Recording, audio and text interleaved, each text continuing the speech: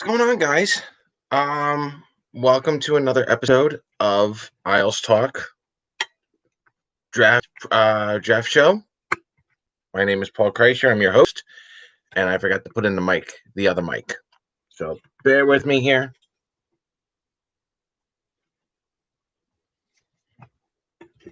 How's everyone doing?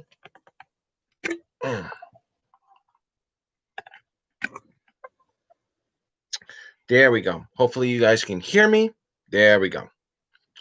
We're live. From a different corner of the room here, and it's time to go over the draft.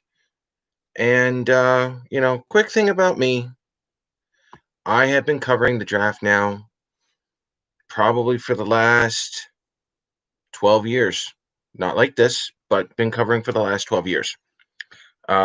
Especially when Garth Snow told Islander fans that they were going to be building the organization through the draft and then sprinkling in some free agents. So when I first started off as a blogger, before I was doing Isles Talk, it was just another way to expand my horizons in the game of hockey and on the Islanders.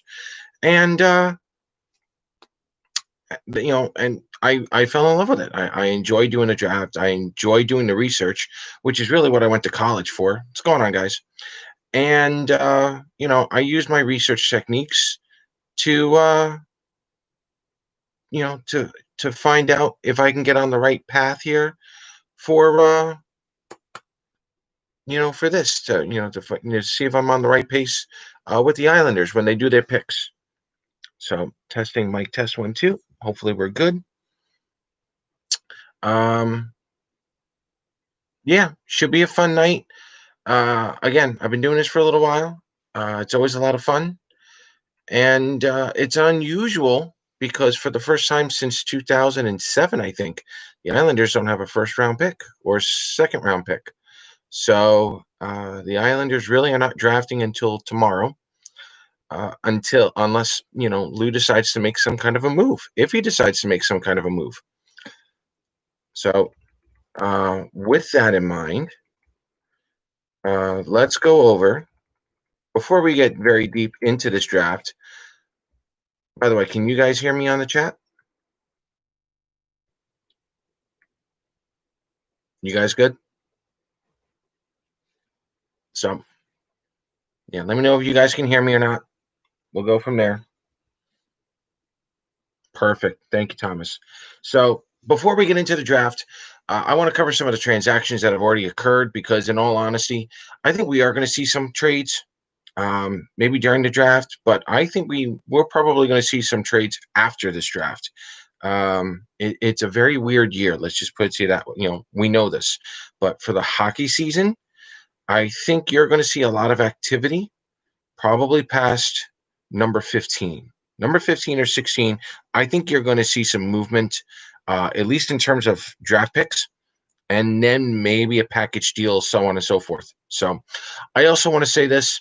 My TV screen, I have YouTube TV, so I'm a couple of seconds behind you guys. Feel free, by all means, to type in the player that gets drafted. But, that's fine. If you want to tell me who got drafted, that's fine. If not, I'm just going to go by the TV and we're going to go over the draft for as long as it's on. And I will take questions, comments, concerns all night. I don't care what conspiracy theories you've heard. I don't care what trade rumors. We can talk about it. This is the show for it. So, let's do this. So, before we get into the draft itself, let's go over some of the transactions that have already happened. I am going to take the first one,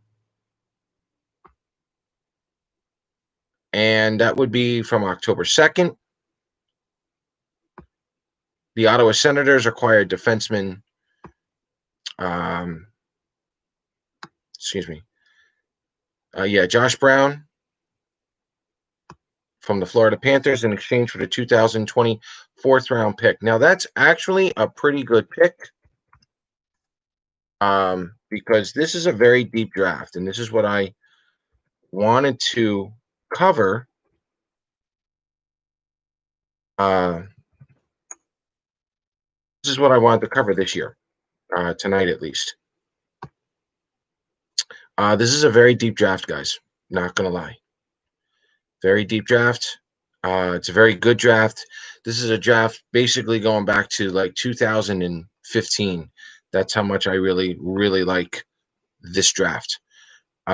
You can basically build your organization. If you were an expansion team, if Seattle were actually coming into the NHL this year, this is the year that you want to build your franchise out of. It's a very good deep draft. So the Ottawa Senators get Josh Brown. They gave up a 2024 round pick. The Panthers could probably get themselves a middle pairing defenseman if they wanted to in the fourth round, or a possible goalie, which they don't need at this point. But there's a ton of good young um, forwards who are going to need a little more work. But you could definitely still pick yourself up a middle pair defenseman in this fourth round in this draft. So it should be a lot of fun for everyone involved. The next trade we're going to talk about: Los Angeles Kings acquire Oli Mata for the Chicago Blackhawks in exchange for forward Brad Morrison. Um, Mata was almost bought out by Chicago, and good move on LA. Oli Mata picks up, another tenure here with another team. He was with Pittsburgh. Uh, the Kings definitely needed defense. They're going to get it with Mata. He's okay. I honestly, I think Mata's more like a 4-5 to me. Probably closer to a 5 if he can get his game going. But the Kings are going to be a work in progress. And picking up someone like Mata on a short-term deal on his contract, it's a good way to start. As far as Brad Morrison, he's an East Coast Hockey League player. This was simply a cap dump for the for the Chicago Blackhawks, and they needed that money. So good trade for both. And then yesterday, the Sharks acquired Ryan Donato from the Minnesota Wild in exchange for a 2021 third-round pick. This was a salary dump, plain and simple. However, great move by the San Jose Sharks, because Ryan Donato, he's on his third team now. The San Jose Sharks, I don't want to say it's going to be a make or break for Ryan Donato, but he can play a decent middle six role. And if there's ever a time for him to find his game, now is it. There's no pressure in San Jose, because when he first started off in Boston, he was supposed to be this projected top six forward, and Boston was going for a Stanley Cup. It's a lot of pressure. You move over to Minnesota, it's still the same deal. Minnesota was always trying to go for the Stanley Cup that entire time, and Donato just couldn't live up to the expectations. Now he goes down to San Jose. There are no expectations down in San Jose. Let's just be honest. There's no there's no expectations, so he can do it. So good move. What's up? Good move. In San Jose, picking up someone. Um, you know, Kind of like a prove me year. So, by the way, you guys can start up a chat. Anything you want, that's fine. Come out with any questions, comments, concerns. Doesn't have to be Islanders. It could be anyone in the NHL, any team, any rumors you've heard, so on and so forth. Now's the time to come in, and we're just hanging out here for the draft. And then today was a big one, folks. The Columbus Blue Jackets, they acquired Max Domi in a 2020 third-round pick from Montreal in exchange for forward Josh Anderson. I was getting told that a lot of people were actually in on Josh Anderson. So Montreal had to sweeten the pot, which is how they got the 2020 third-round pick in there, along with Max Domi. So good on Columbus. Good on Columbus. Who wins that trade? Short term, it might be Max Domi, but I think if Josh Anderson can actually come back healthy, I think Josh Anderson is actually going to help out Suzuki, who might now be the number 2 centerman, or Kokiniemi, on that second line. So with that Montreal trade that just happened, pretty much ends the BS talk about them doing an offer sheet for Barzal. I'm going to say this now on Barzal. I am not worried about an offer sheet to Barzal at all. I think Barzal uh, understands what's going on. He just went to the Eastern Conference Finals. He knows the Islanders can do it again. I don't think Barzal is going to be asking for the world with Lou Lamoriello. I'm sure Barzal is going to get what he thinks he deserves, and that's fine. He probably does deserve it, but he's not going to break the bank with Lou, and I think they are going to get it together. Why was a third rounder added in the trade? Because Josh Anderson, there was of um, a lot of interest, a lot of interest in Josh Anderson. So Montreal had to sweeten the pot. Why did the Islanders qualify Hosang? Because Hosang is talented. He's got the talent. The attitude, we know that. For those of you who have been on my show in the chat room, we've discussed this. The kid's talented. And if you're not going to qualify him and you're going to let someone else sign him, no, that's a horrible idea. This way, you retain his rights, and who knows? Maybe you put him in a package. You never know. Might work. We'll find out. So, yeah, you're supposed to keep Josh Hosang. Trade tonight, Isles. Again, because I follow the draft, here we go. Let's see how things play out.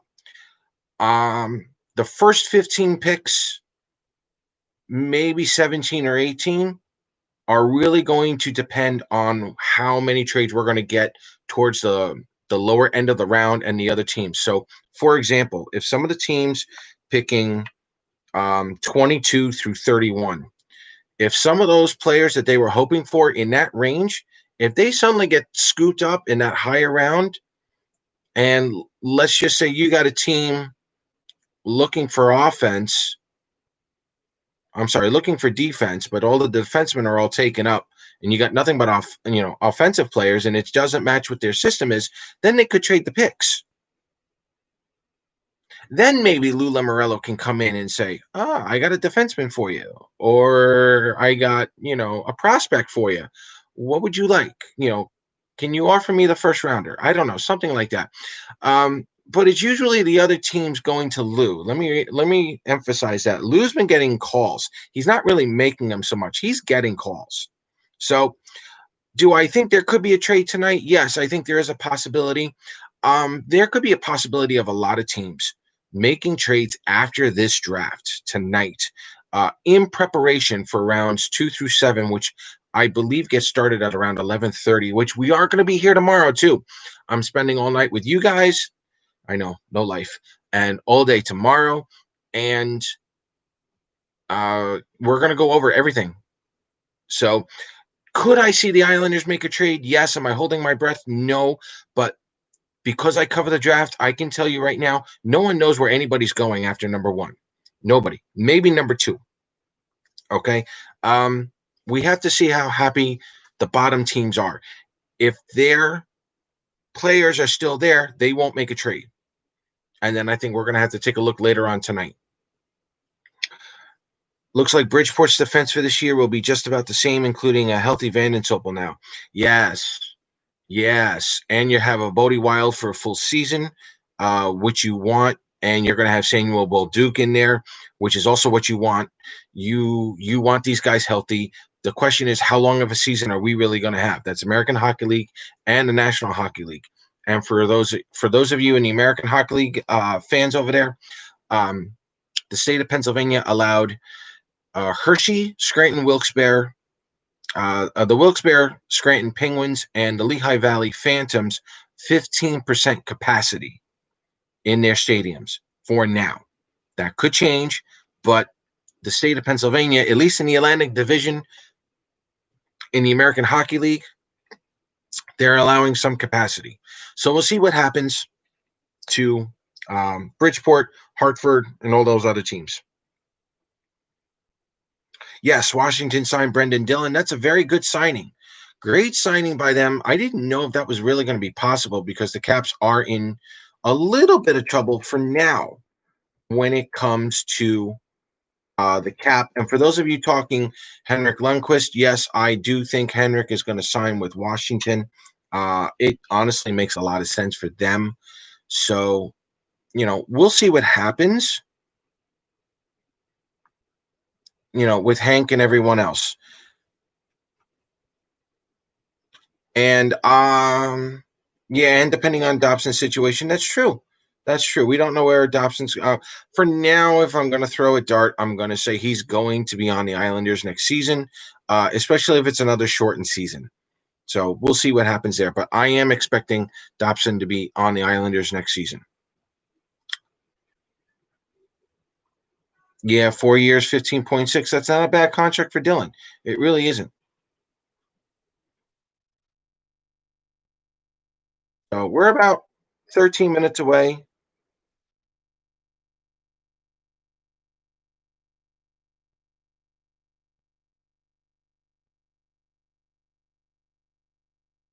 Yeah, Aho's coming back. Aho's coming back, but I'm wondering if he's going to clear waivers.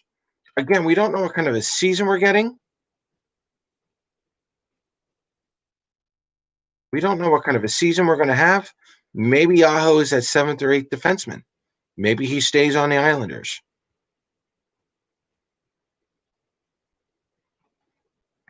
All right, so for all you Canadian fans out there, Mark Bergevin just mentioned that he doesn't expect to trade his first round pick, the 16th overall. So as of right now, that's a big one.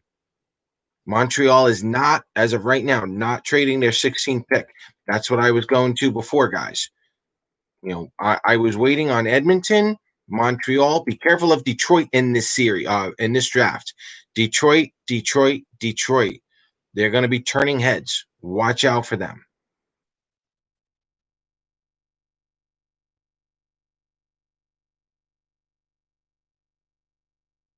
No, he can't clear waivers. No, no, no, no. He's got a two-way deal. That is correct. Aho's got a two. He's got a two-way deal, but he does. He's not waiver exempt.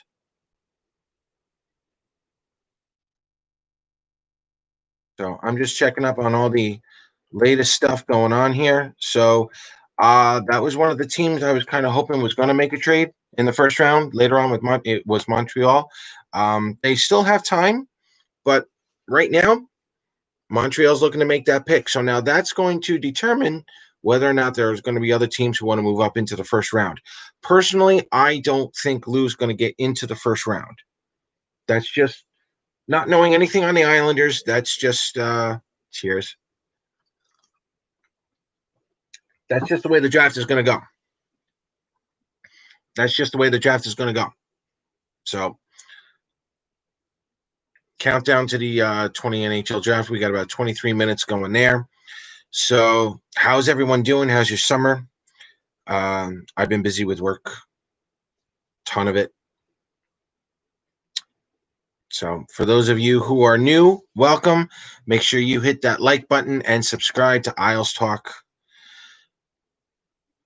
I will be coming out with player profiles of each of the players that were drafted with a little bit of info on each.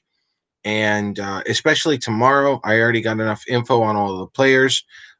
I can give you my Islander representation of those players drafted because I've done enough research. I can give you, for now, a confident glimpse of what we have in the future. So, getting into the organization itself, um, a lot of people have the Islanders ranked as an organization probably somewhere between 8th and 16th. I'm sorry, 8th and 15th in the NHL in terms of prospects. So right now the Islanders are pretty much in the middle of the pack, or by some people they could be in the top 10. So this is a draft where if Lou can find a way to get into the second round and have a really sneaky good third round, 3 through 7, I think you could definitely see the Islanders maintain at least a top 10 ranking as an organization from compared to the rest of the NHL. So should be a good time. I'm sure you guys have done your mock drafts. I honestly have not done a mock draft for the first round. It's going to be difficult. I'm actually going to be winging it, with each pick. And again, for those of you that are on chat, I got about a 10-second delay. If you want to throw in who got drafted, go right ahead. I mean, the first one's easy. We know it's going to be Lafreniere. You know, that's the only obvious one at this point.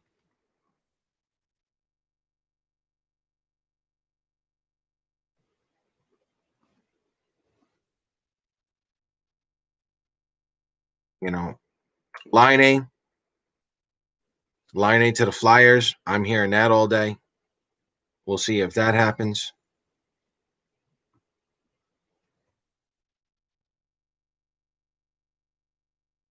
Nothing else really going on the trade front. I didn't expect there to be a lot. Probably not until about now. But in all honesty, with a few minutes to go, if we're not seeing any trades now, I think they're just going to go through the first round and see who they draft. Who would the Islanders need to trade to get a first and a second? Again,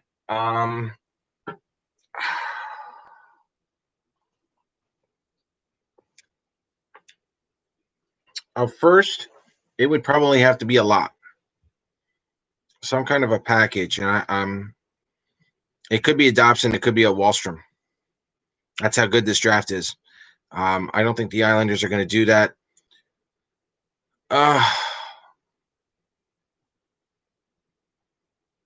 Second rounder, I think Nick Leddy could get you. Nick Leddy could probably get you a second rounder. I don't know if teams are, I don't know if Lou's going to trade Leddy just yet. Out of necessity, I think he really is looking for the best deal first, because I know teams have been calling him for Nick Leddy. It's not the other way around. So Lou is remaining patient like he always does. And if he finds that right fit, I think he'll make it. Is Detroit still looking for defense? If so, how about a Leddy and Hosang for Dylan Larkin? Dylan Larkin is a possibility. I've been told everyone on Detroit is tradable, I think, except for Anthony Mantha. That's that's what I've been told. So again, I'm going to say this probably all night. Watch out for Detroit for the next 2 days. Detroit, Detroit, Detroit. I'm also looking at the Edmonton Oilers. They have, I believe, the 18th pick. I'm waiting for them to collect a few more picks. Them trading down from number 18, probably grabbing a second rounder or third rounder or fourth rounder. They need more picks. They need their farm system to grow a little bit more. So, yeah, I could see the Islanders trading with Detroit. I could see. Could I see the Islanders trading with Ottawa again? I don't know. I know Ottawa's 28th pick, which is the Islanders pick. I know. No, Ryan Nugent Hopkins is no. He's signing an extension. Stop it. I know our pick that we gave Ottawa, that's up for grabs. I think Ottawa is trying to trade up, to be honest with you, and I think that's being dangled. But I don't know if it's going to happen. So we'll see. That was one of the beauties of going to the Eastern Conference Finals after getting JG Pageau. It's a lower first round pick. It would be a great pick for the Islanders right now, but Ottawa's probably looking for a little higher.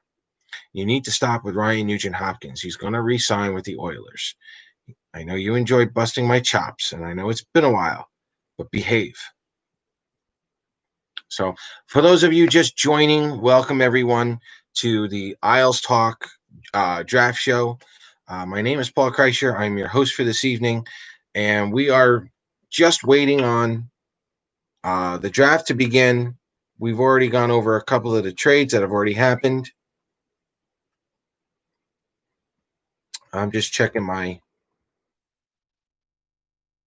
any news going on here. Nope. Everyone is still quiet for now. So if the Islanders were to somehow get their first round pick, or get a first round pick, I was really hoping. I made a wish list last year, and I made another wish list this year. It's possible, not likely, but my my first choice would have been Maverick Bork, out of Shawinigan, out of the Quebec Major Junior Hockey League. And in essence, Maverick Bork kind of reminds me of like a Jason Blake, but at center. He was really, really up there. He's a shoot first centerman. You need that kind of explosiveness um, in the organization because we just don't have it.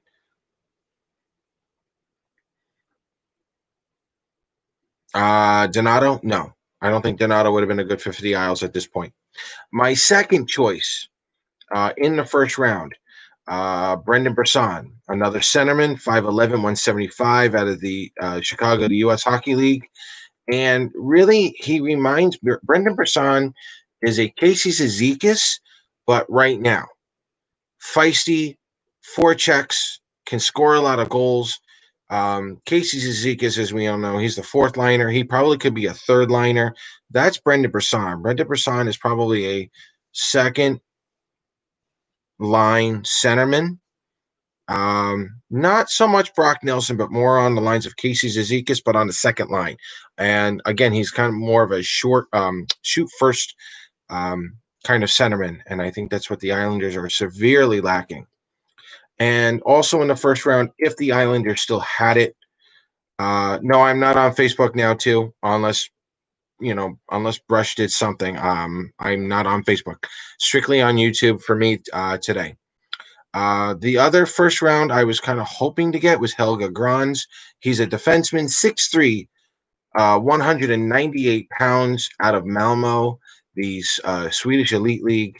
And in all honesty, the kid reminds me of Kenny Janssen. Yeah. Simple, basic, effective, good puck moving, and he can also shoot from the point. He's not going to have a hard slap shot like Ryan Pulock, but he probably shoots the puck more than Devon Tays. He's probably somewhere in between Tays and Pulock right off the bat. So I was kind of hoping if the Islanders ever got a chance to get back into the first round, that's who I was going to hope for that the Islanders were going to get, but they were on my wish list. So tomorrow I'm going to go through rounds 3, 4, 5, 6. I already have my mock draft that's up on Facebook. Round 2, let's have some fun here.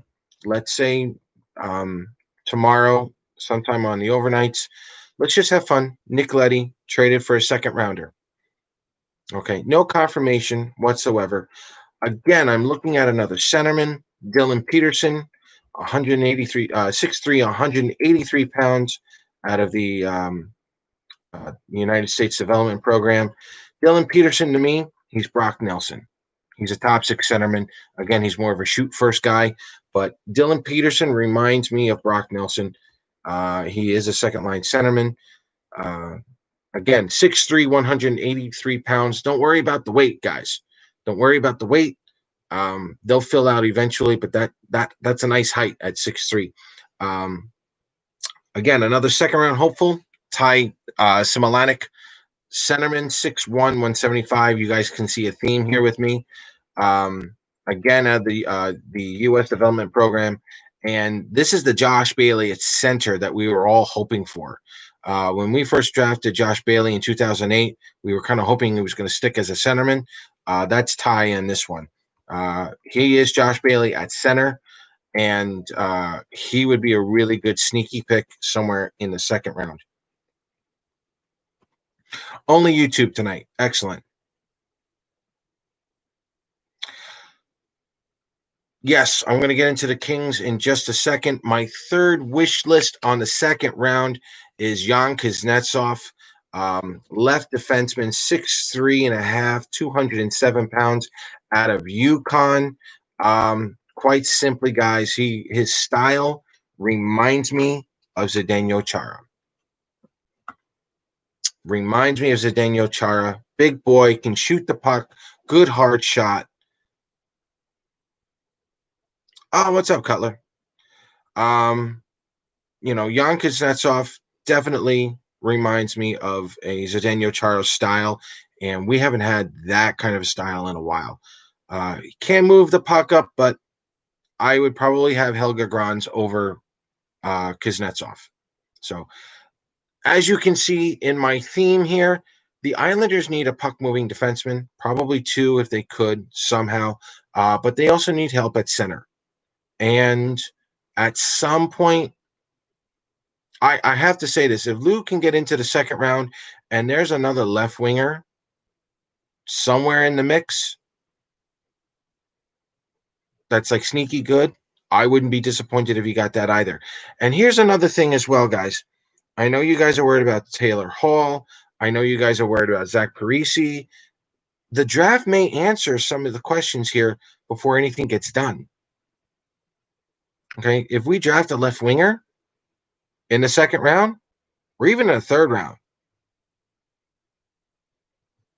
to me, that would almost signify that, that would almost signal me that the Islanders are going to go for Zach Parise. Because if you're going to get Taylor Hall for long term, why are you drafting a left winger now? There's no point. You draft a left winger in the upper rounds, okay. But if the Islanders do in fact go defenseman in that third round, or even a second round, you might want to lean towards quite possibly Taylor Hall coming. Who fell? Oh, Tonelli fell. You guys are supposed to tell me that Tonelli fell. The hell, guys, come on. Did it even work? Nope. Crap. Oh well. So anyway, rounds 3, 4, 5, 6, 7. I already put them out. I'll put them out tomorrow morning, and I'll have special bios on those. But yes, let's get into it here. The Kings have 3 second rounders and need a lefty, a good fit for Letty. I agree with that wholeheartedly. The Kings are a big market team, and for everyone who thinks trading Nick Letty is easy, it is not. Okay, and allow me to explain why. Nick Letty is not. Johnny Boychuk has a $6 million cap average. Okay, but Johnny Boychuk is only going to cost the team $6 million over the next 2 years. So you're basically looking at $3 million a year for Johnny Boychuk. Now, in all honesty, if Johnny Boychuk can stay healthy, that's not a bad deal for someone like Johnny. Even at his age, he could still be useful for another team.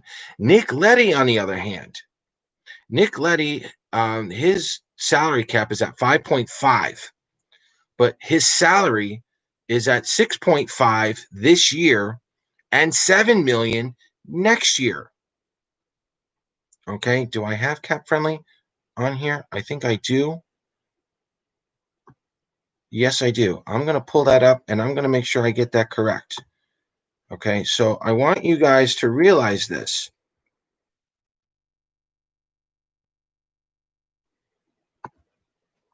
Come on. Yeah, I'm going on the cap friendly as we speak, clicking on Nick Letty's contract itself. Okay, yeah, his cap is at 5.5. His base salary, 6.5 this year, 7 million next year. So you have a choice. You can either spend $6 million on Johnny Boychuk over the next 2 years, 3 million a year, or you can spend 13.5 million on Nick Letty. Okay. If you're a big market team, okay, you want that. His cap is low, so it's not going to hurt you. And you've got the money when you're a big market team. You can afford to do that. That's what the big markets do. If you're a small market like Ottawa, you're not trading Nick Letty to Ottawa. unless you're getting something back, because Ottawa's not going to pay that 13 million. There's no point. What's going on, guys? Welcome to welcome everyone. The Isles retain a few million. Oh, I don't know if Lou ever does that. That would be brand new for Lou, and I think you guys know that too. Lou retaining some salary, that would be a brand new move. I'm not saying you're wrong. And again, in this NHL, who knows? Who knows? But I can't see the Islanders retaining salary. That would definitely be a first for Lou. But that also means, the bigger market teams will probably go for Nick Leddy. So I'm sure there is a market for Nick Leddy. I'm sure those teams have called Lou Lamoriello on Nick Leddy. So we'll find out. So breaking news. What breaking news? What do we got?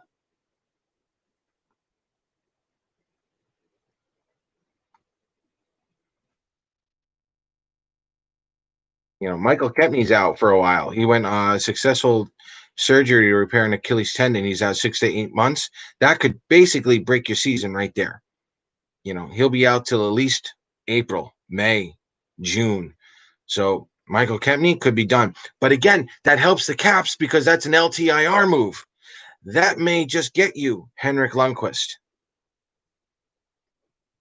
Yep. Yep. That's going to be a tough one, guys. That's going to be a tough one. But again, Henrik Lundqvist now really available now really available for the Capitals. So we'll see what happens.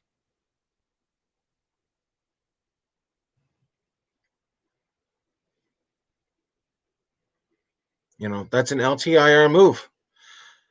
And I got about 4 minutes and 20 seconds until the draft actually gets started. I know the Rangers are just waiting to say it.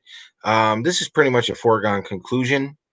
A lot of people have asked me, what I thought about, the Rangers and the first pick. Excuse me. Yeah, guys, I really don't have an opinion on the Rangers getting the first overall pick. It is what it is. I have said before that it only should fuel the Islanders to be better and to get this rivalry going. Because I think the Islanders need it, the Rangers need it, New York needs it, and the NHL desperately needs it. There needs to be a rivalry. Has to be.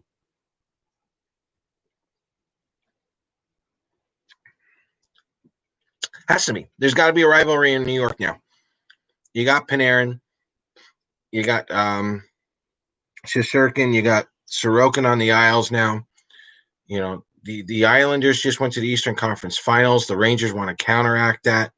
They're going to be drafting Lafreniere. The Islanders have Matt Barzal. There's a lot to like here. There is. There's a ton to like right now. So New York needs a rivalry. I mean, they're stuck with the Knicks, the Nets, the Giants, and the Jets. There's nothing here. Yankees and Mets could have something if the Mets, break the bank and actually buy in a few players and stop trading their prospects. But who knows when that's going to be. The time for the Rangers and Islanders to absolutely take over New York, the New York sports area. Now's the time to do it. And that's the other thing. I don't know if Lou wants to make a trade to counteract what the Rangers are doing. Who knows? Who knows? So, all right. So before the draft actually gets started here, any rumors, conspiracy theories, what have you guys heard? And again, it doesn't have to be Islanders. It can be anywhere in the NHL. We can talk anything hockey tonight. Tyler Toffoli, as of right now, from what I've heard, Tyler Toffoli and the Vancouver Canucks talks have broken off. As of right now, Toffoli is going to be headed to unrestricted free agency. That could change. That could definitely change. He could circle back. They both could circle back. But as of right now, Toffoli is going to be an unrestricted free agent. Do I think the Islanders are going to sign him? I don't know. I really don't know.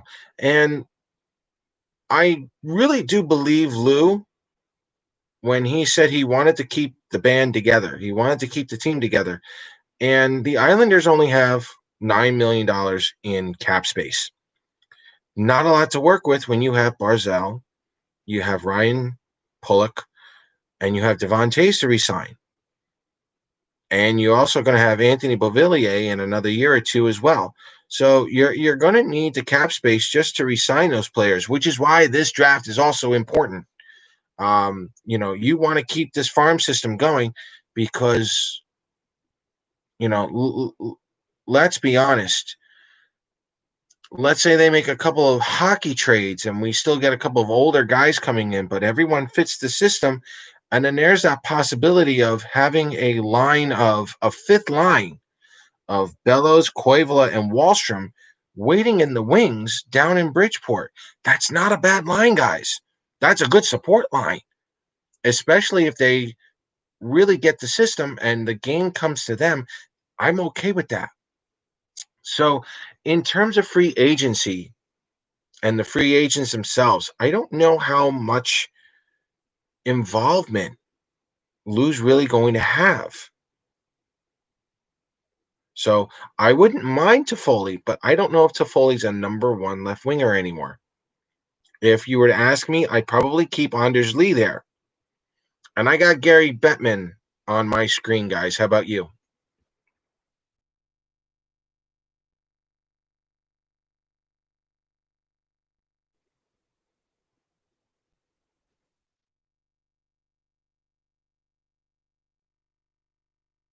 Gary Bettman here. Lou revisit the Parisi deal. He might. He might. It's a hockey move. It's a hockey trade. Hockey trades are almost mandatory these days. Hockey trades are going to happen probably for the next 3 years. 3 years, guys. So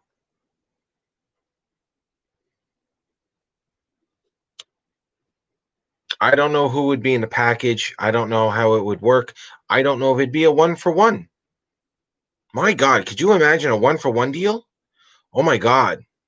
Something else would have to give, though. That means lose up to something else.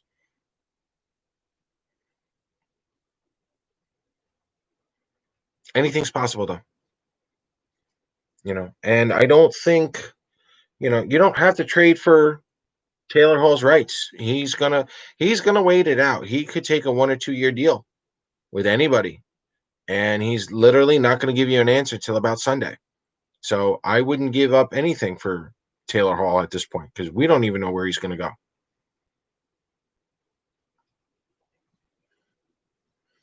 All right, so Bettman is still yapping.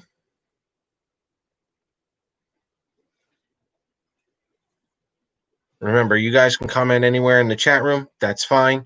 Again, welcome everyone to the Isles Talk Draft Show. My name is Paul Kreischer. I'm your host today and tomorrow. We're going to cover rounds 2 through 7 all day long, pretty much doing the same thing. We're going to go over some of those trades maybe later on. But the Rangers, I believe, are on the clock, or at least they should be.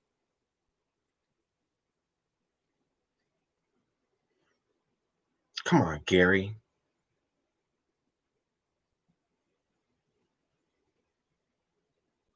January 1st, start of the regular season, as of right now. As of right now, it was December 1st. It's been moved to January 1st. They are literally playing the waiting game. Yeah. In all factuality, they really don't know when they're going to start. But again, back in 2013, they didn't start until mid-June. I'm sorry, mid-January, and they had a 48-game season. So we'll see what happens. We'll see what happens. I hope they get started at some point, and they followed Major League Baseball very closely and see how they did it. Oh, Rangers are on the clock. About time. And they better not take the whole 3 minutes. That's just going to piss me off. Yes, Rangers are on the clock. That's going. They better not wait 3 minutes. They even know who they're. They know who they've been picking for God knows how long. Just ridiculous. Don't take so long. Let's just get this done and over with. Yeah, congratulations on the Rangers. We know this. So, Alexei Lafreniere, left winger, Rimouski out of Quebec, 6'1", 193. He's a left-handed shooter, guys. He's a generational guy. He's a generation. He could be a generational player. Really good guy. Really good skater. Um, he's like a Quebec version to Arturi Panarin. So, the Rangers can't go wrong with this pick. Again, the Islanders and Rangers rivalry is just going to be that much sweeter. And the shortened season might be a blessing in disguise. Okay, because the Islanders usually play the Rangers about 4 times a year.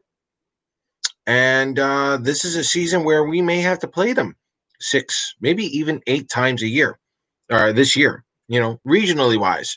So I'd be okay with that. It would spice up the rivalry for sure.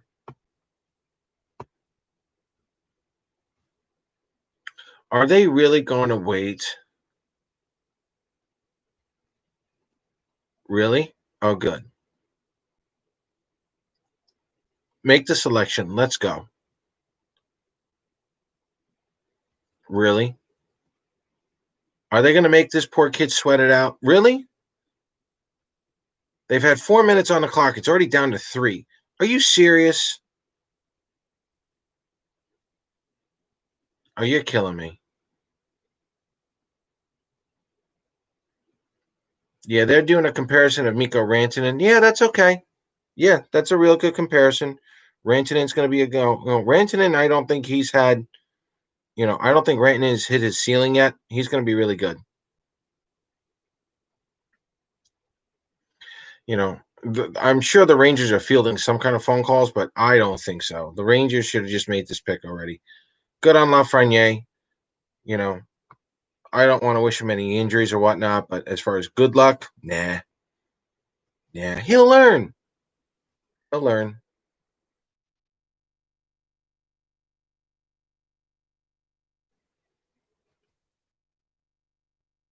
Yeah. No target date for training camps. That'll be announced at a later date, but we've got, January 1st as a start date. Wonderful. I honestly think it's going to get pushed further. That's just coming from someone who's in the healthcare field. I know what's going on. I have a lot of doctors and nurses who I'm friends with across the East here. So, maybe the end of January, guys, for now. For now. So the Rangers are absolutely boring me. Why are we doing this? God, and you know what it is? The best part of it is we're just getting this done and over with. We're getting the Rangers done and over with. We don't have to talk about them for the rest of the night. God, I can't wait.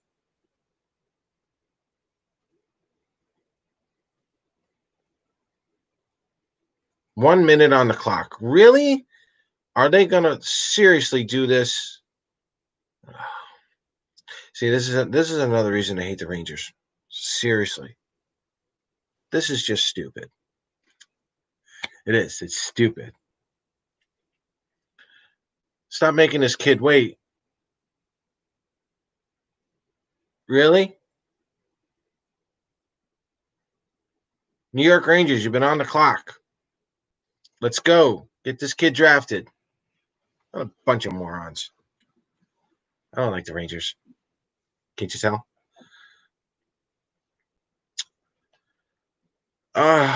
That second pick, though, guys, this is going to be a big one. The second pick, I can't wait to see who the Kings are going to draft. That's going to be the big one, guys.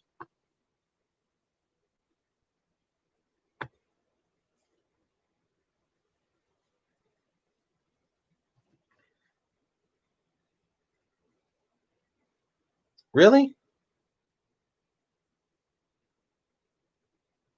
They literally waited 4 minutes to make this poor kid wait and then make the current selection. You guys are killing me.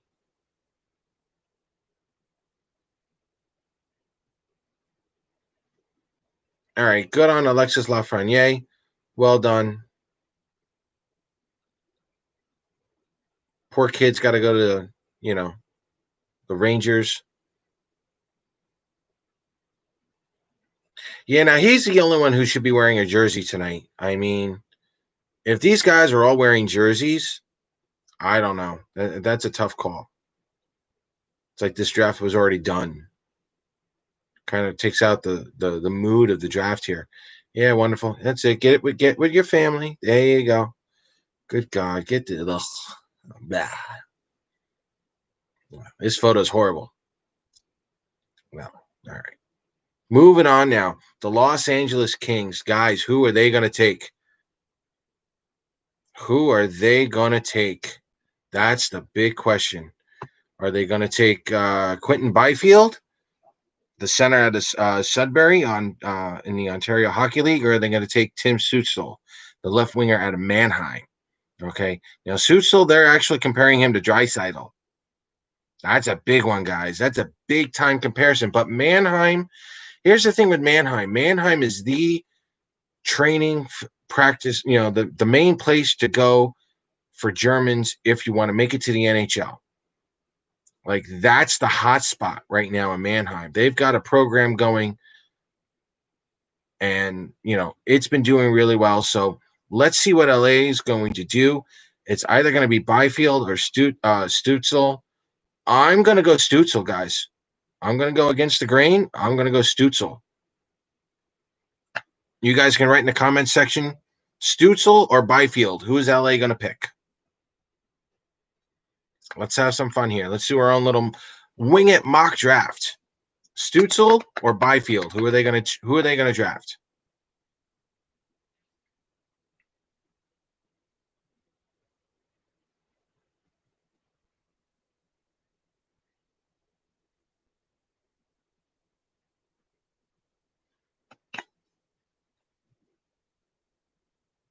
See, Bob McKenzie moved Tim Stützle up. That's interesting. All right, Thomas has got Byfield. Not bad. Byfield's going to be good, but let's see. LA on the clock. I don't know. I don't know.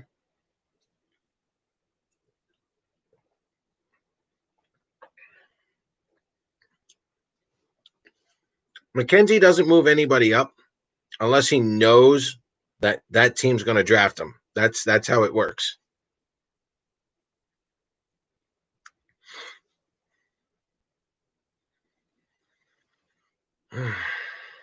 This is going to be a lot of fun. All right, so Thomas is going Byfield. I'm going Stützle. I think the Kings are going to get that German.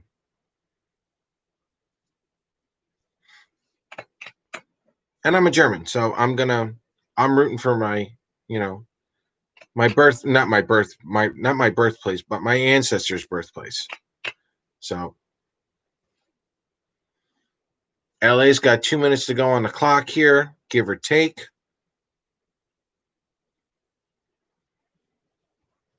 What'd you guys think of the Islander prospects shows? Informative for you guys? Bit of a bore? Anything else you guys want me to cover? Because in all honesty, guys, we're gonna have a solid 3 months. All of October, all of November, all of December, maybe parts of January. So if there's anything you want me to cover, let me know and I will do it. That's fine. Either through a blog, do a video, or whatnot. Leave everything in the comments section, and let me know what you got. Beautiful. Yeah, let me know what you guys want.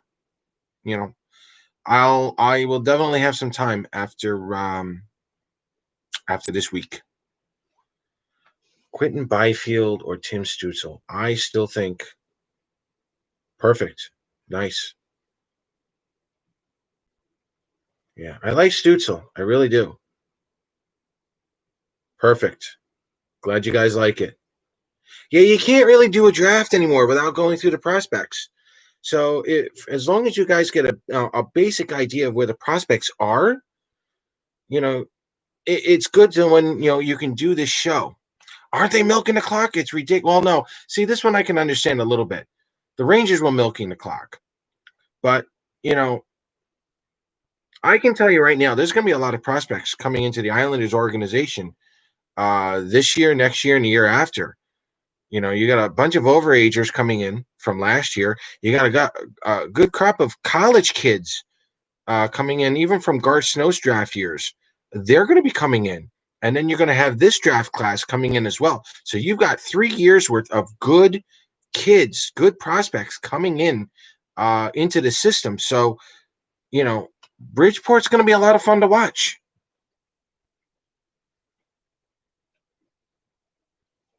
Bridgeport's going to be a lot of fun to watch.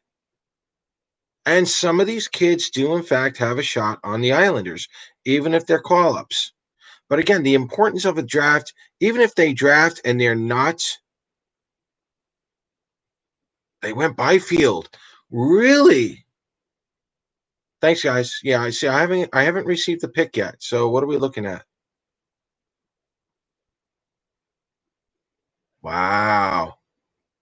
Wow. That's big. That's big. Quentin Byfield. All right.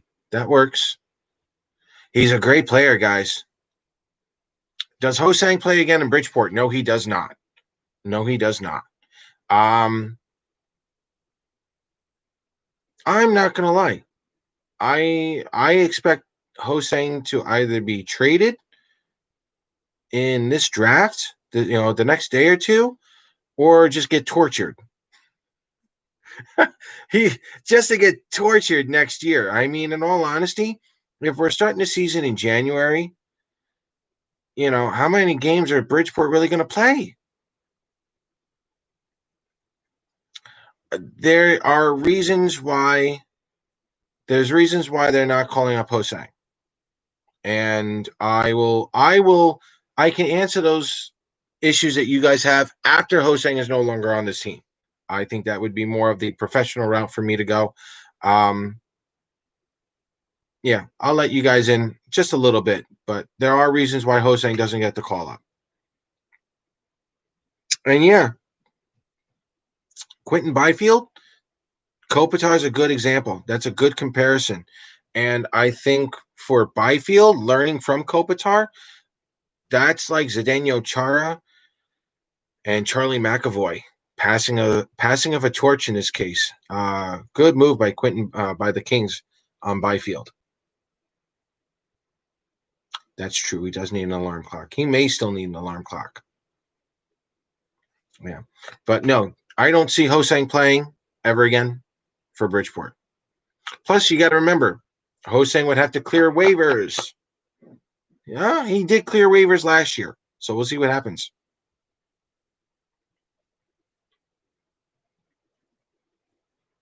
Yeah, Byfield's really good, real good. Let's see who's on the clock. I think it's the Ottawa Senators. I think the Ottawa Senators are next. This should be a lot of fun. Yes, the Ottawa Senators. Here you go, Stutzel. I think you almost have to.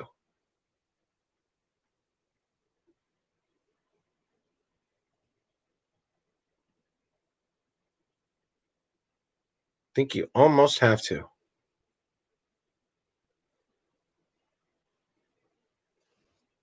Again, Ottawa, look for Ottawa here. I think Ottawa's going to draft up here. I think they absolutely have to. But at the same time, those lower picks, guys, they could trade them. They could absolutely trade them.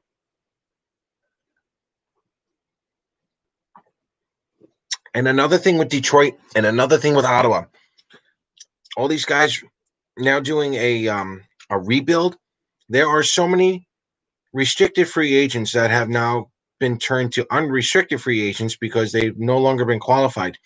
There is a huge crop of unrestricted free agents this year that Ottawa and Detroit could just pluck from these guys. Pluck, pluck, pluck, pluck, throw in a 1-year prove me deal. It's exactly what Garth Snow did back in the early 2010s when John Tavares is here. Matt Molson, 1-year deal. JG Parento, 1-year deal. Grabner's 1-year deal. Small little things here. And Detroit and Ottawa now have a big pool of the same players, and they could do the same thing Garth did. So,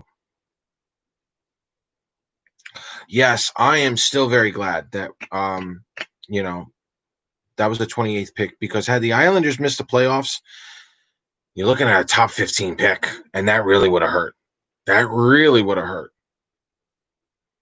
Yeah, that's not it. And God forbid the Islanders, even if they don't win the lottery, they end up like a top 5 pick. Oh, that would have been horrible. So no, very happy for the Islanders getting to the Eastern Conference Finals, and you're going to see more of that.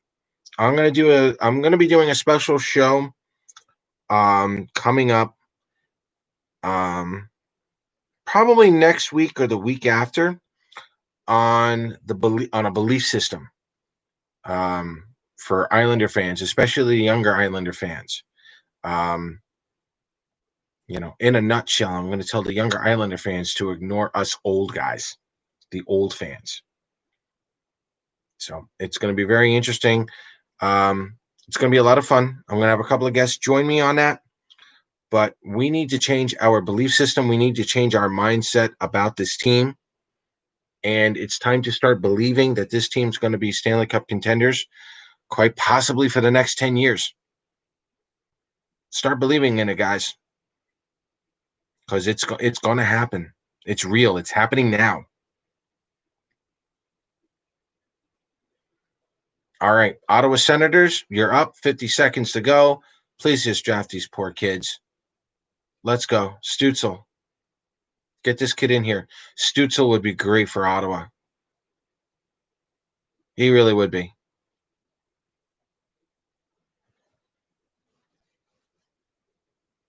These poor kids.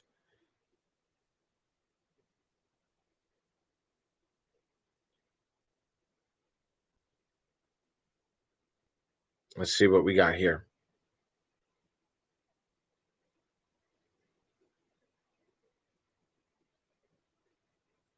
Are they really making? Oh, they got to wait literally the 4 minutes. They can just make the pick now. No one's calling.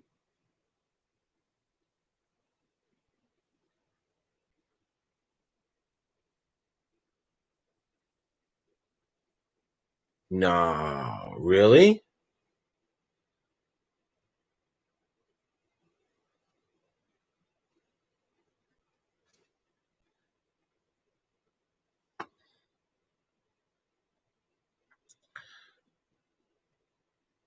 Oh, God. Really?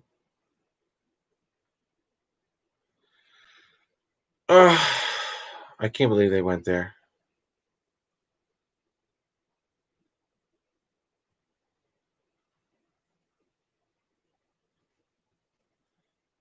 All right, good. Yeah. Okay, it happened. Great. Tim Stützle, wonderful. You got to go with it. Good move by Ottawa. That's the next best player available.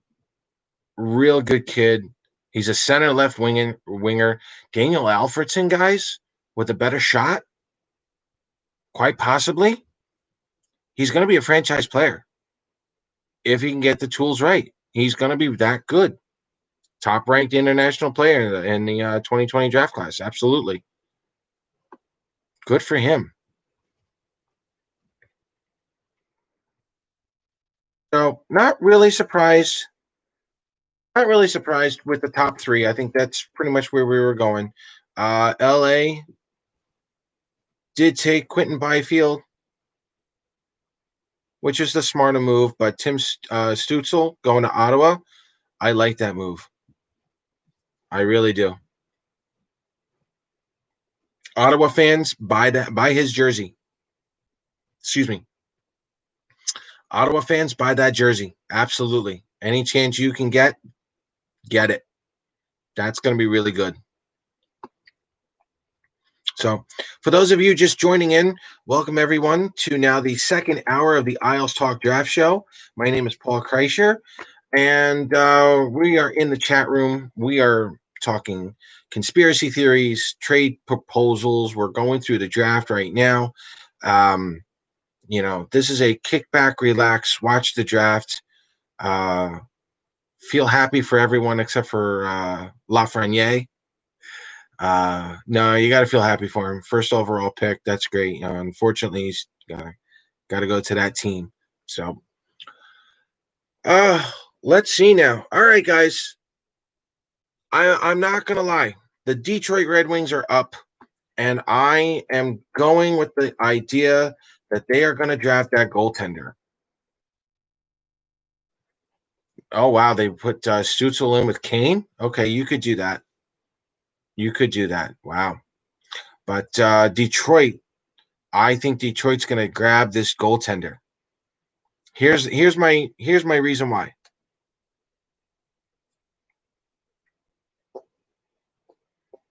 Yes, I will talk about the prospect pool in a minute. Detroit already has their defenseman from last year. They still have Anthony Mantha. To my knowledge, he is not getting traded. So you got a top forward, you got a defenseman. You're looking for a goaltender now. And Yzerman's always going to build from the goaltender out.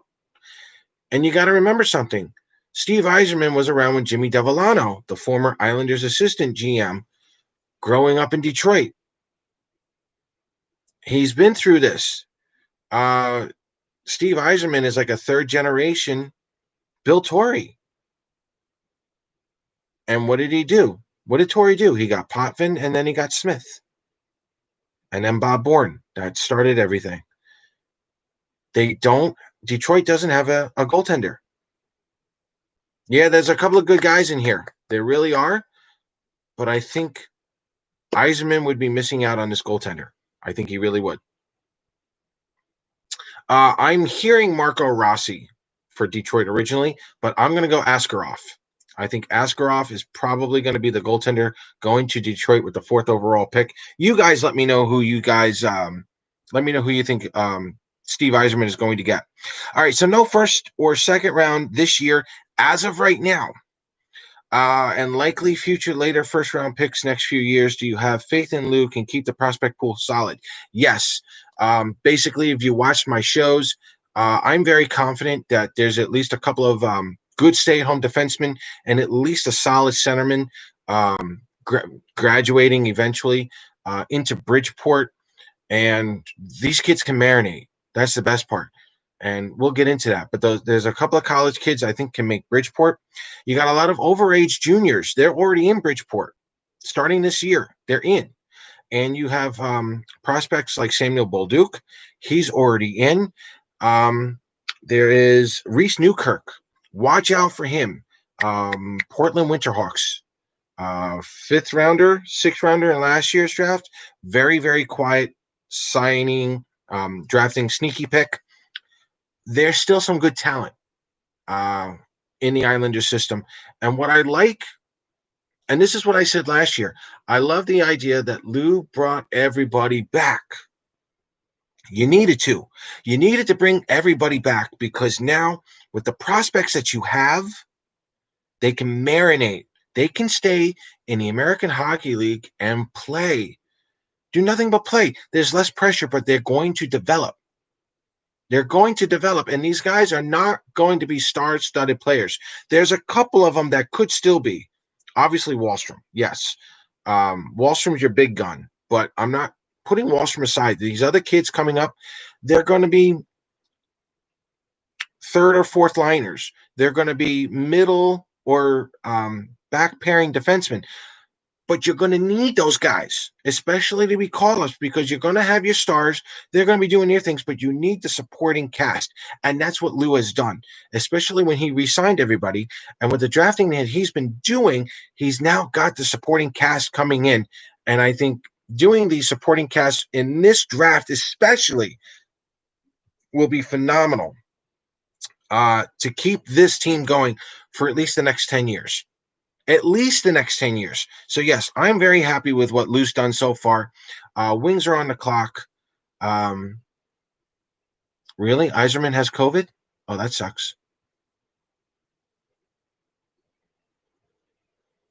Hopefully he feels better at some point. And look at that. We're on the clock. We're done.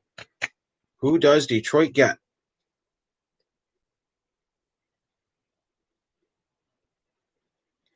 They went Lucas Raymond. Really? Wow. See, this is what I mean, guys. A lot of people had Rossi going to Detroit. Wow. Lucas Raymond, the right winger. Wow. I thought for sure it was. Well, I was kind of hoping it was going to be Askarov, but a lot of people had Marco Rossi going to Detroit. All right, so let me help you out here, guys, with who this player is. Lucas Raymond, left winger, right winger as well from Frölunda. Real good, um, real good team, Frölunda over in Sweden. 5'11", 170. He shoots right, so he can play both wings. He's a left winger and a right winger. Wow, real good here. Let me get down here to the eighth rank here. Let me tell you a little bit about him.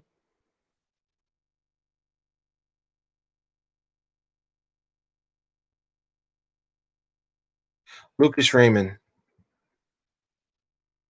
Excellent straight line speed, quick first step.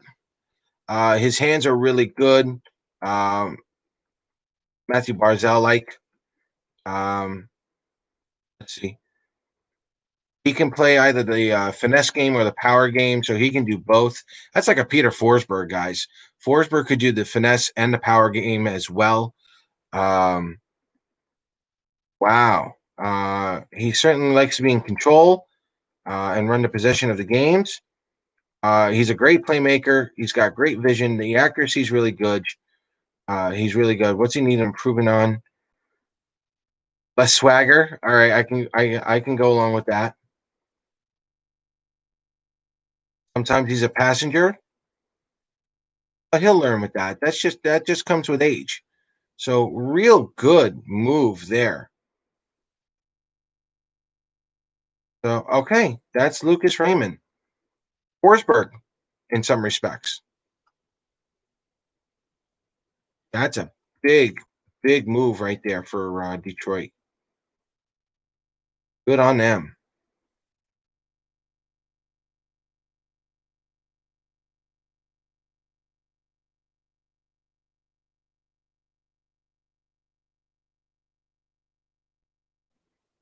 Good pick. All right, so slowly moving on here. We got the number 5 pick, and it's the Ottawa Senators again. Do I think the Islanders will? I'm sorry. Do I think the Devils will go after the Russian goalie? I do. I do. But here's the problem. I think Ottawa could go after the Russian goalie. Um, I think Nashville could go after the Russian goalie. The Oilers should go after the Russian goalie if he still lands at 14.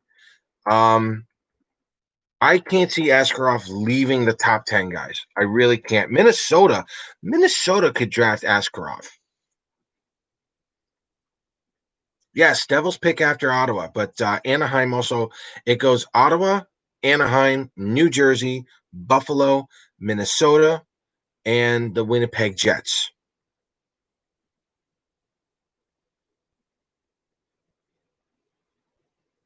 So let's see what the Ottawa Senators do at this point. Cole Perfetti is still there. Jamie Drysdale is still there. I'll tell you what, guys. Let me tell you something. If the Devils draft Askarov, the amount of goalies that this Metro division is going to have is going to be insane. The Devils would have Askarov, the Rangers would have Shesterkin, The Islanders have Sorokin. The Capitals have Samsonov. The Philadelphia Flyers have Hart. And I'm not. Don't knock Tristan Jerry from Pittsburgh. He's going to be phenomenal. And we got to see what Columbus is going to do with their goaltending. But my goodness, guys, I'm missing one, aren't I? Who am I missing? Washington, Flyer. What Metro team am I missing? But my God, the goaltending in the Metro Division. If the Devils sign Askarov, oh my God, that would be phenomenal. Caps have Samsonov. Oh, that's going to be phenomenal. Corpusalo is still there. Yes, I wouldn't put Corpusalo up in this category though. Although we might be able to. Georgiev is a little older, guys. Georgiev is a little older. I think Georgiev is going to. I think for now, Georgiev is going to start the games for the Rangers, but I think he's going to lose that to Shesterkin. I think that's what it's going to be. Oh, Carolina! Watch out for Carolina too. We need to see what Carolina is going to do with their goaltending. That's the team I was missing. But my God, guys, this Metro Division with the goaltending. If the Devils actually draft him, Askarov. Oh my Lord!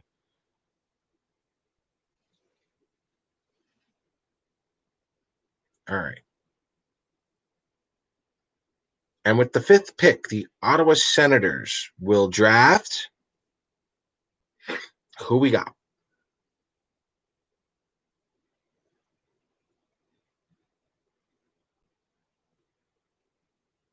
Jake Sanderson. Wow. Jake Sanderson, boys and girls, is basically Jacob Trouba. Big rebuild mode here for the Ottawa Senators. That's a big move. Wow. Jake Sanderson. Big move.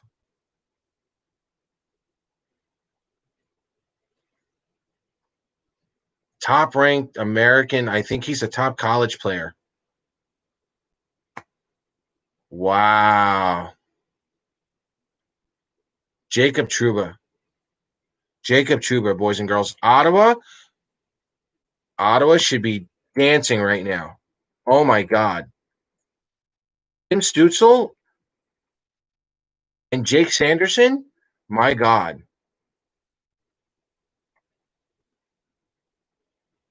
Wow. Ottawa is winning this draft so far. Wow. Wow. I'm not going to lie. If the Islanders Booster Club ever want to go back to up to Ottawa in, say, 2 or 3 years, I want to go. I want to watch these kids. For those of you Team USA, you may want to get a Sanderson jersey as well. Yeah. Good kid. Bigger kid. He's Jacob Trouba. He's got a Jacob Trouba style. He's a bully, but he's going to play. He might be able to put up more goals than Jacob Trouba, though. Maybe. We'll see. Wow. Great move by Ottawa so far.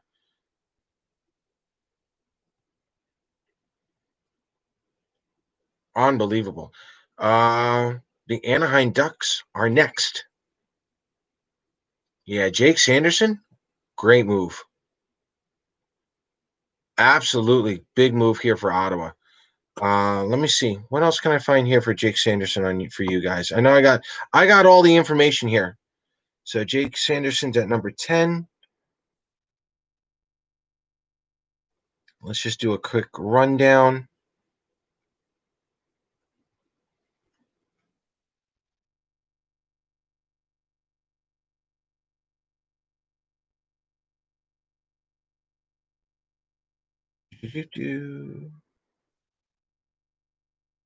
Okay, so Jake Sanderson, he's a left-handed defenseman. Biggest strengths is he's an elite skater. He skates like the wind. Um, his shot's above average, but he needs to let it shoot more. That's what I mean. He's got the potential to score more goals than Jacob Trouba. He's the complete defenseman in the draft. He's a bully. You can put Sanderson up against your top players on the opposing team. Um, he won't cause a lot of penalties. Does Anaheim need a goalie? They got Gibson. They got Gibson. Do they need a backup? They might. The question is, who wants Askarov that bad? Because I'll tell you what, guys, he's that good. He is that good. Wow, great shot here, right? Great move by Ottawa. I'll tell you what, right now, if you're an Islanders fan, you don't want the Devils drafting Askarov. Oh, what's up? Trades tonight? Yeah, maybe. This is a very weird. What's up, Sean? This is a very weird year, guys. It's a weird year. It is. Um, I'm not going to put anything past it. Yes, we know the Flames suck. Yeah, no, wow. Honestly, Islander fans, you're going to be pissed because Lafreniere, you're already going to, he's already at the Rangers. If the Devils pick Askarov, good lord. And there's still a couple of good players that Anaheim can choose from here. This is going to be very interesting. Do they pick Drysdale? Jamie Drysdale, Marco Rossi, Cole Perfetti. Cole Perfetti should probably go to Anaheim.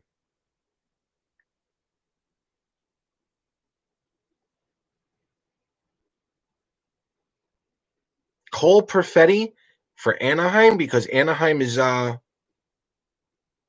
definitely rebuilding. And you don't have Corey Perry there anymore. Ryan Getzlaff doesn't have much longer. You got to go Cole Perfetti or Marco Rossi. They got to go center. Got to go center. And don't go off the board and go Anton Lundell because then this whole draft is going to get messed up. Don't do that. And we haven't seen any trades yet. Nothing going on. Very interesting. Anaheim's got to go. They got Marco Rossi or Cole Perfetti.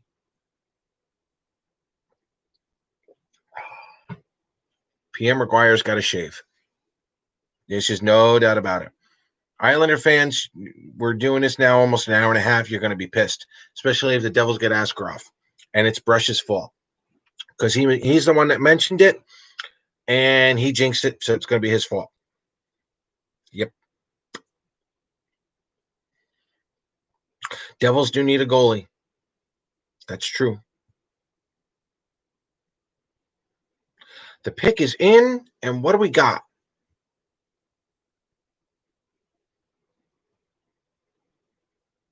This is such a deep draft. It could be anybody's choice.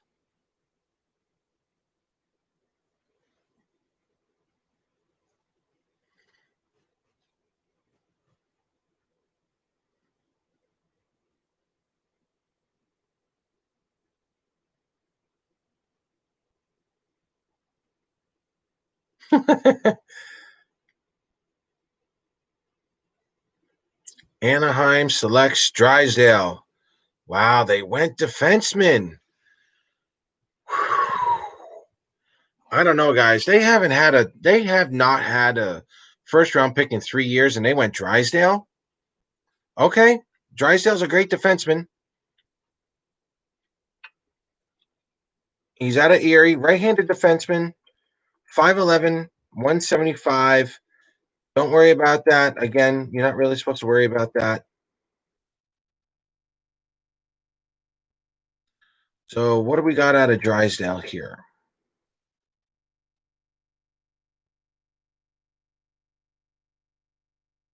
Give me 2 minutes. There's Perfetti, Marco Rossi, Alexander Holtz, Amarov. There's Jamie Drysdale. He's a really good skater, very fluid, very effortless. He's agile. Go away.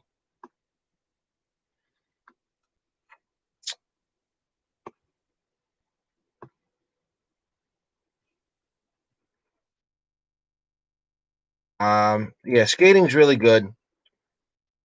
Physicality, not that physical. But he is part of the Ontario Hockey League. So the Ontario Hockey League, they don't hit much. And if you guys didn't hear, the Quebec Major Junior Hockey League, they basically banned fighting. Good Lord, there's like a massive penalty if you fight in those leagues anymore. And the bottom line, he's Drysdale's got a potential to be a top pair point producer. He's going to be a top power play quarterback in this league. So, I mean, good for him. That's really what you want to see. And again, Anaheim is rebuilding. There's no question about it. And they probably needed a defenseman, but man, you're leaving a couple of good forwards on that board. And this is what we were talking about, guys. This mock draft, anyone who did mock drafts, they're all probably starting to get messed up at this point. The only ones they got right so far was probably Lafreniere, Byfield, and Stutzel. That's it. And even some of them would have gotten that wrong. So you still have Cole Perfetti, you have Marco Rossi, Alexander Holtz, Aminoff. You still have a couple of those guys there. So let's see where they end up. Devils, I think. Oh, damn it. The Devils are on the clock now, right? Devils are on the clock.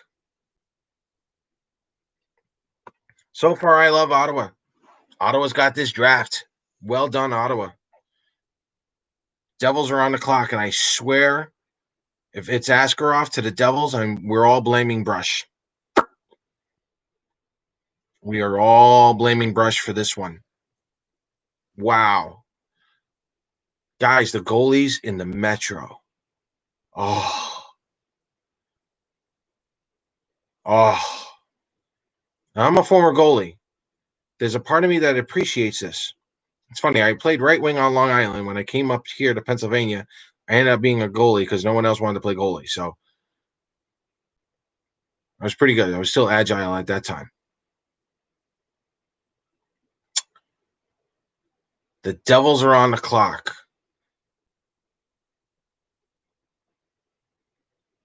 If Askarov gets drafted, you all have my permission to block Brush for a week. Block him. Unfollow him for a week. Put him on snooze. Pay no attention to him for a week. Let him be in exile. Idiot.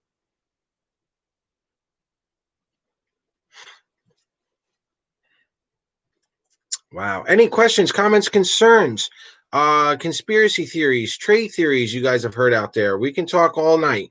God, I hope not, but any kind of anything you guys have heard or whatnot. We need the fishing report. He stinks. Fish that I'm telling you, every time Brush goes fishing, it's his daughter. His daughter gets him the fish.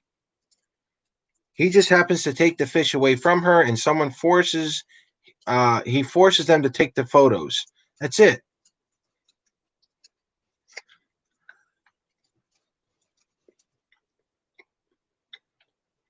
Yes, Flyers do want Goudreau.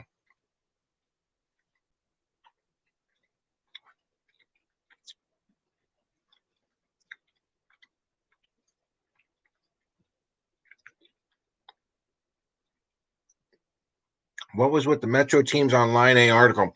Basically, it was Line A, Line A's agent, trying to get as many teams as possible. Line A, to my knowledge right now, could be going to Philly or Philly. But we have to see.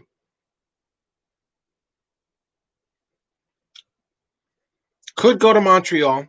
That could still be Line A to Montreal is still a possibility, but I don't think so.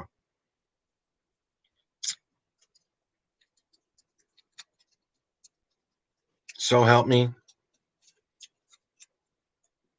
I don't want to know.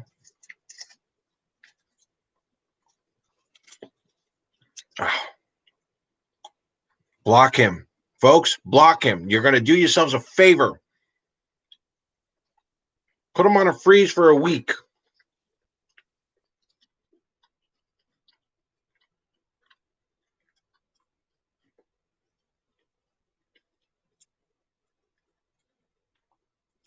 They picked Holtz.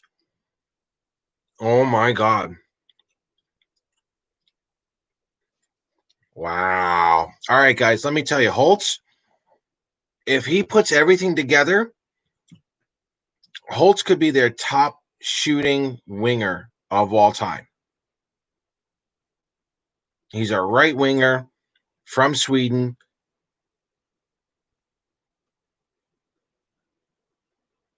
Thank God, not Askarov. All right, let me tell you a little bit about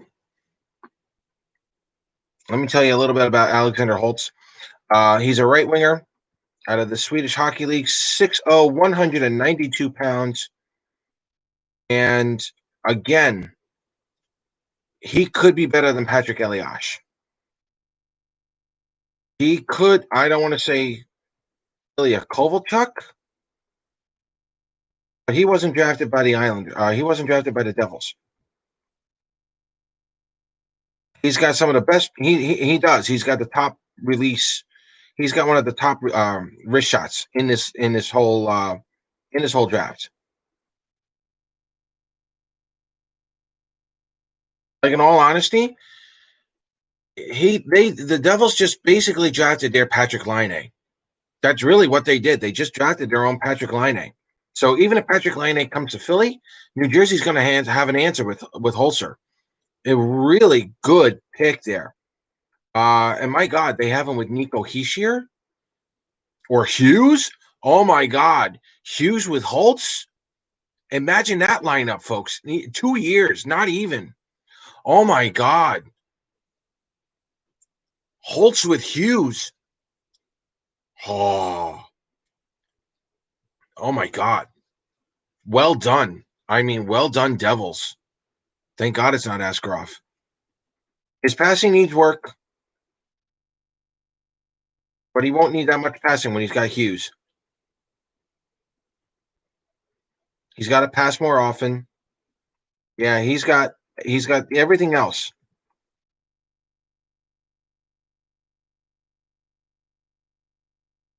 Yeah, he behind Lafreniere. Holtz is probably right there, guys, but Holtz is more of a scorer. Lafreniere is more of a complete package. Well done, New Jersey. Well done, New Jersey. Wow. I mean, that's just a scary thought. Holtz with Hughes, or even Nico Hischier. Wow. Great move there by New Jersey. Thank God it's not Askarov. All right. So moving on. We now have the number 8 pick coming in, and it's the Buffalo Sabres. If there was ever a team who needed a top 10 pick, it's the Buffalo Sabres. Because earthquake. Lord knows they could use another pick. In regards to Jack Eichel, I've heard he's not going anywhere. So for those of you who wanted Jack Eichel, I don't think it's happening. But Buffalo's got to start doing something, otherwise he's going to leave. And if you really like the show so far, if you like what you're seeing, hit a like and make sure you're following Isles Talk, because I'm going to be doing some stuff for the summer for you guys, just to kill some for the summer, for the fall, just to kill some time. Yeah, Jack isn't going anywhere. Buffalo taking a goalie, Sean. I like that idea. Askarov, maybe. Jack Quinn, right winger. Buffalo's has the centerman. They have the defenseman. I think they have a goalie in the prospect pool anyway. That's a possibility. Jack Quinn makes a ton of sense, though.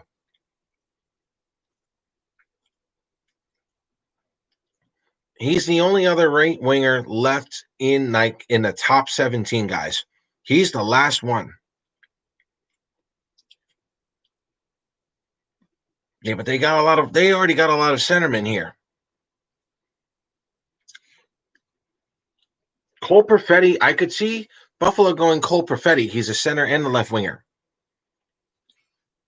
So yeah, again, if you guys like the show so far, hit a like, hit the subscribe button. I'll be doing more stuff with you guys. If there's anything else you want me to do to like improve like this chat or improve overall, let me know. Leave your comments in the comment section. Leave your thoughts in the comment section. And no, that means you don't have to ban Brush for a week. I mean, if you still want to, go ahead. You got my blessing. So, Buffalo Sabres with the 8th overall pick. I got to tell you guys, Devils made one hell of a move. Devils are going to be really good in 2-3 years from now. The Devils did a good job. They really did. Good Lord. And I'm loving what Ottawa did. I really am. Lucas Raymond at number 4 for Detroit. I got to admit, I'm a little surprised by that. Just a little bit. Makes me wonder, though. Lucas Raymond coming in. Is Dylan Larkin available? Think about that one. Dylan Larkin available now?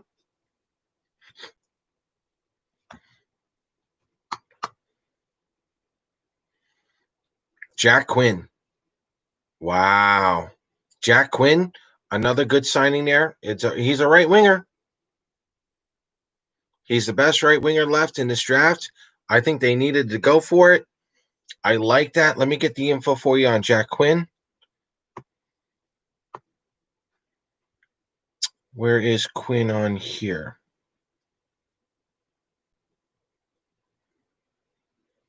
No, all of those mics are bugged anyway. It wouldn't work. All right, so we're going down the list here.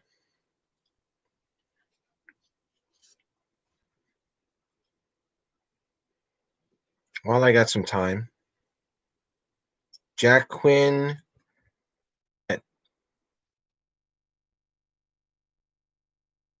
Right winger. 6'0", 176. Shoots right from the Ottawa 76ers.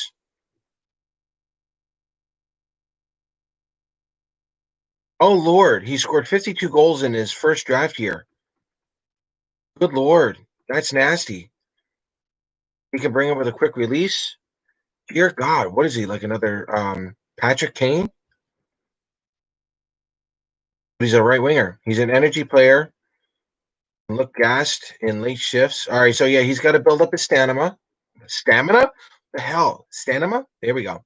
I can't talk. Stamina.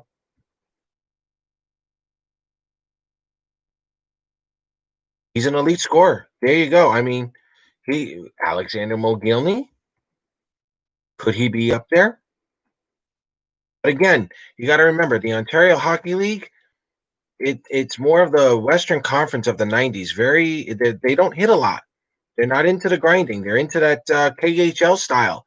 I got to give it to that. You know, the OHL kind of reminds me of a junior level KHL league. So yeah, he's putting up a lot of points right now. But you do that in the Ontario Hockey League. So, but again, 50 plus goals, can't go wrong with that. And you know, AC Middlestat, Jack Eichel, they could probably use a winger like that. So good for Buffalo. I don't think he would be ready. I don't think Quinn would be ready just yet. I'd be very shocked if he was here in 2 years. So, I mean, we'll see. I mean, the way the league is going right now, who knows? So good, safe choice right there by the Buffalo Sabres. No, he isn't ready yet. I didn't think he would be. He's got to put on some, he's got to go to Cracker Barrel in the gym. That's where he's got to go. Yeah. Lou doesn't go fishing.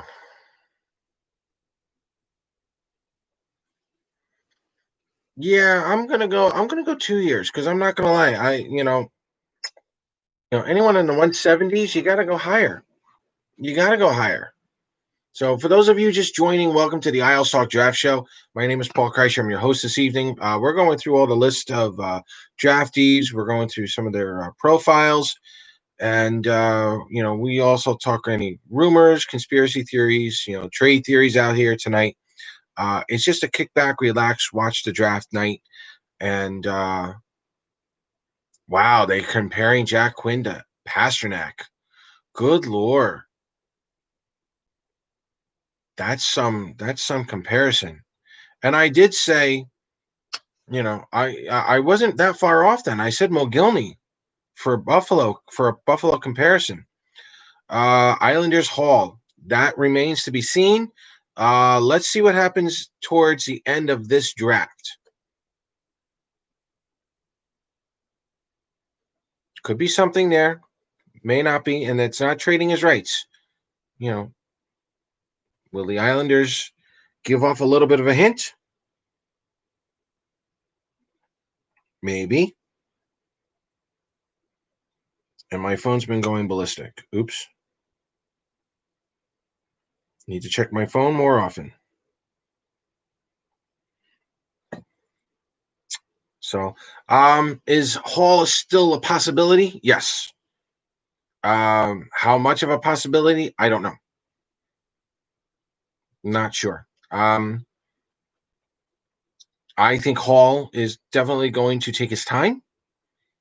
I wouldn't be shocked if he waited until Sunday to make a decision. Where is he going to go? He could be Alberta, could be Colorado, could be the Islanders. And now we're up to the Minnesota Wild, who also need a defenseman. Oh, I'm sorry, a goalie. Goalie is very important here for Minnesota. They just let Devin Dubnik go.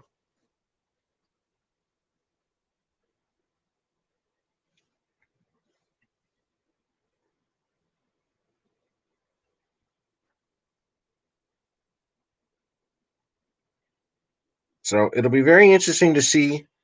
And again, do they go with center? They're rebuilding. Bill Guerin's in this one now. Bill Guerin's doing this. Are they going to go center? Are they going to go goaltender? I don't know who they're going to pick, guys. But here we are.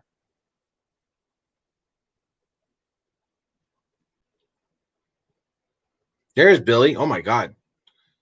Billy's look better.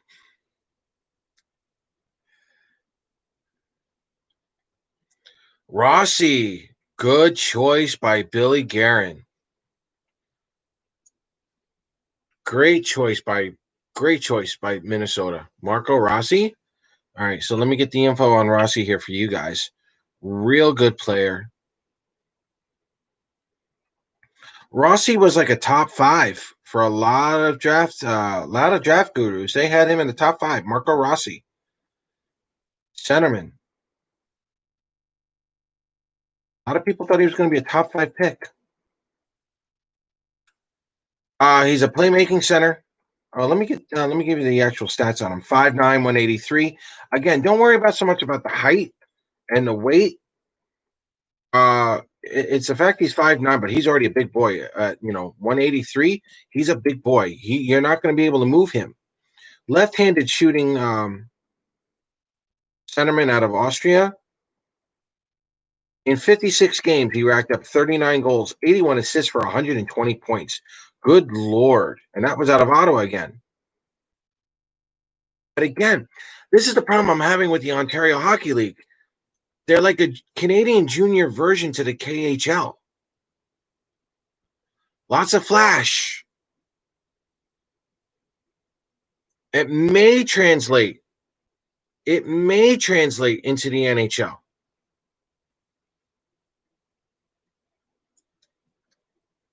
All depends on how these kids do with the style here. He's a good playmaking centerman, obviously.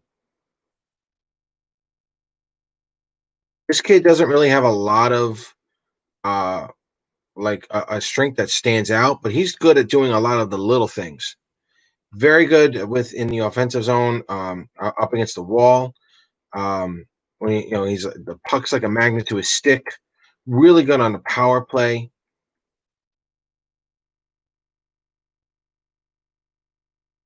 Yeah, Rossi has the Matthew Barzal problem. He gets knocked off the puck quite a bit.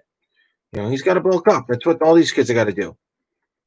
So Rossi's a good two-way player, great hockey IQ.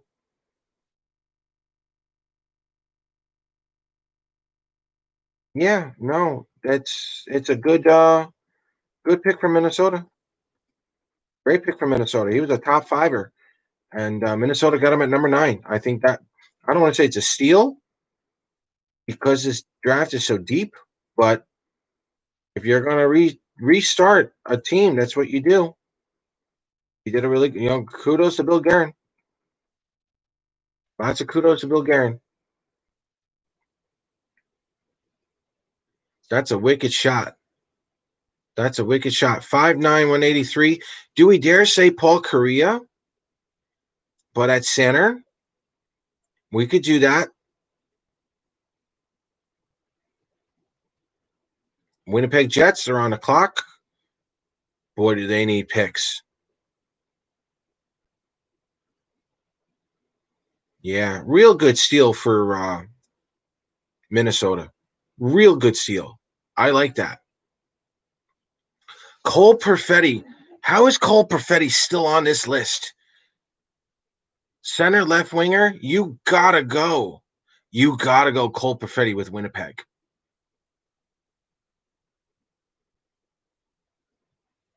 You gotta go there.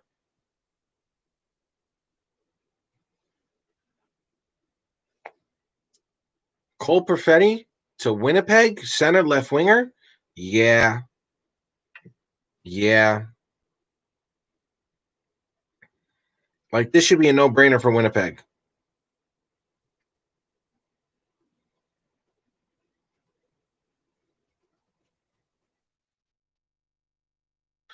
Let's see what we got here. Yeah, Perfetti's starting to sweat, this poor kid.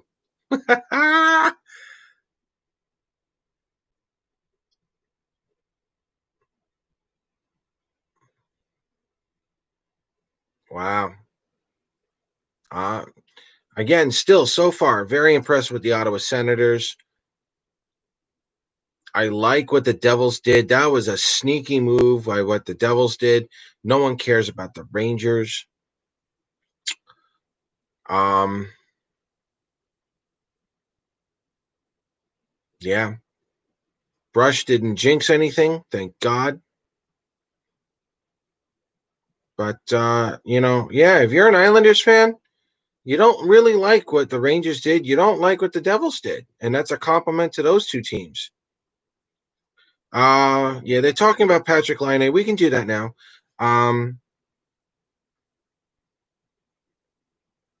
Patrick Laine is holding everything up, along with Oliver Ekman-Larsson.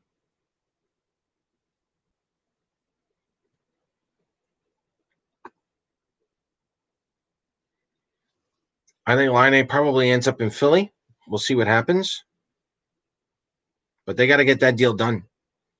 Who knows? Maybe it happens tonight. Maybe. Everyone's going to be up. Why not? Everyone's going to be up. You may as well.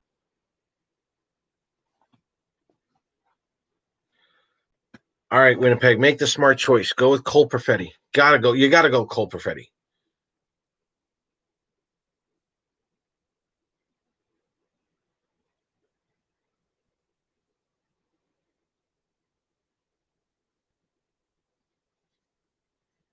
This is an automatic steal. This is an automatic steal for the Winnipeg Jets. You gotta draft him. Granted, this is a very deep draft, so these teams are going to pick whoever fits their system really well. But it's also the best player available. Cole Perfetti's, better than some of these other guys. But let's see what we got here. With the 10th pick, the Winnipeg Jets will select.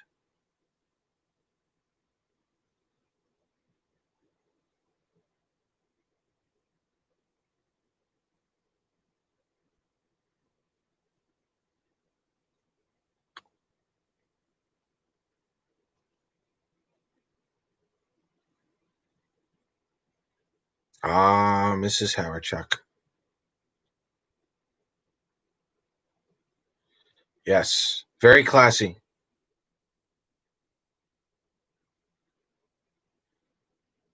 Good move. Good move, Jets.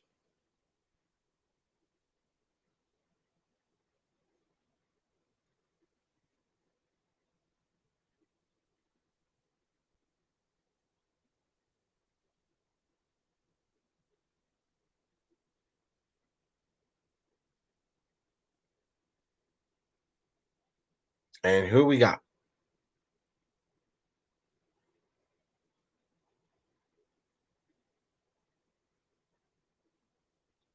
There he is. Cole Perfetti. Good move, Winnipeg. Good move, Winnipeg. Yeah, Line is gone. Line is going to be gone. I think Eichel's going to stay. Line is gone. Yeah, and believe me, everyone's going to be bad in this draft. Don't worry about your mock drafts. They're all going to stink anyway. This is too deep of a draft. That's why I didn't do it. This was a complete cop out on my part. That's why I did a wish list. Great move. Cole Perfetti right now, boys and girls. 5'10", 177 pounds, left shot. Saginaw out of the Ontario Hockey League. A couple of the Islanders prospects were actually from Saginaw as well. I'll get to them in a minute. 61 games, 37 goals, 74 assists, 111 points. Holy Lord. Arteri Panarin, that's what he's getting compared to. Yeah, he's just a point machine. Good decision making, makes really good transitions. You know, his decision making is going to get him into the NHL probably a little bit sooner. His foot speed needs a little more improvement.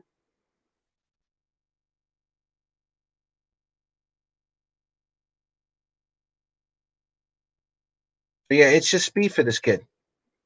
He's just got to work on his speed.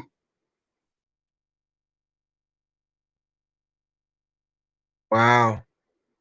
Yeah, he's really good. He's a scorer. That's all it is. All the Bruins is out there. Good Lord. Why?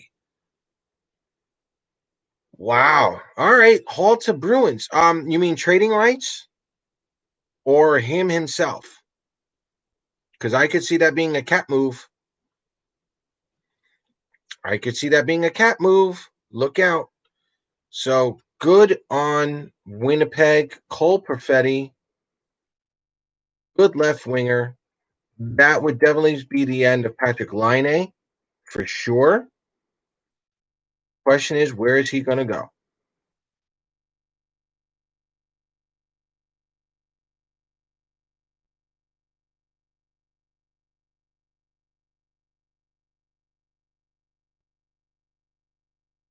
Wow. All right. So, yeah. All right. So Boston's going to be trading for. So Boston's going to be trading for Hall's rights. Okay, that's interesting. Yeah, it's going to be very interesting to see where he's going to go. Nashville Predators are up next. Ah, we know Florida with the 12th overall pick, they're not going to go for a goalie. Nashville, Nashville may want to think goalie at this point. They are getting older, but you know, Pecorine doesn't have that much time left. Soros, maybe. Nashville picking up Askarov makes a lot of sense. DeBrusque will be a Flame. The Flames are very interesting because the Flames have so many options right now. They're involved in a lot of talk, but we'll see if anything comes to actual fruition. The Bruins are interested in Toffoli. That is also true. Boston was interested in Toffoli last year, if I'm not mistaken, when Toffoli was with LA. So obviously Boston's looking for a left winger. Toffoli, Hall, they're looking for a left winger.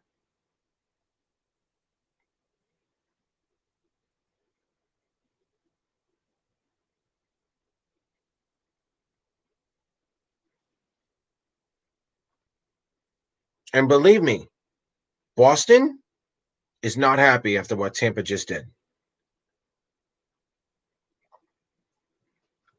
Boston's going to make them pay for that. Boston's going to come in and they're going to make another run at Tampa. And with Tampa losing a few of their players now, look out for Boston. Boston's just going to retool.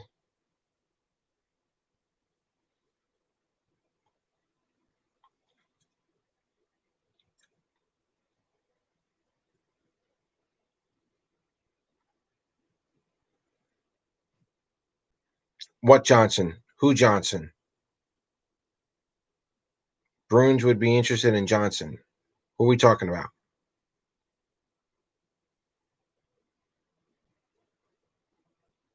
Oh, Tyler Johnson. Tyler's a centerman, isn't he?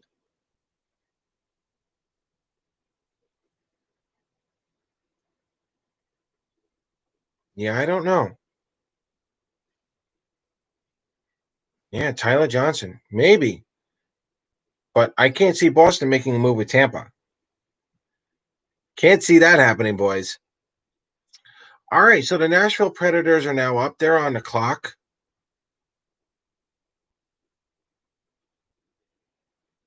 The pick is in. And who do we got?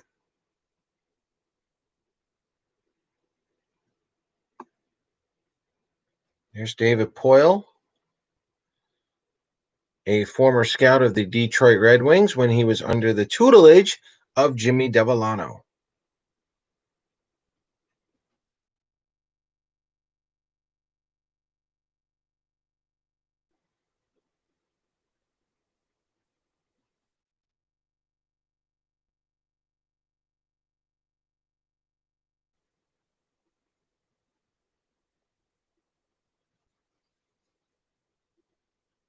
Nashville's going to pick.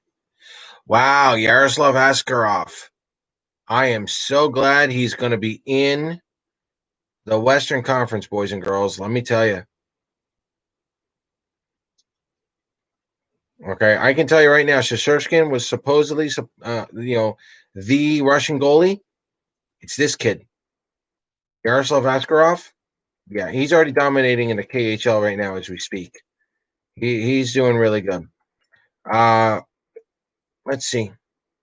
He was playing in the KHL Junior League last year. 18 games, 2.45 goals against, 920 save percentage, one shutout, 12-3-3. Um, he's got a great hockey IQ. He's compared to Carey Price, which is very, very true, very relevant. Very quick. He anticipates. He's got the great hockey IQ. He's going to make you suffer when it comes to trying to score a goal because he's just going to make you double think, triple think. He's going to have you guessing.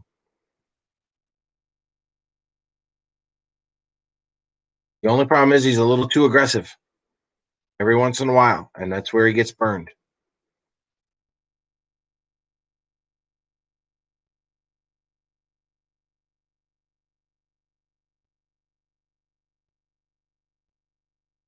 Great pick by Nashville.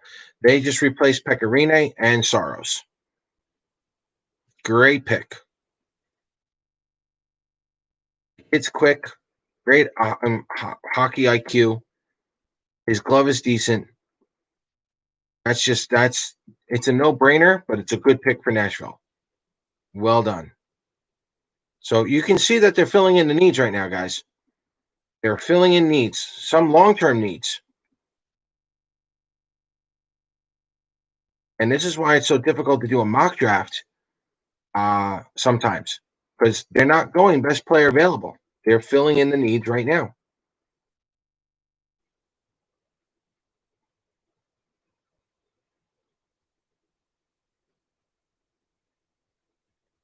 And he's going to like Nashville. He really is. All right, so what do we got now? We're down to Lundell, Mercer, Gould. All right, so guys, we're now. Well, first off, welcome to the third hour of the Isles Talk 2020 NHL Draft. My name is Paul Kreischer. We're covering the draft here this evening. We're taking questions. We're doing, conspiracy theories, trade rumors, so on and so forth. We're just having fun here tonight. We're going to do it tomorrow as well. But now we're getting into the part of the draft where I want to see where these teams actually pick. I want to see some of these players. Some of these players are supposed to be like in the top 20. Some of them may not be now. And this is where I think we're going to start to see some phone calls made if certain players are taken off early. So glad you can join us for hour 3. And stick around because I think we might start seeing some phone calls, quite possibly. We'll see what happens. But Mackenzie said he'll be there 2 to 3 years still in the KHL, and that's fine. Yeah, that's correct. And again, with Saros and Rene, you can go 2 years. That's fine. In a shortened season like this, you don't want any of the kids coming over. Let them play as much as they want in Europe. This year is going to be a wash in terms of development. Let them play overseas. That's why Oliver Wahlstrom is over there. Ruslan Ishkakov is over there. And that's why Simon Holmstrom is also playing in Europe. Lucas Reichel. Yes, I believe that is Robert Reichel's son. Yes. Price and Brodeur, the comparison. Yeah, the kid's got the goods, which is why I was really getting mad at Brush when he said Askarov to the Devils. I really would have been pissed. And after that draft, and you find out who this kid's compared to, you would have blocked him anyway. You would have blocked Brush. You can still block him anyway. Go ahead. It's okay. Anton Lundell, good centerman. I think for Florida at this point, this is a draft. You already got your goalie in Spencer Knight last year. I think you got to go best player available if you're Florida.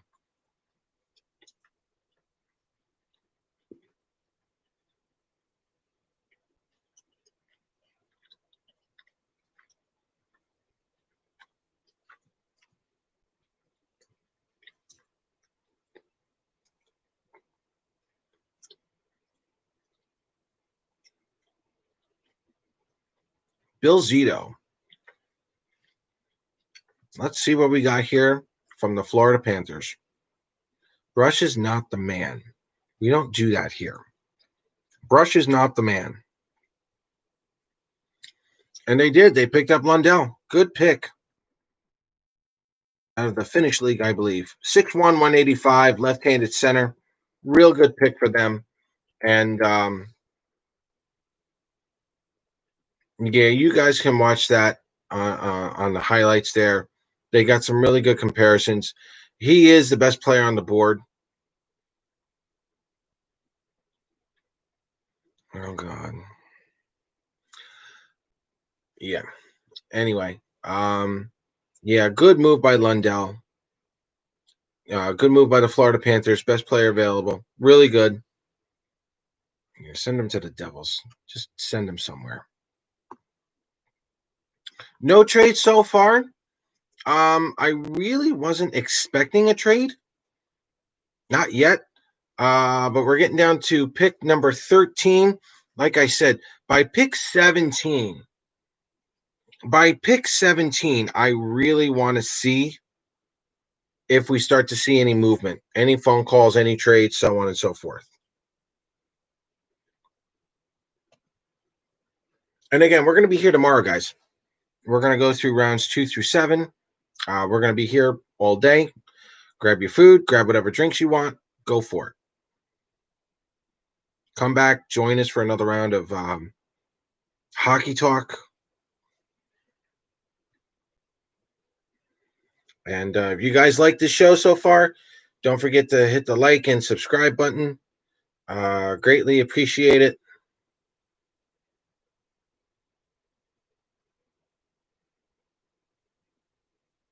So let's see.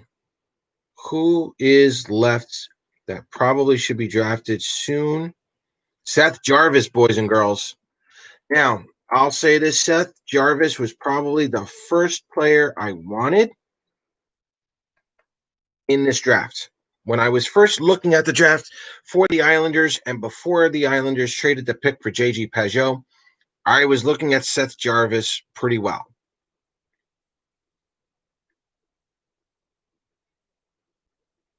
I was looking at Seth Jarvis and Maverick Bork.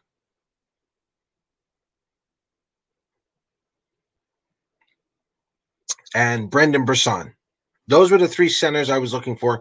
Because in all honesty, I really thought the Islanders needed to draft another centerman because, yes, we have four really good lines right now. We don't have another star-studded centerman in the Islanders prospect pool. We don't just yet. We still could in this draft. You could still find them in rounds 3 through 7. But in the first round here, where the Islanders were in the teens, getting yourself a centerman was probably the way to go. And in the second round, you are probably going to get yourself a decent defenseman, which the Islanders still need a good puck-moving defenseman. Oh, that's right. The Ottawa Senators still have one more pick in this round.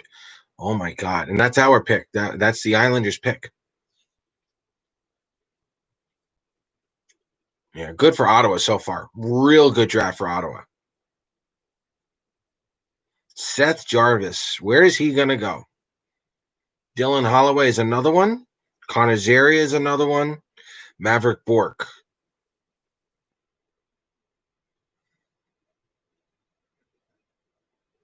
Caden Gould is another left-handed defenseman. Watch out for him.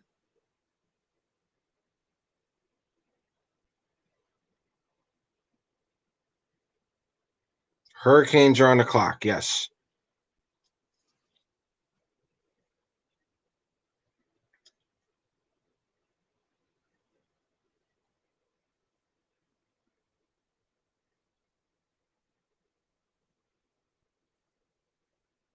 Have you guys been hearing anything? Rumor mill? Anything at all?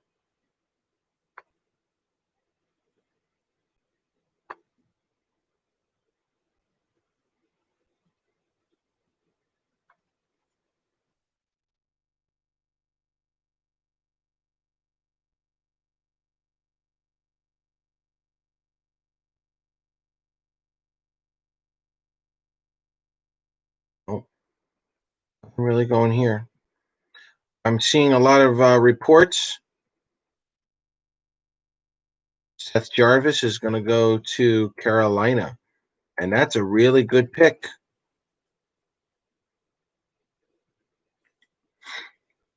Very surprised Devils didn't pick Askarov. So am I, but I'm not gonna lie. Picking up Holtz like that's a solid, smart move by the Devils.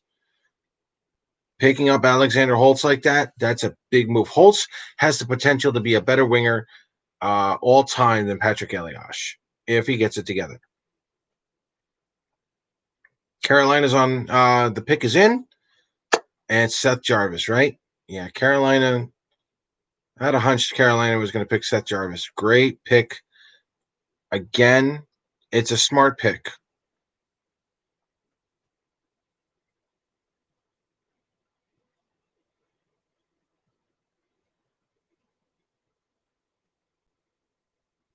I got the info on Seth Jarvis.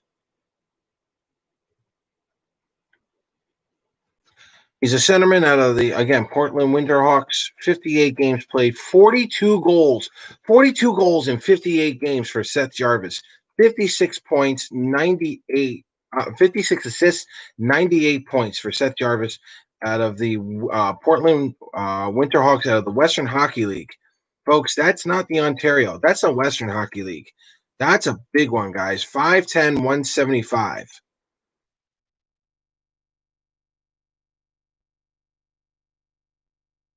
Good playmaker. Needs some upper body strength, obviously. He can turn uh, lemonade from lemons.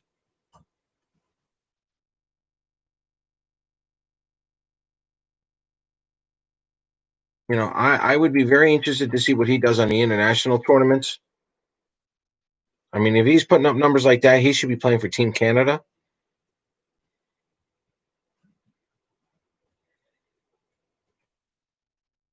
He's got a great IQ, great speed. He's got, yeah,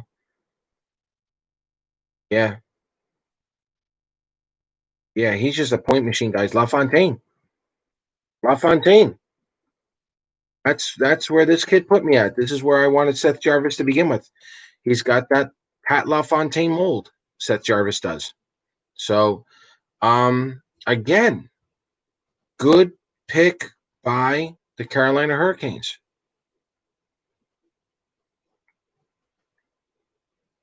Can't really go wrong with this. And it's looking like best player available. But the Canes could probably use a center like that.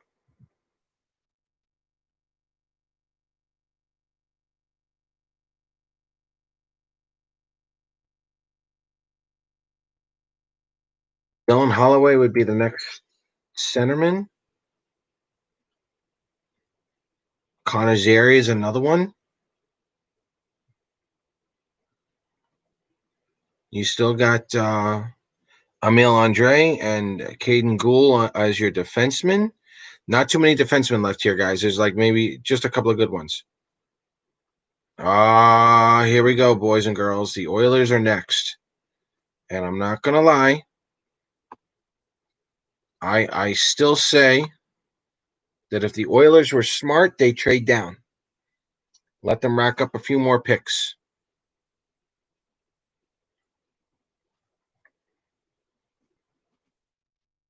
If the Oilers were smart.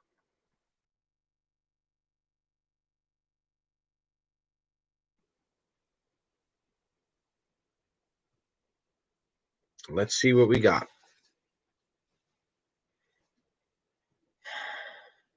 I really would like to see Gary Bettman say we have a trade to announce.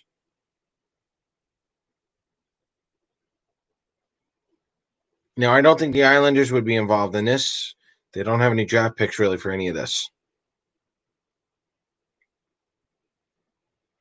Toronto would be next with the 15th overall pick, and then you got Montreal with the 16th. Going to be some fun times here. This is the part of the draft that I've been waiting for. I want to see if there's any kind of movement here.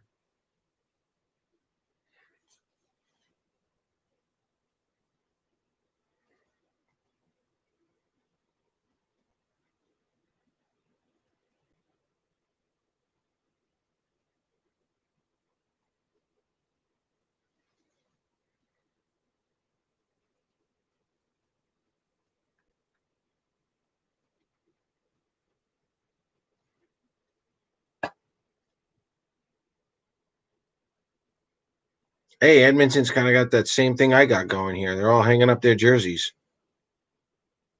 Yeah, Connor McDavid tested positive for COVID-19. I'm going to be honest with you. I don't like the idea that they're telling everyone that McDavid had COVID. It's no one's business at this point. The tournament's over. If he's got it, he's got it. Great. If he comes back during the regular season, he can tell, yeah, I had it. Put him over.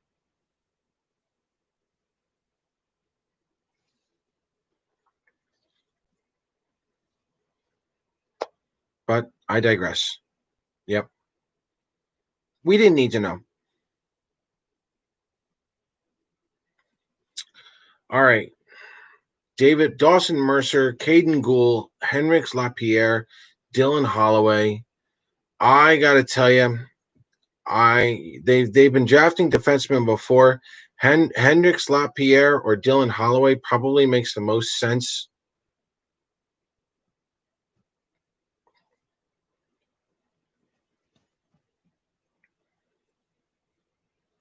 It could be Dawson Mercer. That's fine. Henrik Pierre probably makes a little more sense for me, but we'll see what happens. The Oilers are in. Let's see what we got.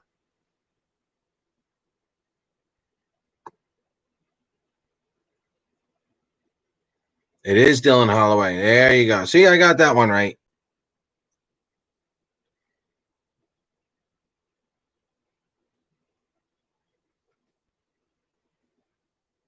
Dylan Holloway.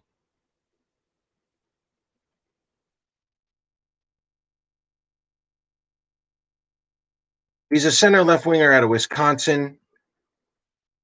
35 games, 8 goals, 9 assists, 17 points. Don't worry about the point totals here.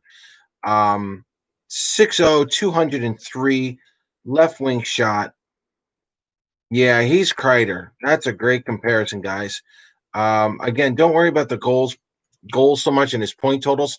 And the one thing I got reminded when I was doing my prospects, especially for the college ranks, they still go by seniority.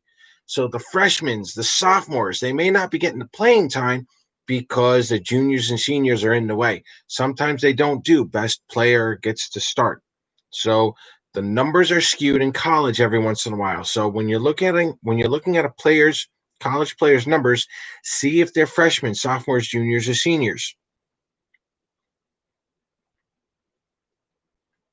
Okay. So for Holloway, big physical guy. He's a true freshman against the NCAA opponents. We were just talking about that. Um, he's got to improve around the net. Typical power forward problems. He's a young man. He'll be fine. Um, Milan Lucic with a bigger scoring. Milan Lucic in his prime. I like the Chris Kreider comparison. But Chris Kreider was certainly a much faster skater. So if Holloway can develop that speed, I will agree. So good safe pick by the Edmonton Oilers. They don't have to rush.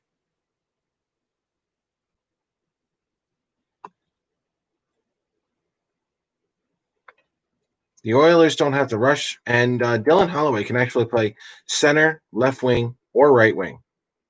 And yes, the Devils pick 18th. Chicago Blackhawks are 17th. Someone call Cook.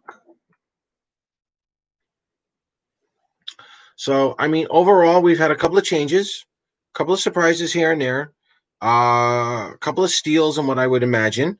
I still think Ottawa wins this first round so far. I really do like what the Devils did. Marco Rossi going for Marco Rossi going to Minnesota was a really good, smart pick. Cole Perfetti going down to Winnipeg, that was a steal.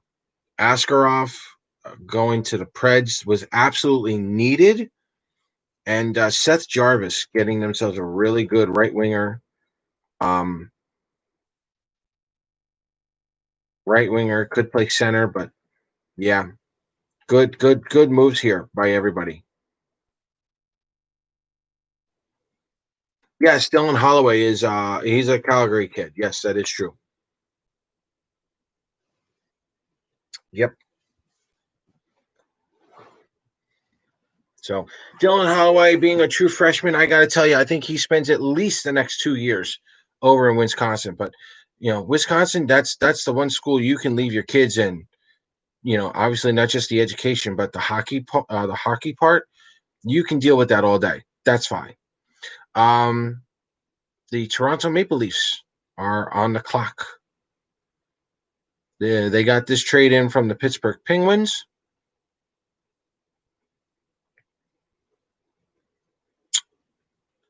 I don't know. Who are the Toronto Maple Leafs going to draft?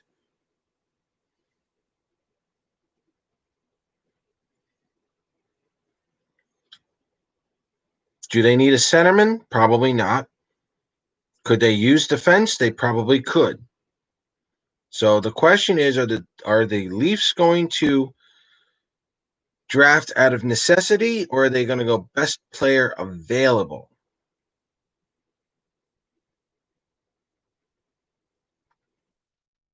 That's going to be the question.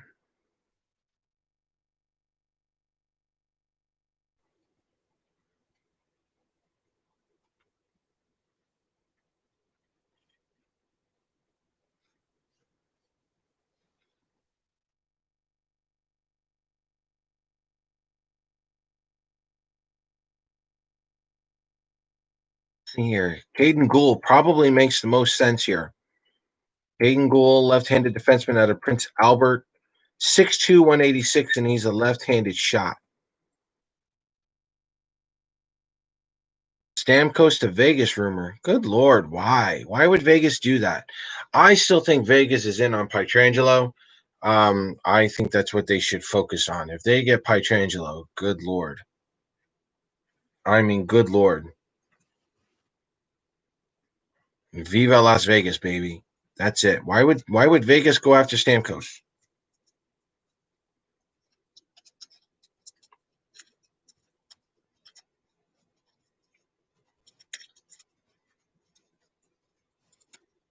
I mean, I'm not saying you're wrong, Thomas. That I'm taking your word for it, but that doesn't make any sense for Vegas whatsoever.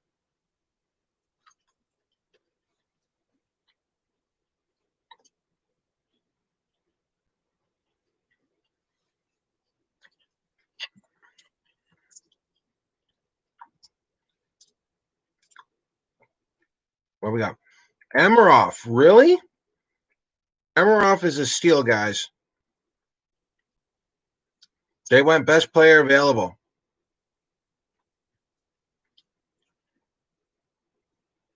They did. Emerov is really good. Good steal. This kid's going to be decent. Another right winger, 6-footer, 167 pounds out of Russia. Um, Again, in the KHL's minor league team, did really well. 17 games, 10 goals, 12 assists for 22 points. That's pretty good.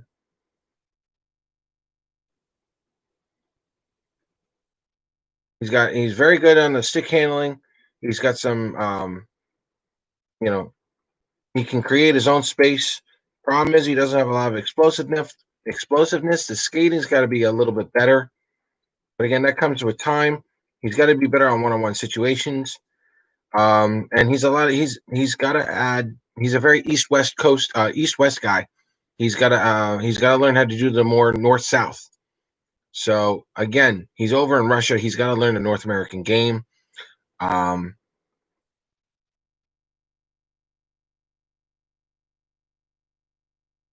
he could be a top liner at some point. The question is, when does he come over?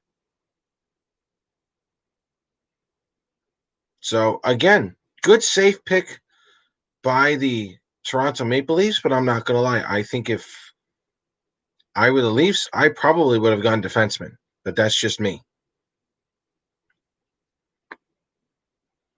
But again, Amarov is a good pick, and who knows? That might be used as a pick for future considerations. Who knows? Now, this is the pick, ladies and gentlemen. I honestly thought the Montreal Canadiens were going to be trading this pick. Um, I don't know who's left that they really want. Uh, it's my understanding that this is probably going to be a best player available.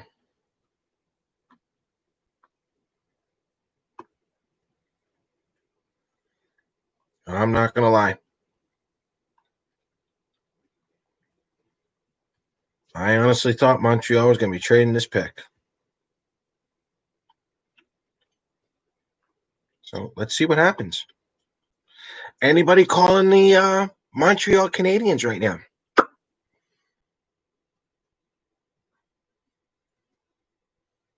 Oh, you did pick Gould for the Leafs. Okay. Yeah, I thought Gould would have been a good choice. So again, the Toronto Maple Leafs scratching your heads. I don't know what to tell you.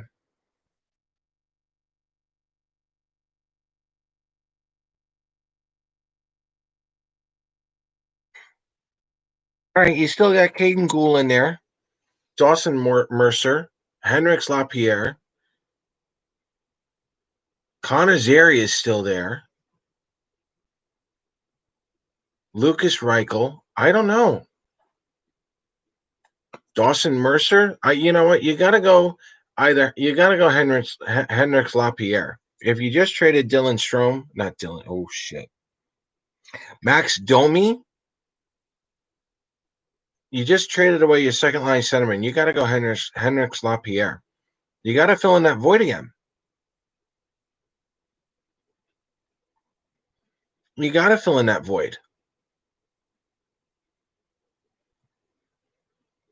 I don't know. See, Toronto, obviously, we all have our problems with Toronto here, but I don't know if that was a great pick with Toronto. I mean, I know they went best player available, but got to get yourself a defenseman. Or at least trade that pick down and grab a couple of defensemen.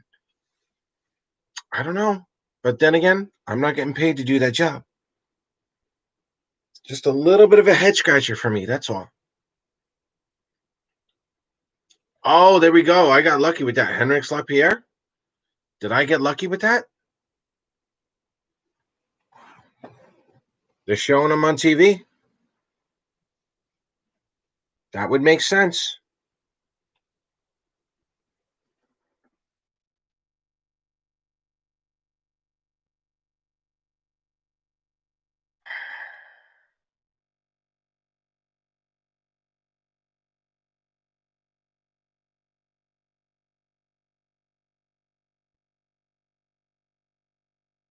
It'll be very interesting to see what the Habs do. And we're halfway through this draft. Good Lord.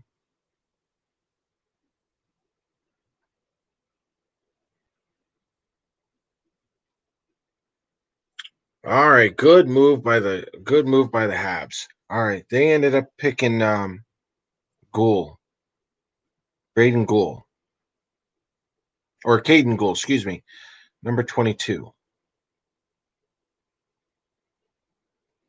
22 on my list here. So let me move this down. I'll tell you what we got over here.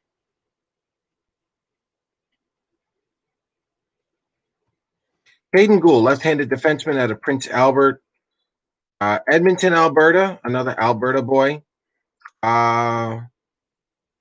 Played in the Western Hockey League, 64 games, 11 goals, 29 assists for 40 points. Not bad at all.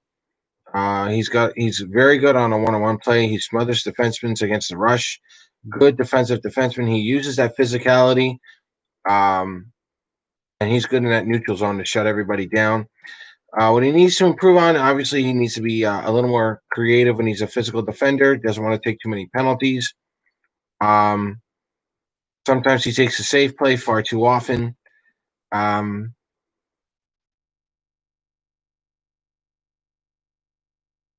he's got to be a little bit better on his forechecking.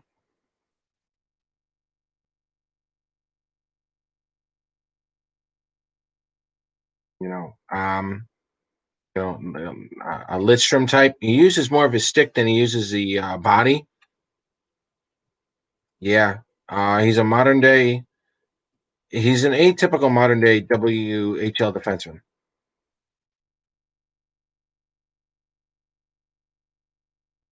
You know, you're not you. This is your. He kind of reminds me at this point after rereading this. Caden Gould kind of reminds me of like an Adam Pelech. He's like an Adam Pelech for Montreal, and that may not be a bad idea. But again, with the amount of forwards that Montreal currently has, Shea Weber's getting older.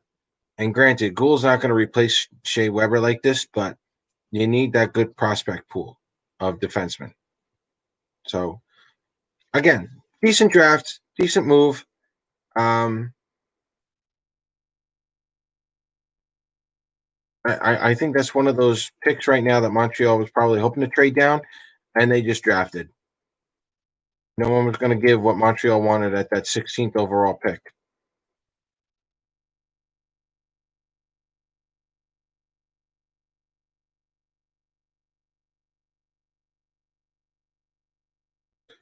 Devils pick 18 and 20. Yes, sir. Again, the Devils. Do they go defenseman? Do they finish up these defensemen right now? They could. Although I got to tell you, boys and girls, there's a couple of centers in here. There's a couple of centers that I like. I could see the Devils trading down. I could see it. I could see the Devils trading down.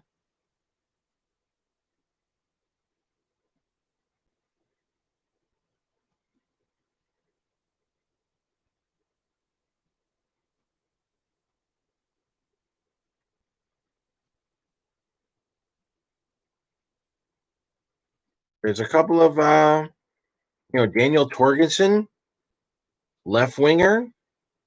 That's a possibility. Lucas Reichel is another possibility.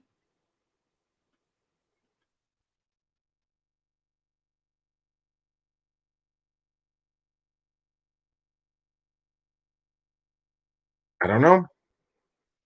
Going to be interesting. Oh,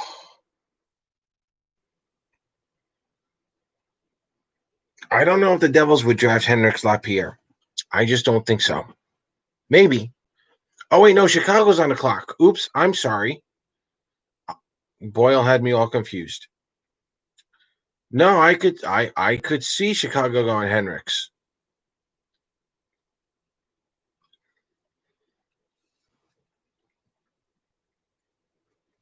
Oops.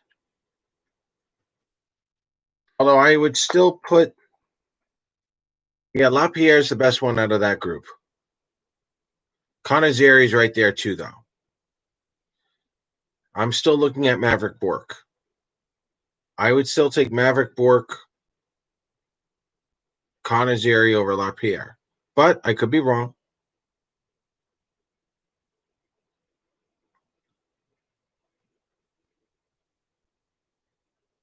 Yeah. I mean, Lapierre is probably the safe bet right now for Chicago. That's probably the safe bet.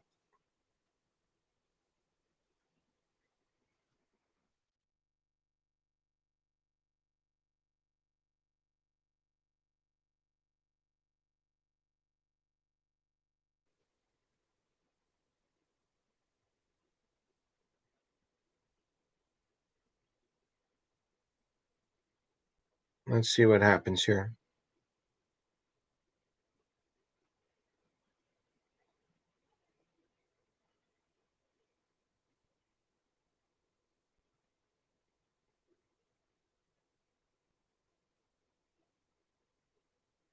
I got 40. I got Henrik Lapierre if he's ready. Again, he had injuries. He's from Gatineau, Quebec City. 19 games, 2 goals, 15 assists, 17 points. He's a centerman. Right off the bat, guys, you already know he's a playmaking centerman.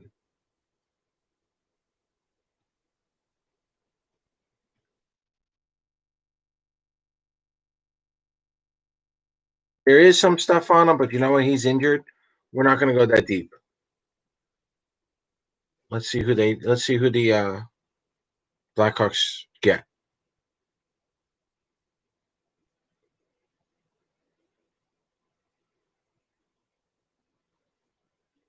Oh, they picked Lucas Reichel. Wow.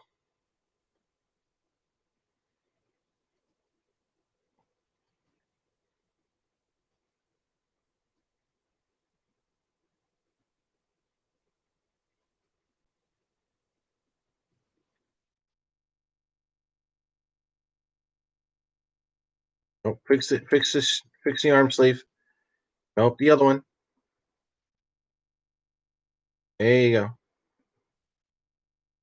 Lucas Reichel, left winger,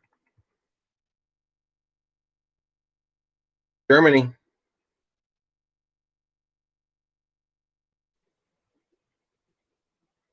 42 games, 12 goals, 12 assists, 24 points.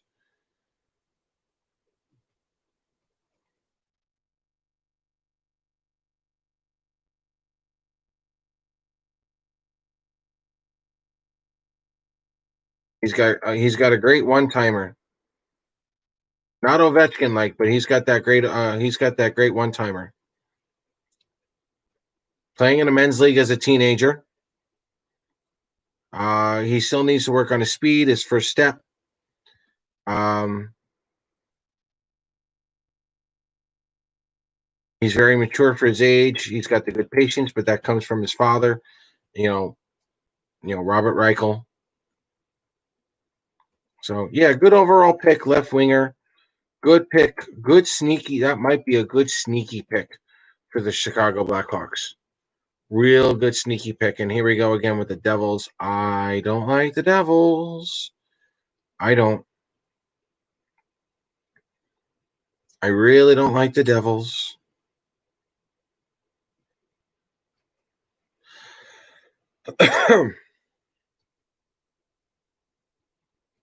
Devils are now on the clock.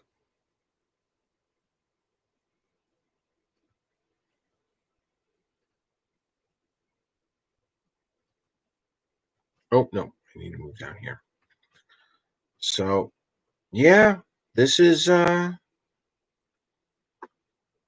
they got the 18th and 20th one. Again, good move so far by the Devils picking up Holtz.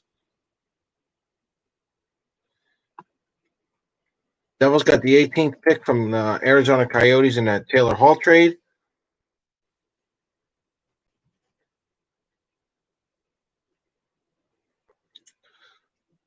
Yeah, I mean, you can get Conazeri. You could.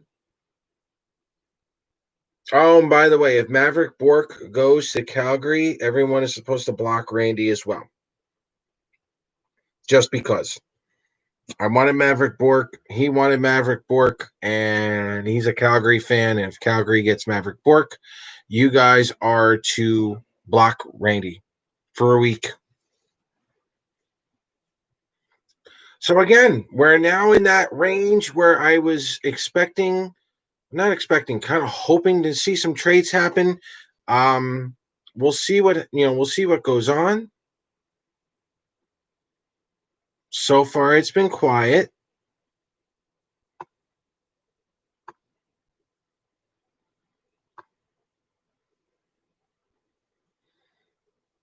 Yeah, you're off the block for now.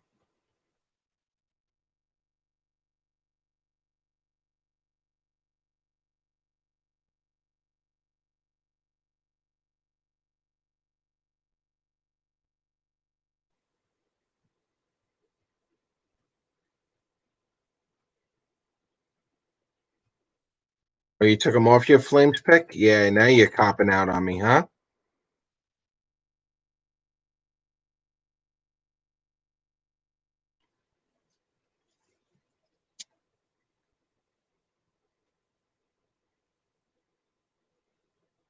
We have a trade to announce. Yeah, this is what I was waiting for, guys. This is what I was waiting for. Oh, no trades? Guys, don't say anything unless it's official. If there's a trade happening ahead of me, say it, but it's got to be official. Yeah, don't do that. There's a trade happening, then say it. It's got to be official. No rumor on that one.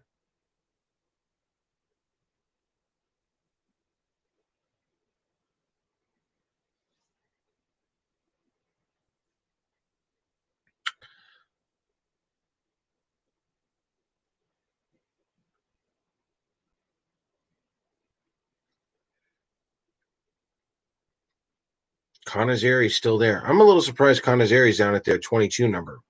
I really am. Dawson Mercer, though, at 13.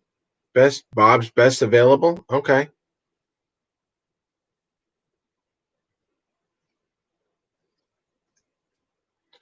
It'll be interesting.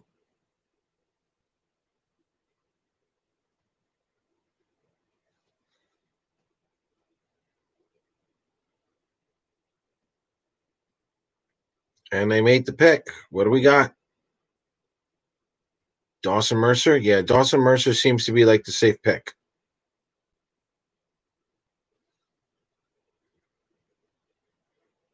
Tom Fitzgerald. Attaboy, Tommy.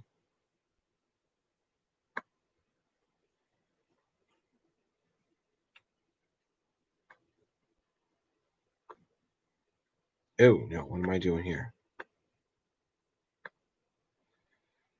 No, I mean, Mercer's probably the best player available at this point. Devil shopping pick rumor. Was that number 20? Probably. Number 20, I could definitely see that happening. All right, so Dawson Mercer, number.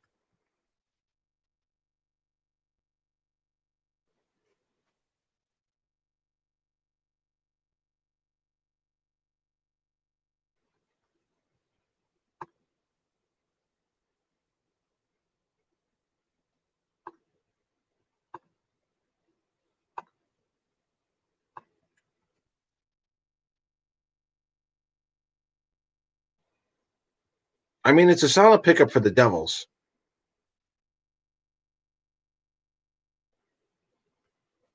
I don't know. Goudreau? Goudreau going to the Devils for a first rounder? Maybe.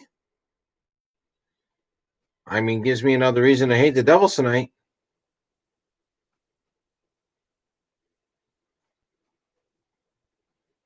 All right, so Dawson Mercer is a center winger out of Tacony, out of the Quebec League. 42 games, 24 goals, 36 assists for 60 points. 6'0", 180, right-handed shot. Good numbers here.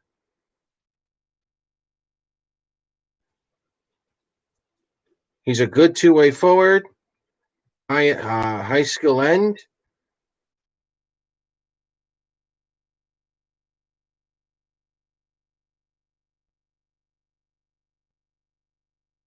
He had a wrist injury.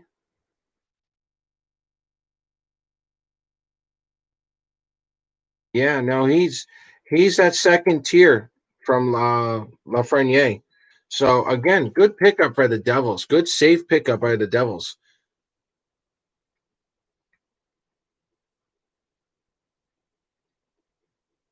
If he turns out to be something, that'll be good.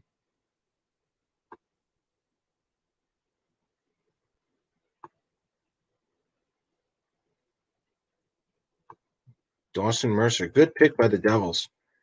Good draft for the Devils so far. I really like what Ottawa did. Obviously, they got the higher picks, but I like what the Devils have done. And that's right. We now have the Calgary Flames on the clock at number 19.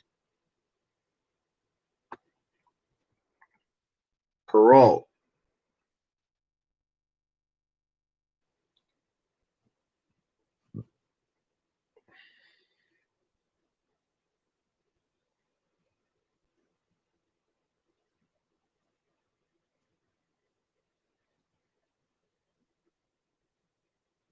So we'll see.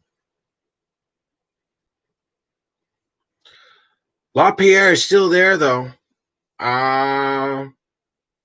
LaPierre at center might be a bad idea. It wouldn't be a bad idea, but I understand why the Flames might take Jacob Perreault.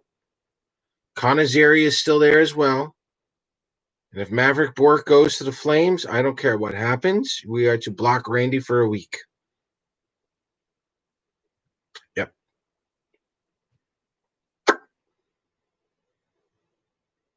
Henrik LaPierre dropping this much is a little surprising, guys. I'm not even going to lie to you. Granted, it's only the 19th pick, but LaPierre at 15, if he drops into the 20s, I think someone might actually go get him. I mean, the mid 20s, someone may get him. That might be a steal.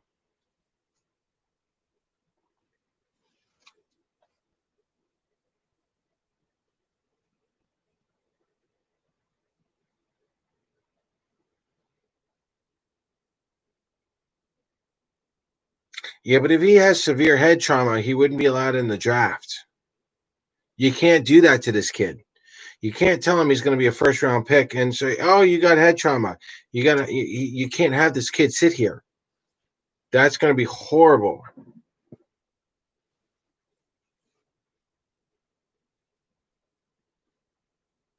He's got to be able to play.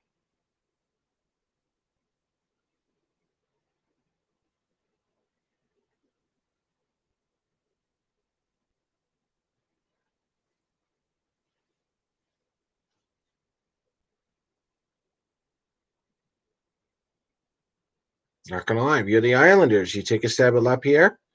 If he drops into the third round,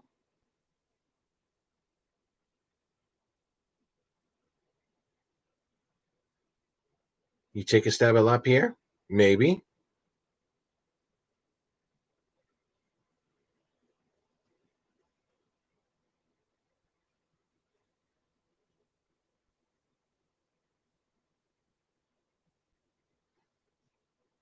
And Randy, I got all the player prospects here for you. I got all the info. Oh, trade alert.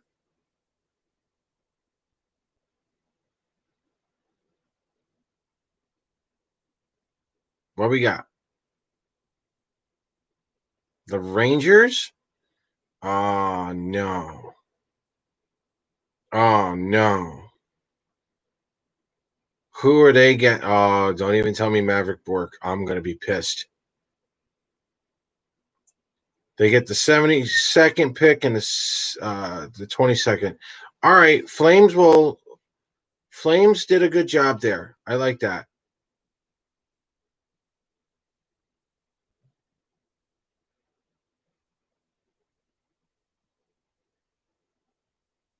That's a good pick.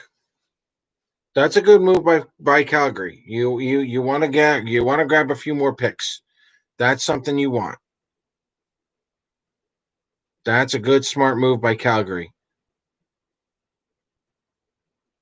You're only going down 3 spots. There's not much there, guys. You're going down 3 spots by Calgary, and you're picking up a 72nd pick. That's a third round pick. That's a good one. Good smart move by Calgary right there. The only problem is you traded with the Rangers. At least block Randy for 3 days after this trade's over. After this draft is over, everyone block Randy for 3 days.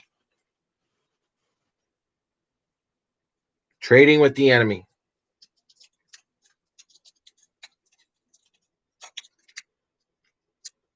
Not supposed to trade with the enemy, Randy.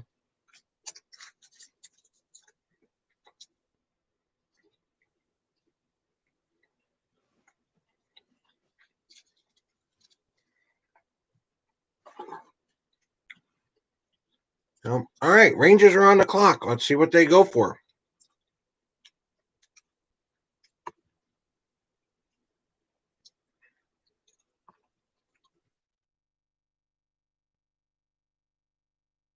And then you got New Jersey again at number 20. I don't like this.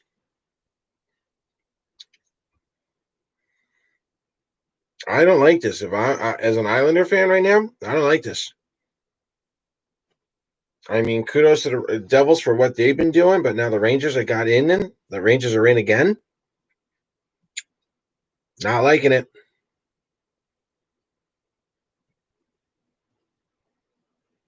Now the question is: are the Rangers going to grab someone like LaPierre, or are they going to draft someone who is probably supposed to be in the high second round, and they're taking them early in the first round right now?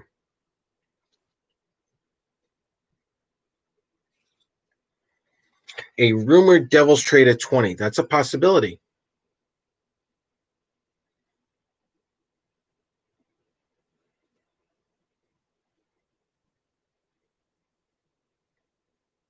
That's a possibility. Be very interesting to see who the Rangers get. Rangers are on the clock, but the Rangers are going to make this pick. We got a long day tomorrow. I hope you guys return tomorrow. I think if the draft starts at 11:30 again, or the coverage starts at 11:30, I'll be here a half hour before that. So I'll put in the times tomorrow, but let's do lunch and dinner here tomorrow night. We'll go through rounds 2 through 7. I'll be here through the whole thing. So pick is in. What are they going to do? Schneider. Did they really go with Schneider?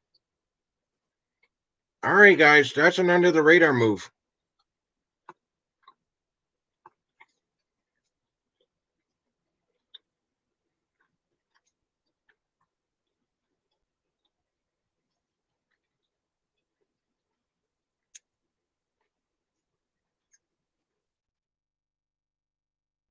Oops, excuse me.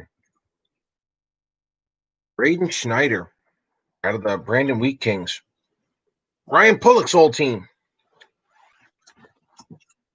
All right. Well, I got info on him. I got info on almost everybody. Give me a minute.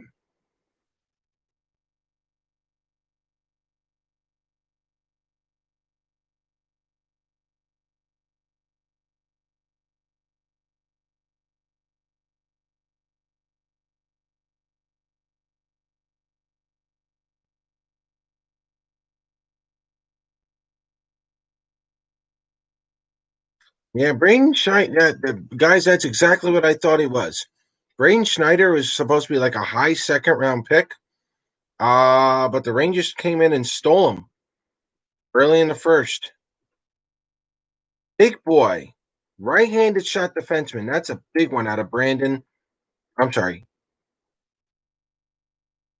Yeah, out of Brandon. I'm sorry. 6'2", 202 pounds. Number 35 here. So real good. That's a steal. But they got him at 19.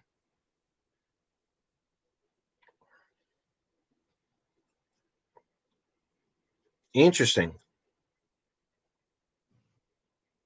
Yeah, give me the Eklund rumor. I don't care. This is a show. I don't care what kind of rumor is. No one's wrong, but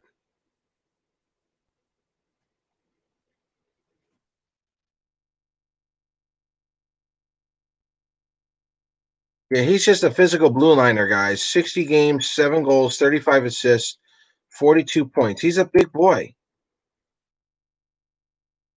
He's a smart defender. He uses the body really well. Got some good puck sense. He's got some really good hockey IQ. He skates with confidence.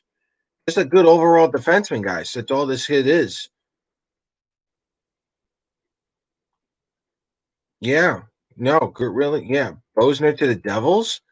Really? That's a rumor? Wow. Why? Why would Vancouver trade Brock Besner to the Devils? That's a solid pick, though, for the Rangers. I'm not even, that's a good pick. But again, Rangers were not going to be able to snag him in the second round. He was a higher pick. Good move. And apparently, someone was going to take him before the Rangers at 22.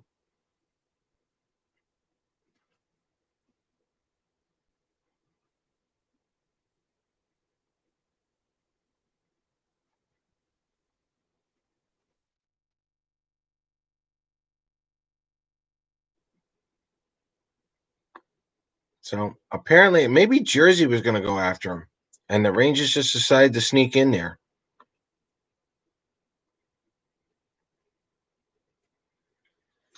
So with the 20th pick, the Devils are on the clock. The 21st pick belongs to Columbus. The 22nd pick belongs to the Calgary Flames. The 23rd pick goes to the Philadelphia Flyers. The 24th goes to the Capitals. And the 25th pick goes to the Colorado Avalanche. So we got some time to go here.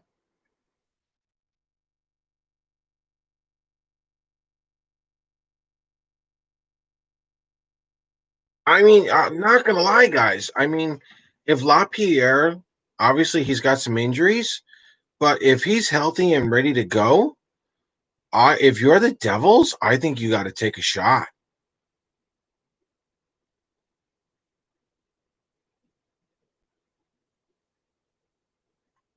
I mean, again, LaPierre, these kids could have gone anywhere from like mid first to mid second, depending on the team's needs, guys. Um,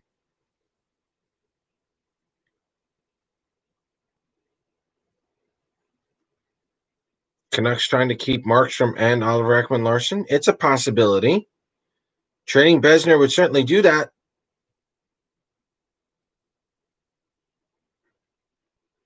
Henrik Lapierre, Offensive Rookie of the Year, 2018-19. He's got the tools. I mean, if the trade doesn't happen and you're in New Jersey, that might be a good sneaky pick.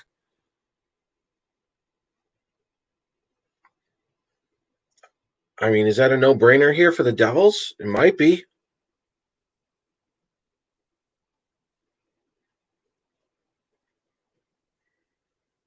Jacob Perreault, maybe. Conazeri's still there, guys. Conazeri. I could see Conazeri going too. No trade. Okay.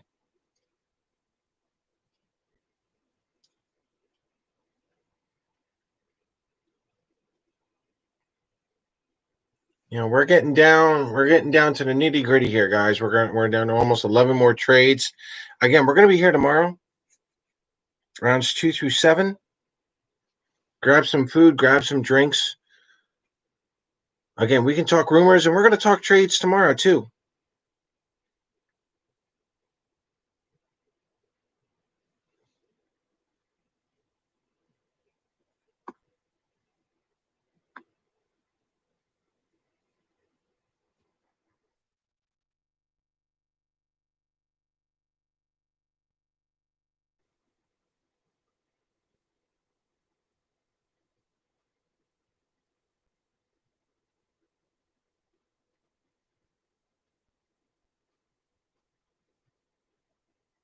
Oh, he did go with Shakir.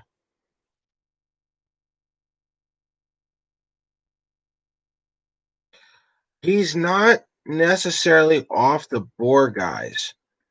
Some people actually have him ranked higher. Just depends on who you look at. Where is he?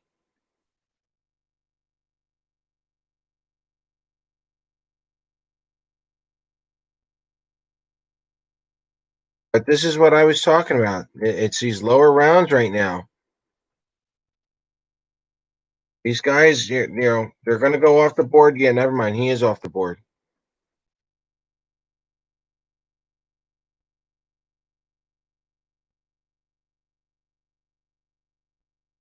Oh, there he is at number 67. He's a left-handed defenseman out of the KHL, 6'4", 178 pounds, left-handed. Let me see if I can get more info on him. I have him down here.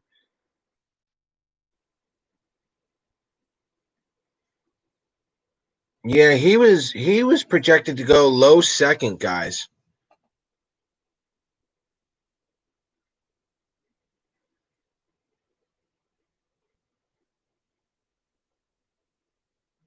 Low to mid second round. But again, that's the spread of this draft. A lot of these teams are all going to be going to players' needs right now.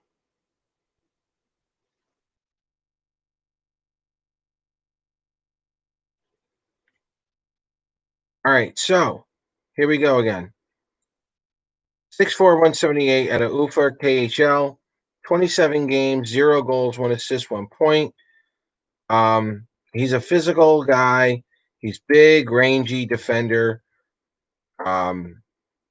He's top pairing potential. Top pairing potential. He's got a good size. He's got a good shot, but he's really good under pressure. Real good mental skills. Um, he's really good at the dump and chase. I mean, he sounds like a devil.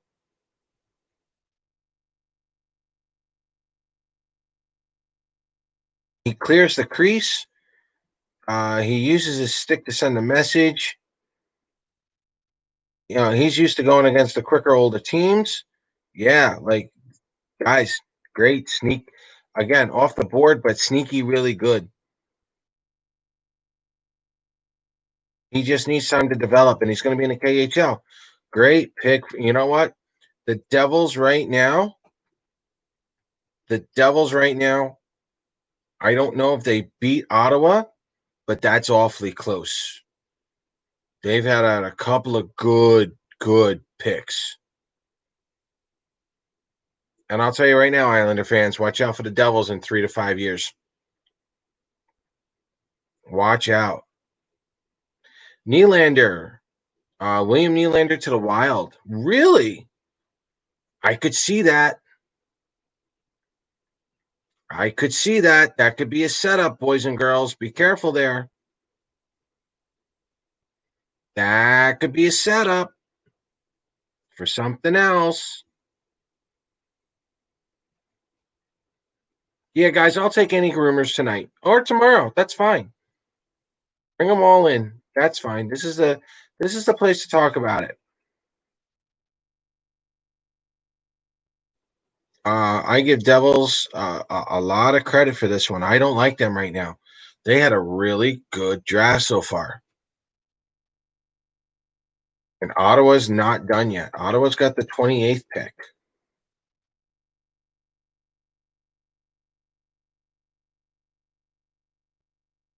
Columbus Blue Jackets are next. Let's see what they got.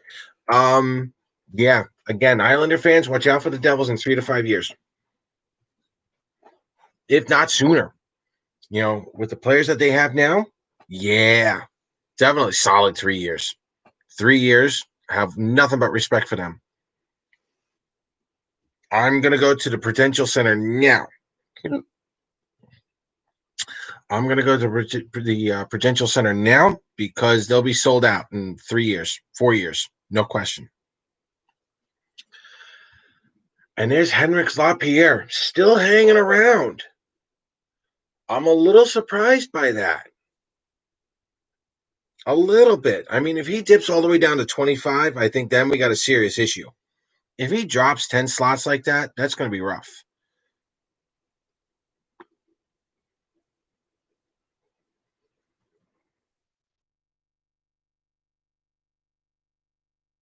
But then again, Henrik Lapierre on some I'm looking at some of the other rankings here.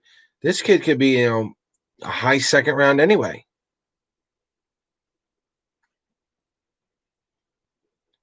Shinnikov, really?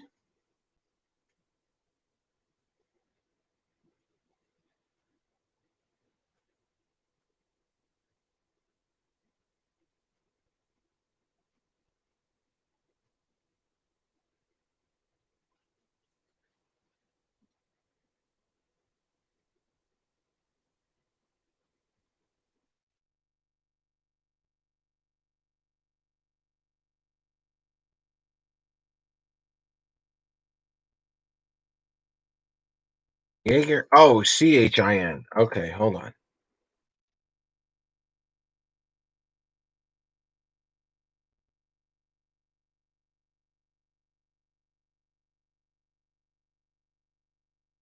He's here somewhere.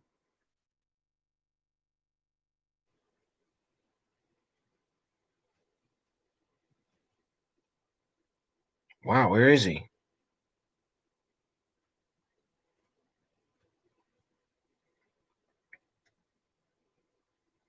I can't even find him.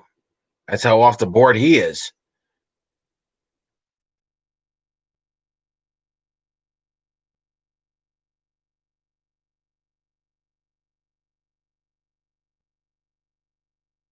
All right, no, good move on Columbus, I guess.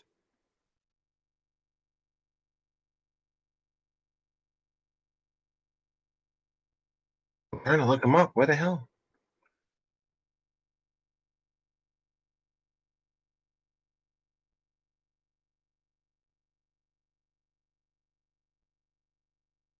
Next.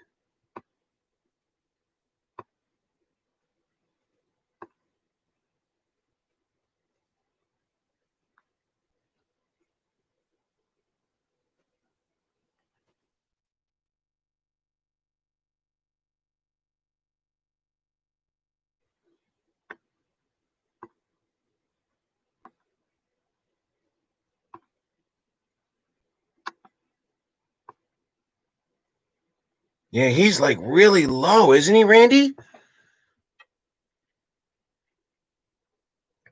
Let me get his name. Where did he come from? Told you guys, off the board here. China. Wow.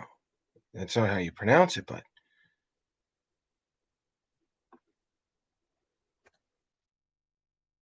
there he is. All right. He's not even ranked on this one. Wow. Ha ha.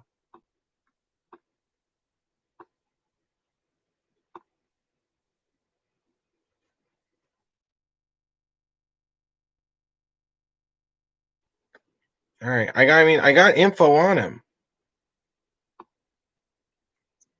He's a member of Rush's under 18 program in 2019.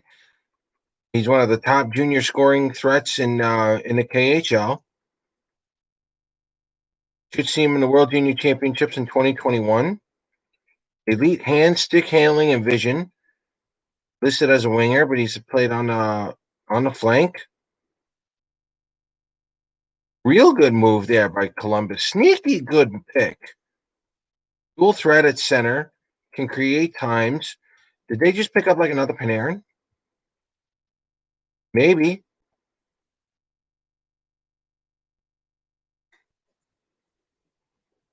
He's a scoring machine with a deadly shot and release who applies pressure on opponents on or off the puck. Wow. Wow. Oh, you know why, guys? He's an overager. He's an overager. That's what threw me off. Good immediate help if they can bring him over.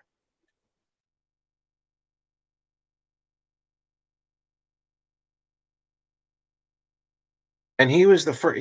That's why he was one of the top overagers in this draft class.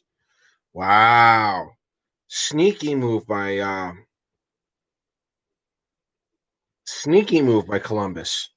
Well done. Dear God, I had to go all the way down, almost all the way down to get drafted.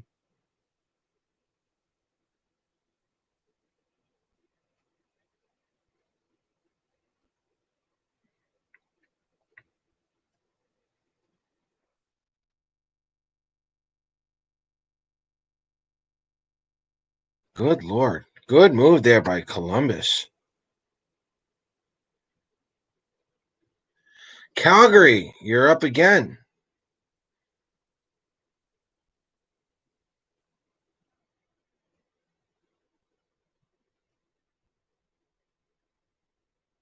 Calgary, what are you going to do this time?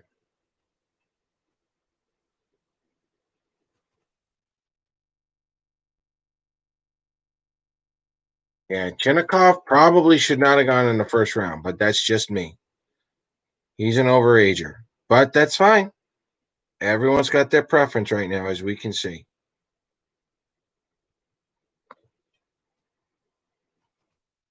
All right, Calgary, you're up. Let's see what we can do this time.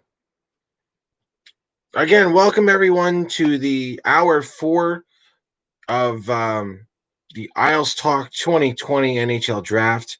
Been very interesting up here right now. If you like everything so far that you've seen, hit the like button, hit that subscribe button. We got a few more things coming up throughout the week and doing free agency and closing remarks for the end of the season. So far, I have to say I really like what Ottawa's done. I like what New Jersey has done. I've just said this recently, a few minutes ago. I think New Jersey's going to be a really solid team in 3 years. Um, and do we have another trade? We might. Trades Wednesday night? Yeah, maybe. Trades Wednesday night? Maybe. Sure. Honestly, guys, I can honestly see trades going all the way until Friday. Yeah. Thursday at 11:59. I can yeah, I'm expecting trades all week long. You're going down again. Good move, Calgary.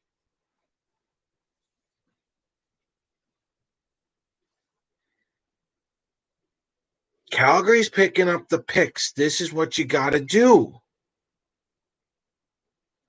All right, everybody don't block Randy. And if you have to, follow him because the Flames are the only team making this interesting right now.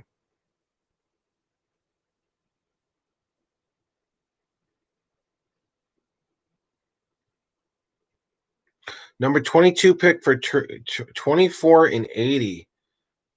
Good Lord, you're going back in the third and fourth rounds again. See, and this is what I was talking about. The Islanders have some good picks in, going 3 through 7. There's enough there that you can build. Wow.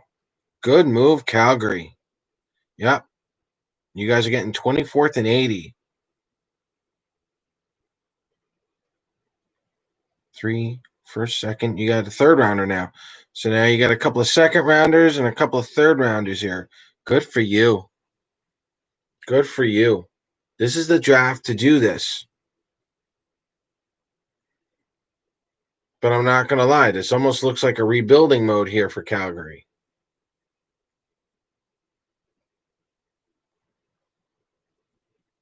If I didn't know any better, I'd say the Calgary Flames were rebuilding here a little bit.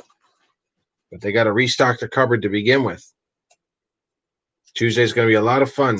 Oh, I'm sorry. Wednesday's going to be a lot of fun for Calgary Flame fans. They're going nuts.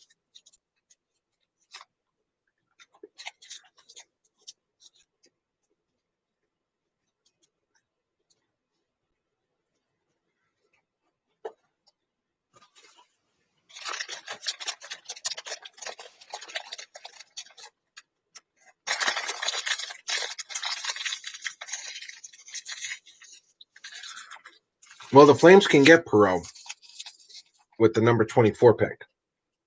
I don't know if they're going to go any lower.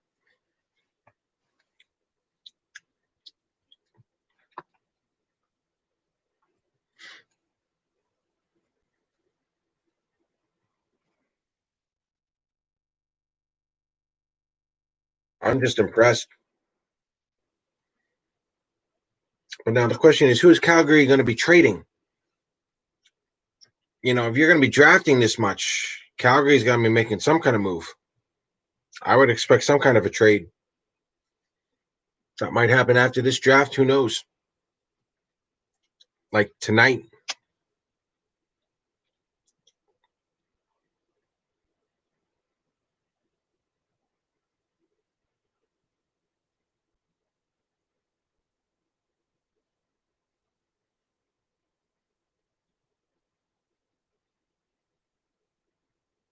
So, again, for those of you just showing up, welcome to the Isles Talk 2020 draft show.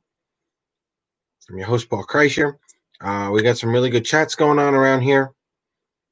We're talking rumors, conspiracy theories, whatever. We're talking the draft. I really like Ottawa's moves so far. The Devils are really, really. The Devils have made some really good moves, guys. Thomas, I'm expecting trades all week long. It's not just tonight and tomorrow. Even though I said tonight and tomorrow, like at the beginning of the show, I'm expecting trades all week long.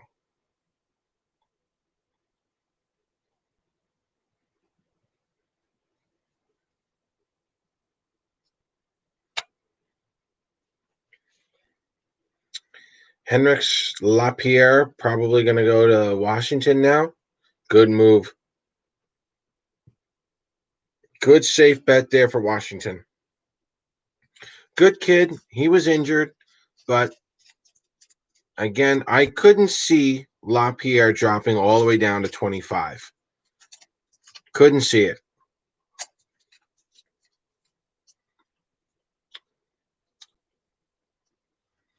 Let him go, Mom.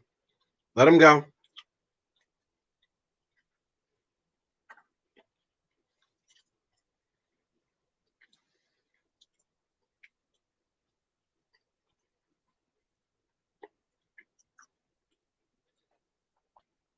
That's a good move.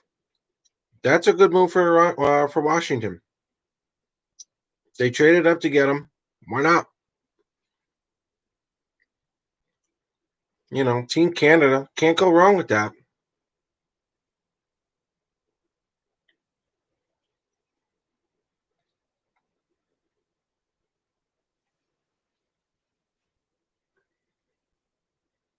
And Washington needs a good pick like this. Absolutely. Washington needs a good pick like this.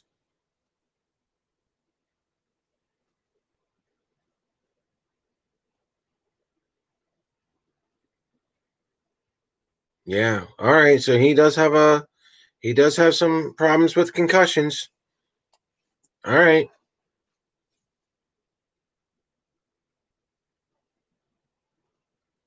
Yep. It's understandable why he was passed on, but Capitals took a shot. That might pay off dividends. Who knows?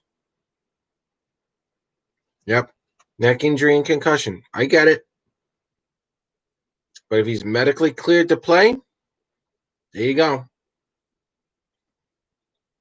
But it tells you something that his talent level, that even with the concussions, he still got drafted in the first round in a very deep draft. That's how good this kid could be.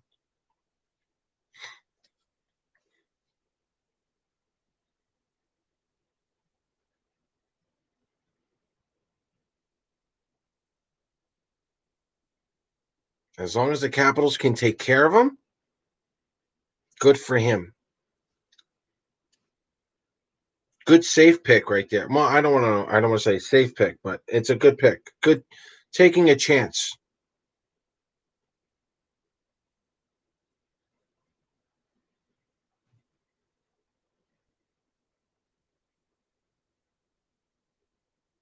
Oh, Connor Zary going to Philly. Don't do that to me, Randy. Connor Zary. Connor Zary was actually one of the other guys I was looking at for the Islanders at one point.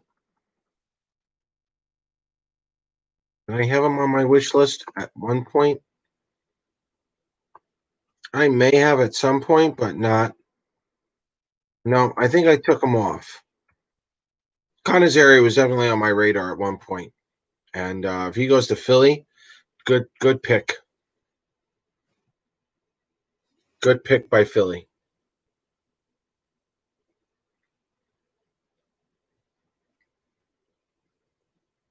Jacob Perreault, though, is still there. Connor Zary, Jacob Perreault, Maverick Bork is still there. See, that's the nice thing. With the first overall pick, with that pick that the Islanders would have had, Maverick Bork still would have been there. So as far as my wish list goes, let's see. Seth Jarvis was taken off. I didn't think he was going to make it that far. Where did Seth Jarvis go? Hold on. Let me. Where did he go? Because if the Islanders had missed the playoffs, you're looking at least a top 15 pick.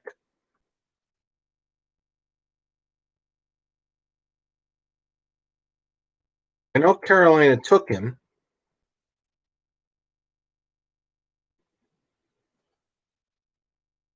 and there's Seth Jarvis at 13. Yep. So the Islanders may have missed out on Seth Jarvis, but that was honestly to be expected. However, Maverick Bork, Brendan Brisson, Helgi Grans, all those guys, all those guys still available in this first round had the Islanders gotten there. Very interesting. I'm actually quite happy with that moment.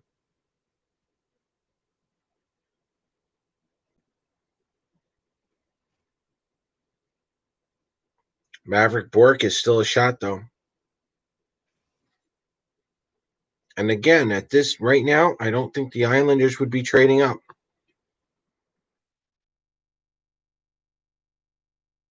Who knows?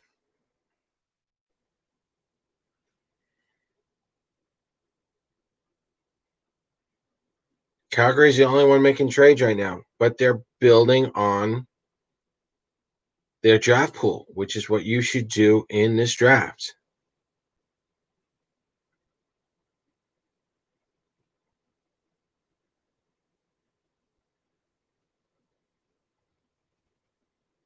No, I'm saying those picks were before the Islanders traded for JG Peugeot. Those three players that I was talking about, they were on my wish list months ago. Yeah, we said Lundqvist to Washington at the beginning of the show. I think that was pretty much, not a done deal, but it's a safe bet. Lundqvist is probably going to head to Washington, which for me right now, I'm very curious to see where Thomas Greiss goes because I had Thomas Greiss pegged for Washington.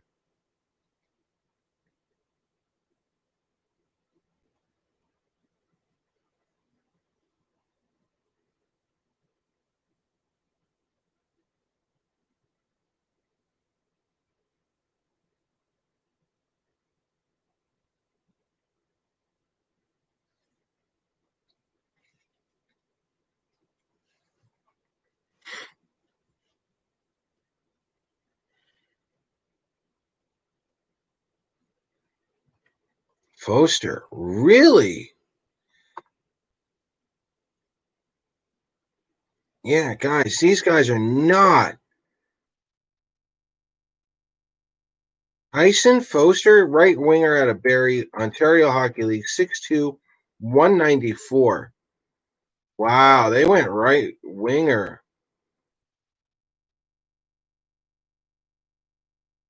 He beat out Jacob Perreault. Wow. All right. Well, let me see here.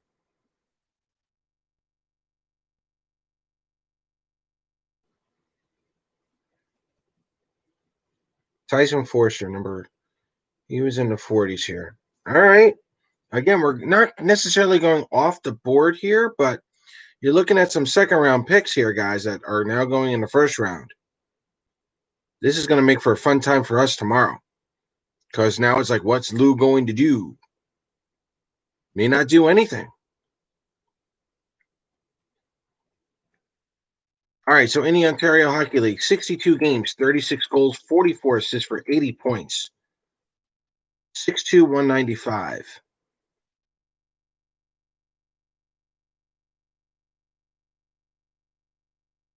Great wrist shot. He's a goal scorer. Plain and simple.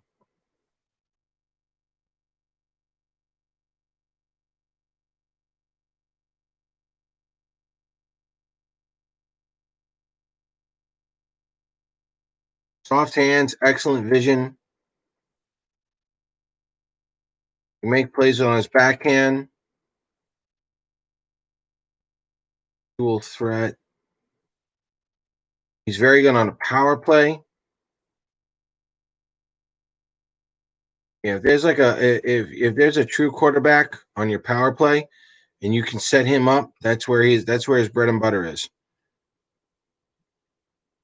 So good on the Flyers. Sneaky pick. Do you think we need to trade Eberle? No, I don't think so. I don't think so. Um,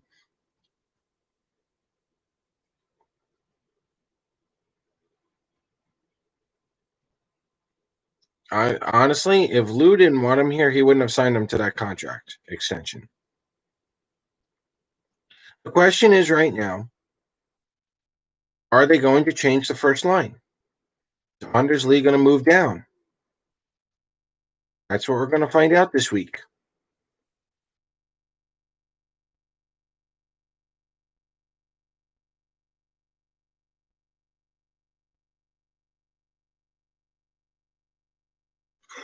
Flames on the clock.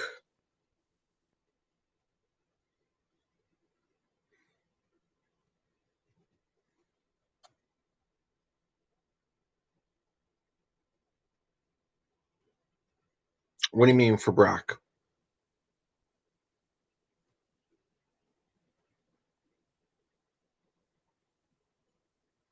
Oh, no, no. Brock Nelson's the second line center. Who are you going to move down? I don't know. We're going to find out. Could get a certain someone in here who plays left wing. You can always move Anders Lee down. Put Anders Lee with JG Peugeot and Derek Brassard if Derek Brassard is in fact re-signing.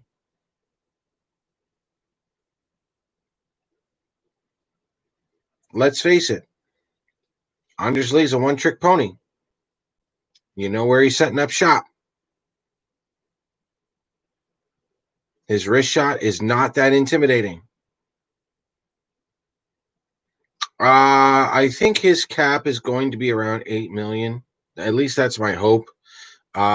Anything more than that, and it's going to be a little detrimental to the team because the flat cap is going to be what 81.5 for like the next 2 or 3 years. So 8 would be good, but what you can do on even on a long-term contract, you can give him like 6 million this year, 7 million next year, and just keep going up as he gets older. So he'll get paid that way over the long term to try to help the Islanders out. Or he can go the short contract. But I don't know if Barzal is going to really, handcuff the Islanders. He just went to the Eastern Conference Finals. He knows Belmont's a year away. Less than that now. Let's think about it. Yeah, it's less than a year away. They're in contention. Granted, I don't think he's going to do a Nathan McKinnon type deal, but he's going to get paid. I think he knows he can't get 10 million. He can't. He can't get 10 million at the state of the NHL the way it is. So 8 is my hope.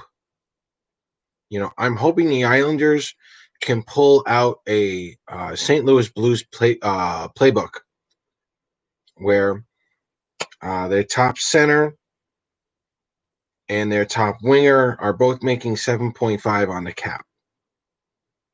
Ryan O'Reilly and Vladimir Tarasenko. They're both 7.5. You can do that. Oh my God, the Calgary Flames are actually picking. So think of 8 million on the cap space for Barzal. So that's the hope. But his price range will probably go up as he gets older.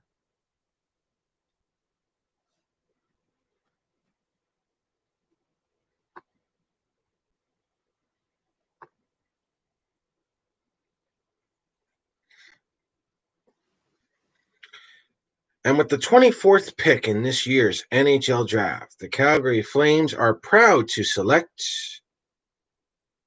Oh, God, here we go again. Oh, Lanny.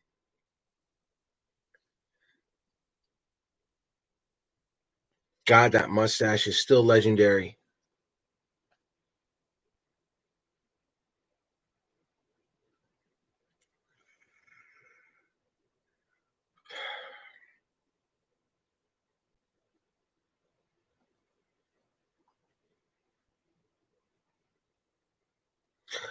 Favorite Islander of all time? Bossy. But over the years, it's changed over the years. You go from Bossy, Conazeri, good choice there. And you got a couple more draft picks to go along with that. Great choice for Calgary. Beautiful choice for Calgary. Over the years, it goes LaFontaine, it goes Palffy. I even got a soft spot for Tommy Salo. And then in the 2000s, I even had a soft, DiPietro. And then, Tavares, obviously. And right now it's Barzal. I will probably be getting a Sorokin jersey. But yeah, I used to play right winger and center. I'm sorry, right winger and goaltender. So, Randy, I always hate you. That's besides the point. We've been friends for 10 years. Why would I start liking you now? We're always going to hate each other. Conazeri, great pick. Great pick for the Calgary Flames. And does JT get his jersey retired? No, he does not get his jersey retired. Could he be a part of the Islanders Hall of Fame at some point? Maybe. Maybe. I don't think his number will be retired. That's already Goring's. But would he be a part of the Islanders Hall of Fame? Maybe. Maybe. I don't think so, though. We'll see. It's too early to tell. They normally say time heals old wounds. We'll see what happens. Give Tavares, Oposo, Nielsen, Hamonic, give those crop of young players credit.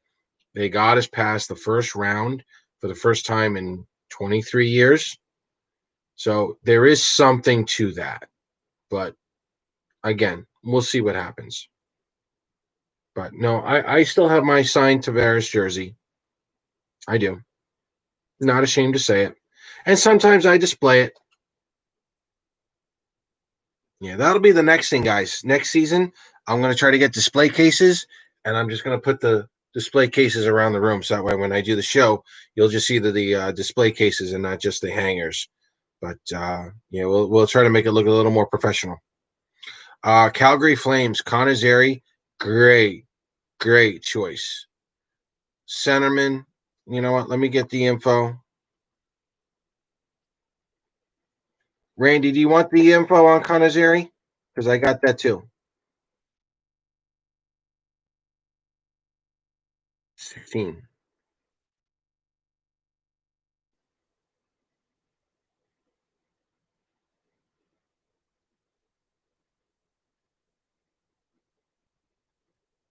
Conazeri, 6 footer, 178, left-handed shooter out of Kamloops Western Hockey League. Good God. 57 games played, 38 goals, 48 assists, 86 points. Good numbers for a centerman. He's got a really good two-way game. Um, he's physical. He can be a playmaker.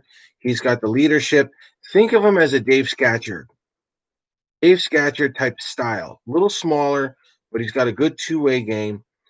He needs to work on his foot speed, which is exactly what was with Dave Scatcherd way back when. Um, he's a little bit above average on the skating, but he needs to, his breakout speed. But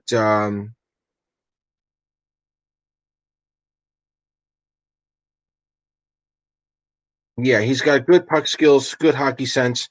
Um, Dave Scatcherd of the Islanders with a little bit more of a Matt Barzal or um, Josh Bailey hands, better control. Um, but real good pick for Conazeri. If Conazeri pans out, you're looking at a second line center. He's probably definitely a third line center, but he's got potential to be a second liner for sure. All right, so far we got Rask to the Avalanche as a rumor. That's interesting. But with his cap hit, that would take Taylor Hall out of that. That would take Taylor Hall out of the sweepstakes there, boys and girls. Be careful there.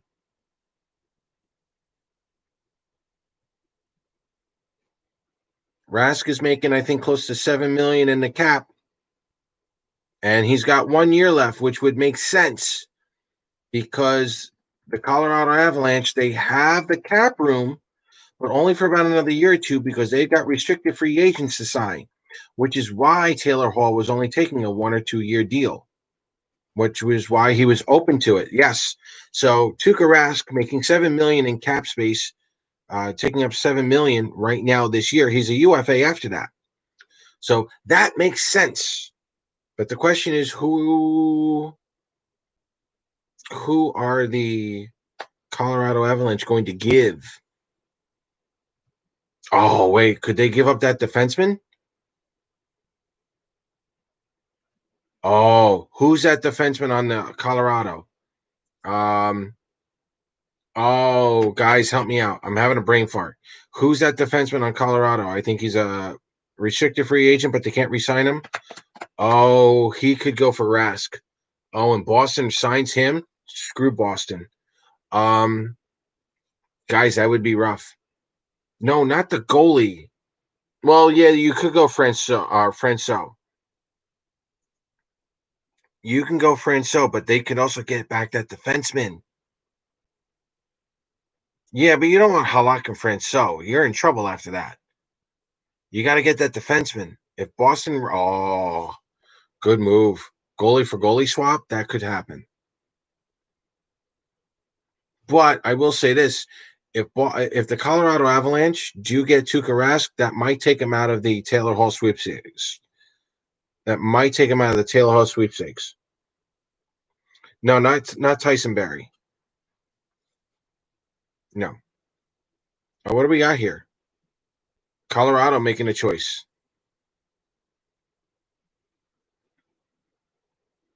Justin Barron. Oh, Barron. Okay. Barron out of Colorado. Good choice. Quebec Major Junior Hockey League. Good choice. Again, Barron was one of those low first rounders, high second rounders. Number 51. He could have gone anywhere. You scroll down a bit.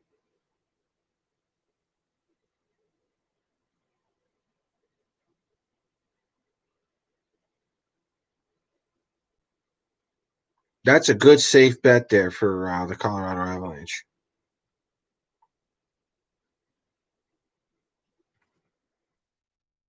All right, so Justin Barron, Halifax, 6'2", 195, right-handed shot.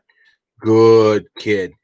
Um, Again, he's like a Adam Pellick type kid. 34 games, 4 goals, 15 assists, 19 points. He loves to shoot the puck. Shoots 2 shots per game. Could be an option on the power play, but he's young. He's good under the pressure. He's good on the forecheck. He's mobile. He's a good two-way defender. He's got some quick feet for a rear guard and the size. That's just a good. Yeah, he missed 3 months with a blood clot. That's true. Yep, back in December. Part of a rebuilding Halifax squad. But he was a top defenseman, and he only went down because of the blood clot. Good choice by the Colorado Avalanche. Sneaky move. Guys, we're almost done. We're down to 5 picks. Any other Islander questions, NHL questions, rumors, questions, comments, concerns? It looks like we're going to be here for a little while longer. So let's have some fun here. You put him with, yes, Zadorov. You give Rask, Francois, and Zadorov. Ooh, damn, Boston. That's a sneaky good move by Boston.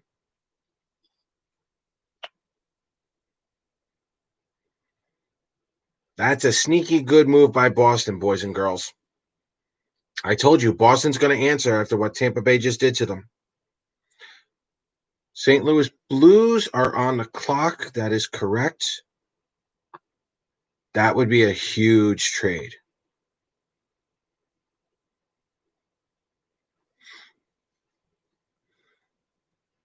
Jacob Perreault, Ridley Craig. Oh, no, I hope the Blues don't take Maverick Bourque. Shit. That would suck.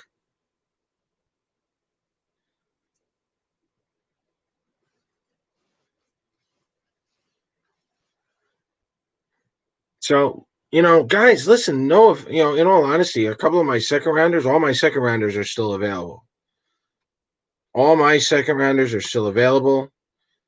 Peterson, Simulanik, Kuznetsov, and then my first rounders, Brisson, Grans, and Bourque, they're all still available. Which means there's a good crop of kids in the second round still available. Is it possible Luke could make a trade and get into the second round? Maybe if there's something there. I mean, there's a good crop of kids, in that second round. It could be a little enticing to see what happens.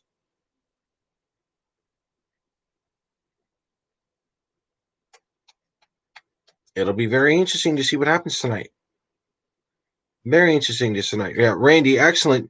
Excellent trade. Excellent. Well, yeah, excellent trades to begin with. Getting a couple of third and fourth rounders in there, but then you got Conazeri. Excellent draft day moves. And you're not done. That's just a very good move there, Randy. Good move by you and the Flames. Real good.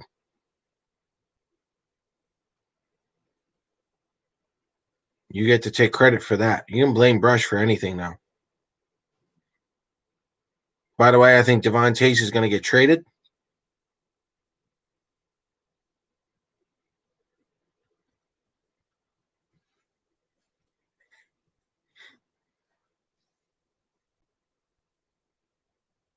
There he is. Just wanted to make sure you're still here. Just wanted to make sure you're still here. Devon Tays is not going to get traded, although he probably should be. Actually, what came up in my memories on Facebook? We took a bunch of pictures for the season ticket holders last year with the Bridgeport Sound Tigers. Gibson, Bellows, Hosang, Michael Dal Cole. I think Devon Tays was there, and I was going to write down in my memories. It's a shame all these guys are going to be gone in a couple of weeks, including Tays. Jake Neighbors. Really? These guys are going literally, guys, off the board. Off the board.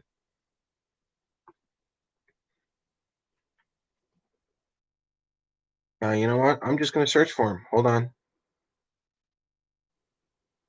No, go back. Shit.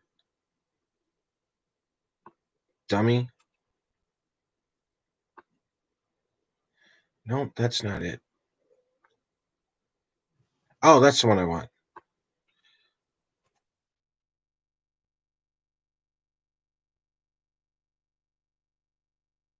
Oh, there we go. Good. Next. Jake Neighbors. Oops, sorry. 6'0", 195. Good size. Another Alberta boy. Played in Edmonton Oil Kings. Griffin Reinhardt's former team there. 63 games, 23 goals, 47 assists for 70 points. Excellent passer, can thread the needle. He's tough to match up against. He's got some good size, obviously. And he can drop the gloves. Sounds good there.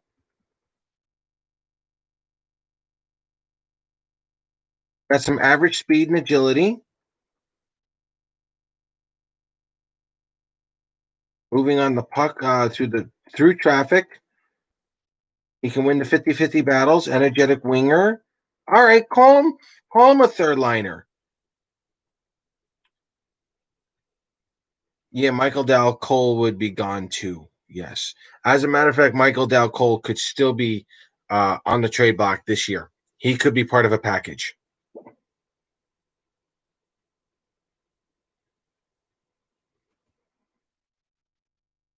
I could definitely see Dal Cole being part of a package.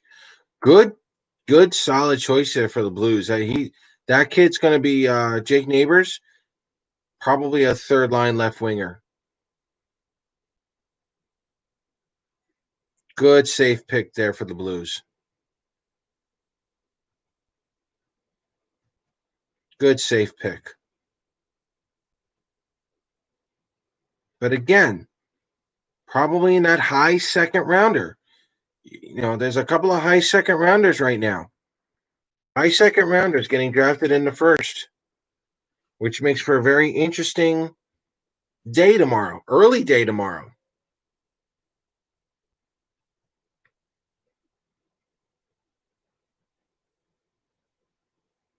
Maverick Bork, Brendan Brisson, Helgi Gaines, Jan Misak. Look out for Jan Misak.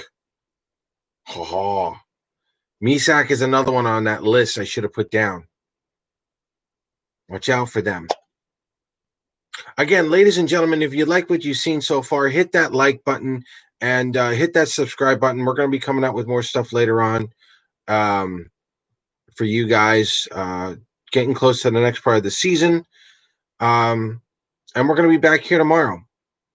When is the start date for that thing tomorrow? Is it 12?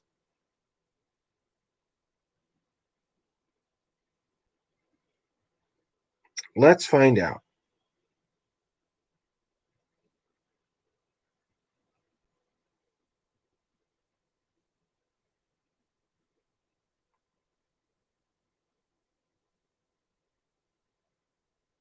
Yeah, rounds 2 through 11, NHL Network at 11:30. So, yeah, we could probably stop on at 11.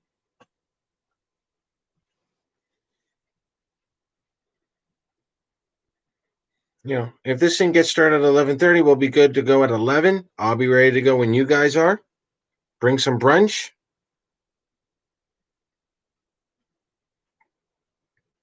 The Anaheim Ducks are next. The pick is in. And there's Perot. Good choice. Feisty guy. Jacob Perot. Did I say rounds 2 through 11? 2 through 7. We start at 11. Rounds 2 through 7, we start at 11. Right? That's when the second round starts, right? 11 my time. Which means, Randy, you got to get up at 8. You can't fire me. You don't even own this thing. You can't get Gary to fire me either. That won't happen.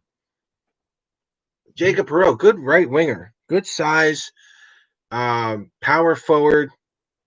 He's going to get some time to develop, but the Ducks needed one. They got to rebuild. They got to do a lot of stuff. And that's Yannick Perreault's son. Yannick Perreault played, quite a few games in the NHL. So good bloodline there. He'll be well prepared for the NHL. Good. Fire me, please. Be doing me a favor. He's got a good perimeter game. Jamie Drysdale and Yannick Perreault. Gotta tell you guys, that's not a bad combination here for the Ducks. I like that. It's on the NHL Network. Which reminds me, I gotta find the NHL Network somewhere on the stream. If not, I'm gonna have to rely on you guys.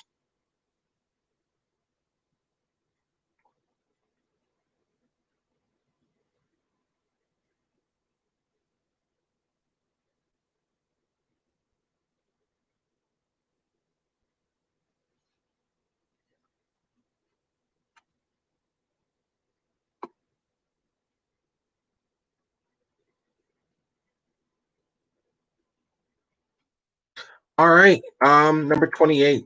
We're up to the Ottawa Senators. Guys, Ottawa wanted to move up. Couldn't do it. Do they draft here or do they trade down? What do they have left?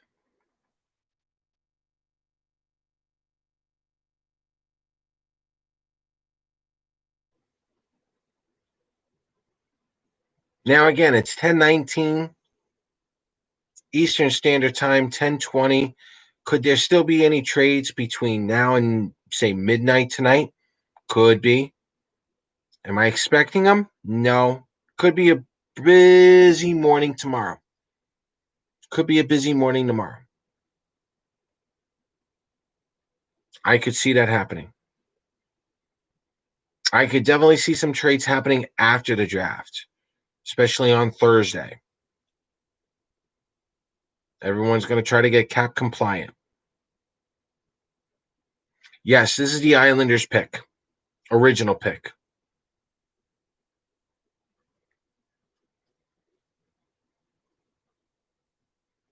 And you know what? Let's have some fun here. I'm not going to lie. If the Islanders still had this pick right now, I go Maverick Bork.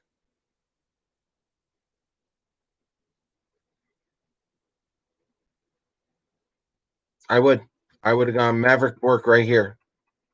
And he reminds me of Braden Point or Jason Blake at the center position. That's who I probably would have picked with this one right here at number 28. And I would have been ecstatic. Probably would have done a dance around my apartment.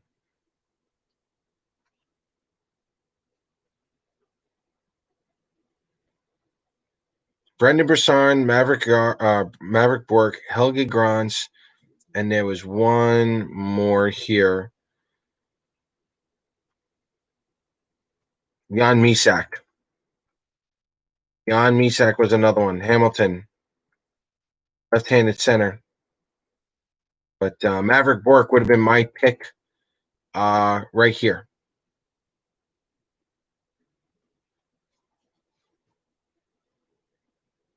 Could I see a trade with this pick? Well, with a minute to go, maybe. Maybe. You know, we're low enough here. Could they get an established player for this pick? They could, depending on who they get. William Wallander. That's a good choice. That's a good choice there, Brush or Brian, whoever you are.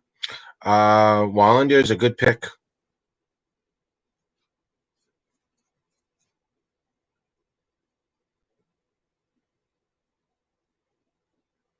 Defenseman. Yeah, yeah, that's a safe bet. I would still go Helge Grans over William Wallander, but Wallander hasn't. I'm a little surprised Wallander hasn't been picked up.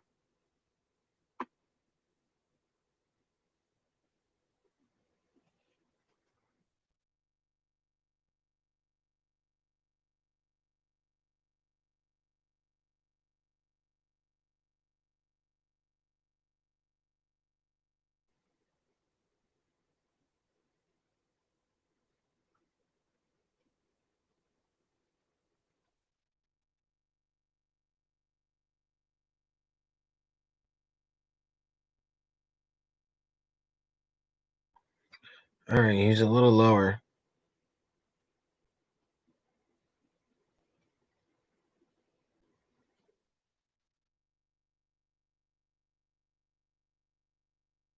Ridley Gregg, really?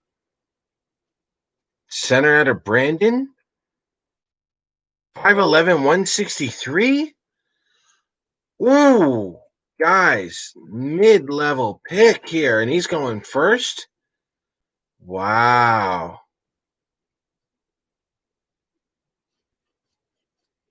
I mean, Cracker Barrel and weight room, boys and girls. That's a risk. That's a risky play right there. Centerman, Brandon. I get more information from him, but I guess I could. Let's do it. Greig.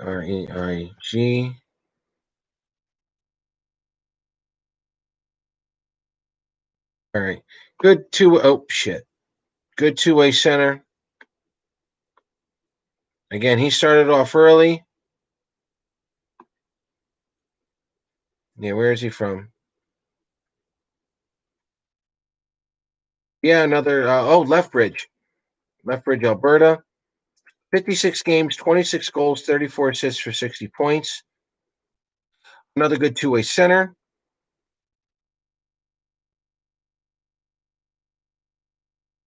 Oh, and his dad's a scout for the Philadelphia Flyers. A decent pick.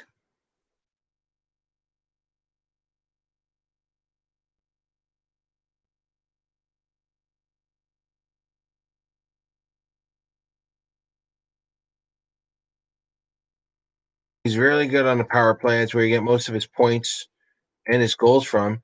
He's got speed. He's got some physical aspects of him. Um, Good puck skills, good decision making on and off the puck. He's got soft hands. He's very coachable, great attitude, willing to win, willing to execute. He's a coach's player. Yeah. All right. Good pick. Again, I don't know if I would go. What, 5'11", 163. 5'11", 163.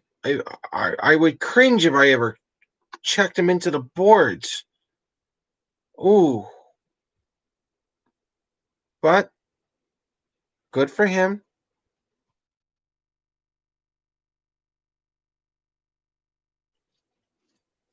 Yeah, that don't matter though.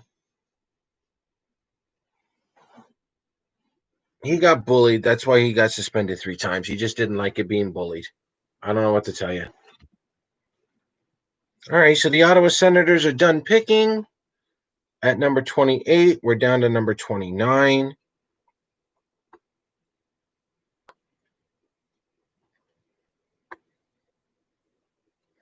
The Vegas Golden Knights are next.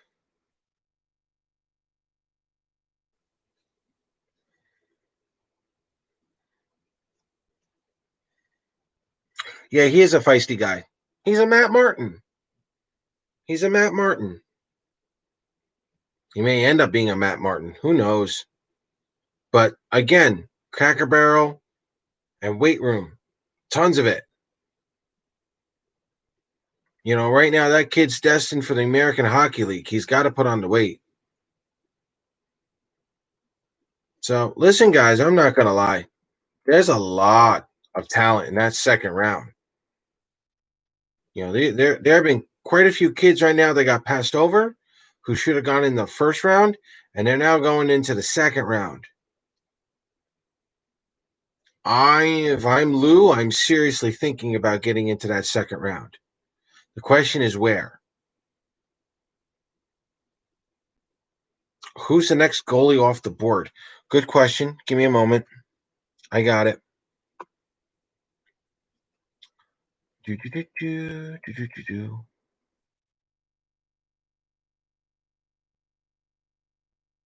Actually, I think he was on my list. Drew Comesso. Yeah, Comesso was not there, but Comesso is a could be a bottom second or a third rounder. U.S. under 18, 6'2", 180 pounds.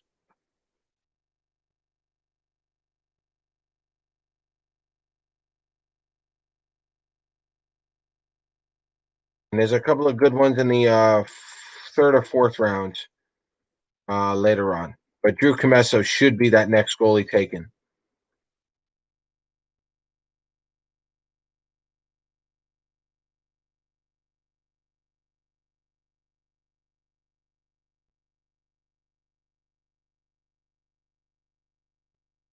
Oh, there's another Dawes. Dawes was another one. He's an overager. I forget what team he's on. I got the info later on. Vegas Golden Knights. Who are you taking? Brendan Brisson. I hate the great. Ah, damn it. Good pick, Brendan Brisson for the Vegas Golden Knights. Again, 5'11", 175 out of Chicago in the U.S. Hockey League. He's your Casey Zizekas. He's your Casey Zizekas right now. He's your 20 goal scoring Casey Zizekas. That's what he brings to this game. That's what Brendan Brisson brings. Real good pick. Could definitely be a second line center at this point. As a potential, could be a third liner. Who knows? Just real good pick. Uh, Real good pick by Vegas. So he's now off my list. Son of a gun.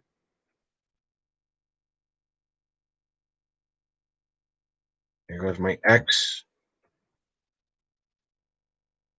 Take that off. Crap. But again, I still like Maverick Bork. Maverick Bork is still available.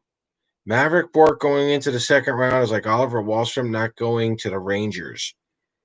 He's going to take that personal.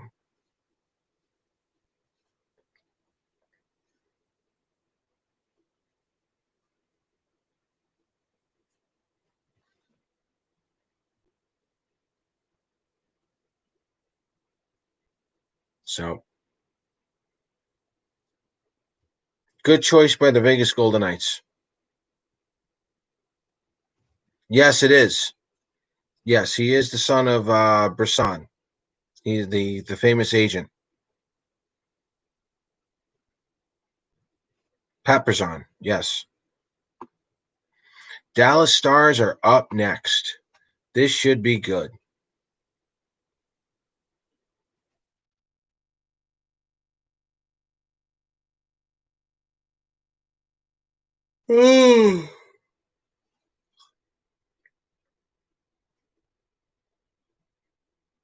Welcome, boys and girls, to the final. We'll call it half hour at most.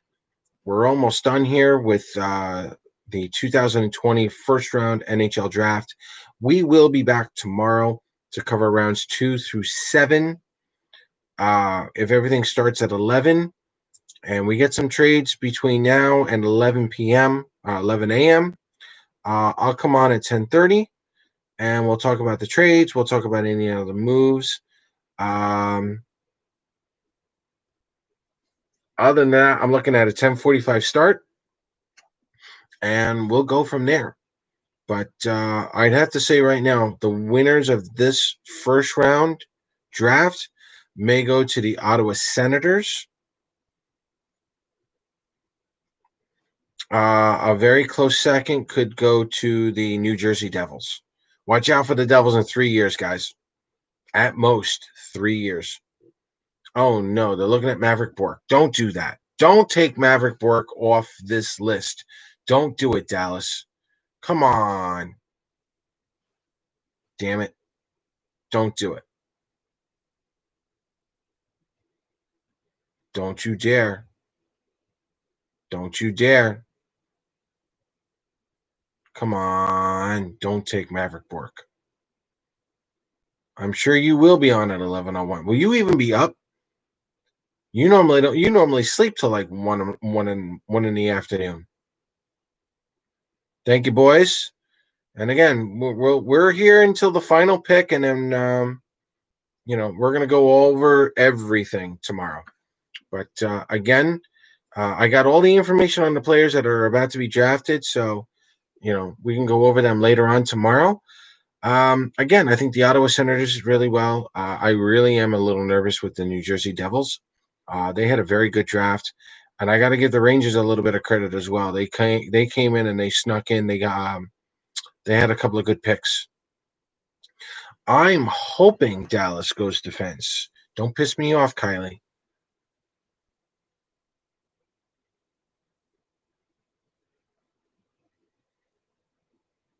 William Wallander is still a possibility. I hope they skip Helga Grans. Helga Grans and Maverick Bork, they don't have to take them. Skip them. Skip them.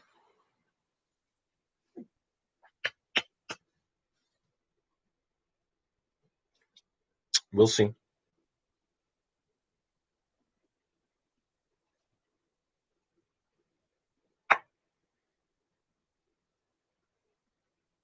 So leave your comments here in the live chat.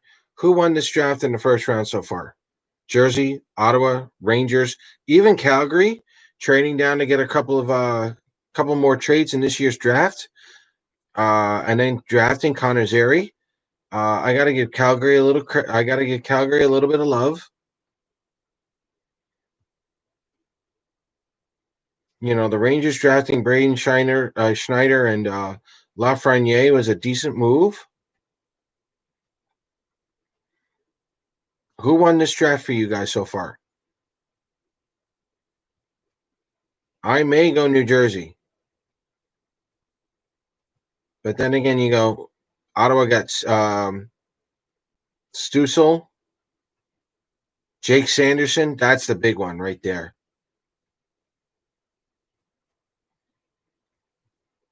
And who is their third pick?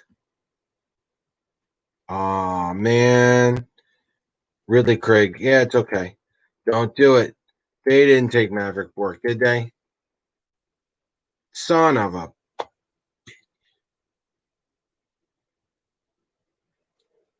Damn it. Dallas, you just got yourself a great pick. Maverick Bork, no lie, he's Brock Nelson in the making. Maybe a little bit better. Good pick, Dallas. Great pick, Dallas. You know what? I'm going in the second line center. I don't want to say Jamie Benn replacement, but he could be that good. He really could be that good, guys. I'm not going to put him up there with Jamie Benn, but yeah, he's up there. When I see the kid, he reminds me of Brock Nelson. He does. I've seen enough video on him. He's got that Brock Nelson thing to him. He really does.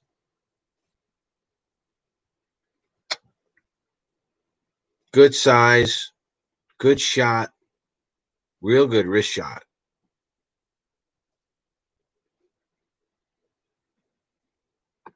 Can't really go wrong with that. Good move, Dallas. Congratulations on that pick. And then, folks, we're down to the final pick in the 2020 first round draft.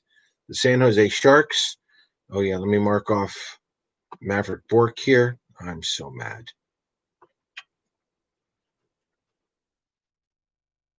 Seth Jarvis was already knocked off. I figured.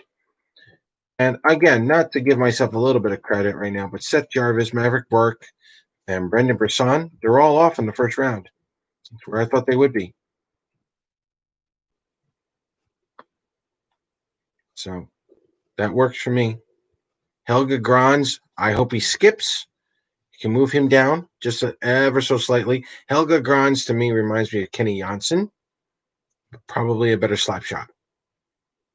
He'd be somewhere in between Devon Tays and Ryan Pulock.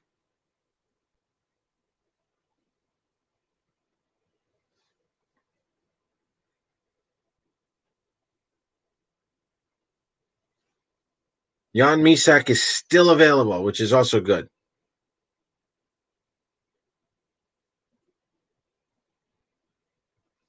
So I don't know. With what I've seen so far in the first round, guys, quite a few mid-second rounders were taken in the first round.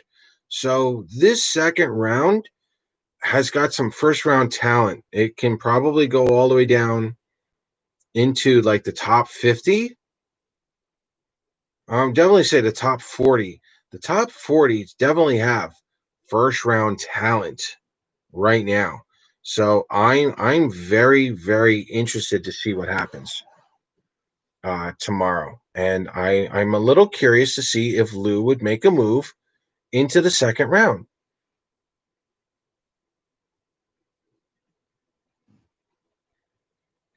Excuse me.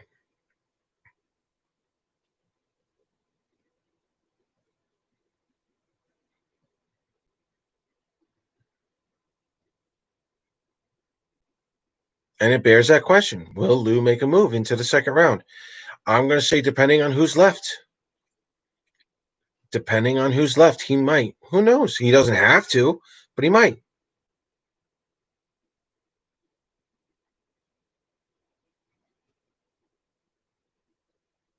Are you mocking me? Don't mock me.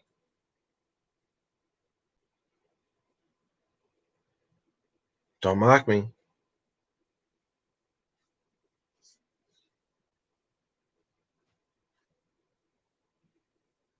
So we're just waiting on the last pick here, boys and girls. This has been fun. Glad you guys are enjoying this. Again, if you are enjoying it, hit the like button. Don't forget to subscribe. And even after tomorrow, we're going to be going through a couple of things for you guys, especially here on YouTube. We're going to share a couple of videos. We're going to try whatever we can to get you through this next off season, shall we call it, and in preparations for January 1st. So we'll see what happens. And don't forget to follow us on Twitter. IELTS Talk on Twitter and Facebook and Periscope. We're on all three. And again, on YouTube, don't forget to like this content and hit that subscribe button. It's going to help me out a lot. All right, so the San Jose Sharks pick is in. And the final pick in the 2020 first round draft belongs to the San Jose Sharks. And they are picking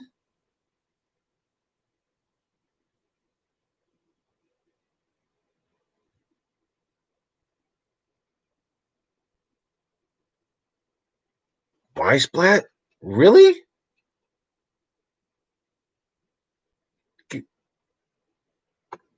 Guys, I'm not even lying to you. He's again second rounders.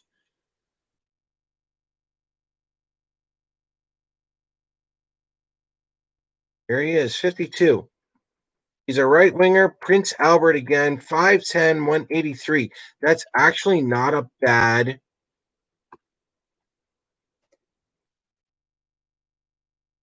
That's actually not a bad size.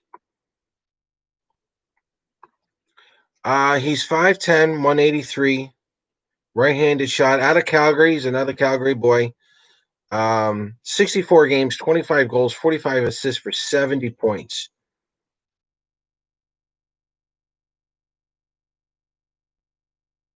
He's good off the puck. He's a tenacious forechecker, good two-way guy. Um, he's got a really good shot. He's actually got a decent passing. He's a good passer, real accurate pass.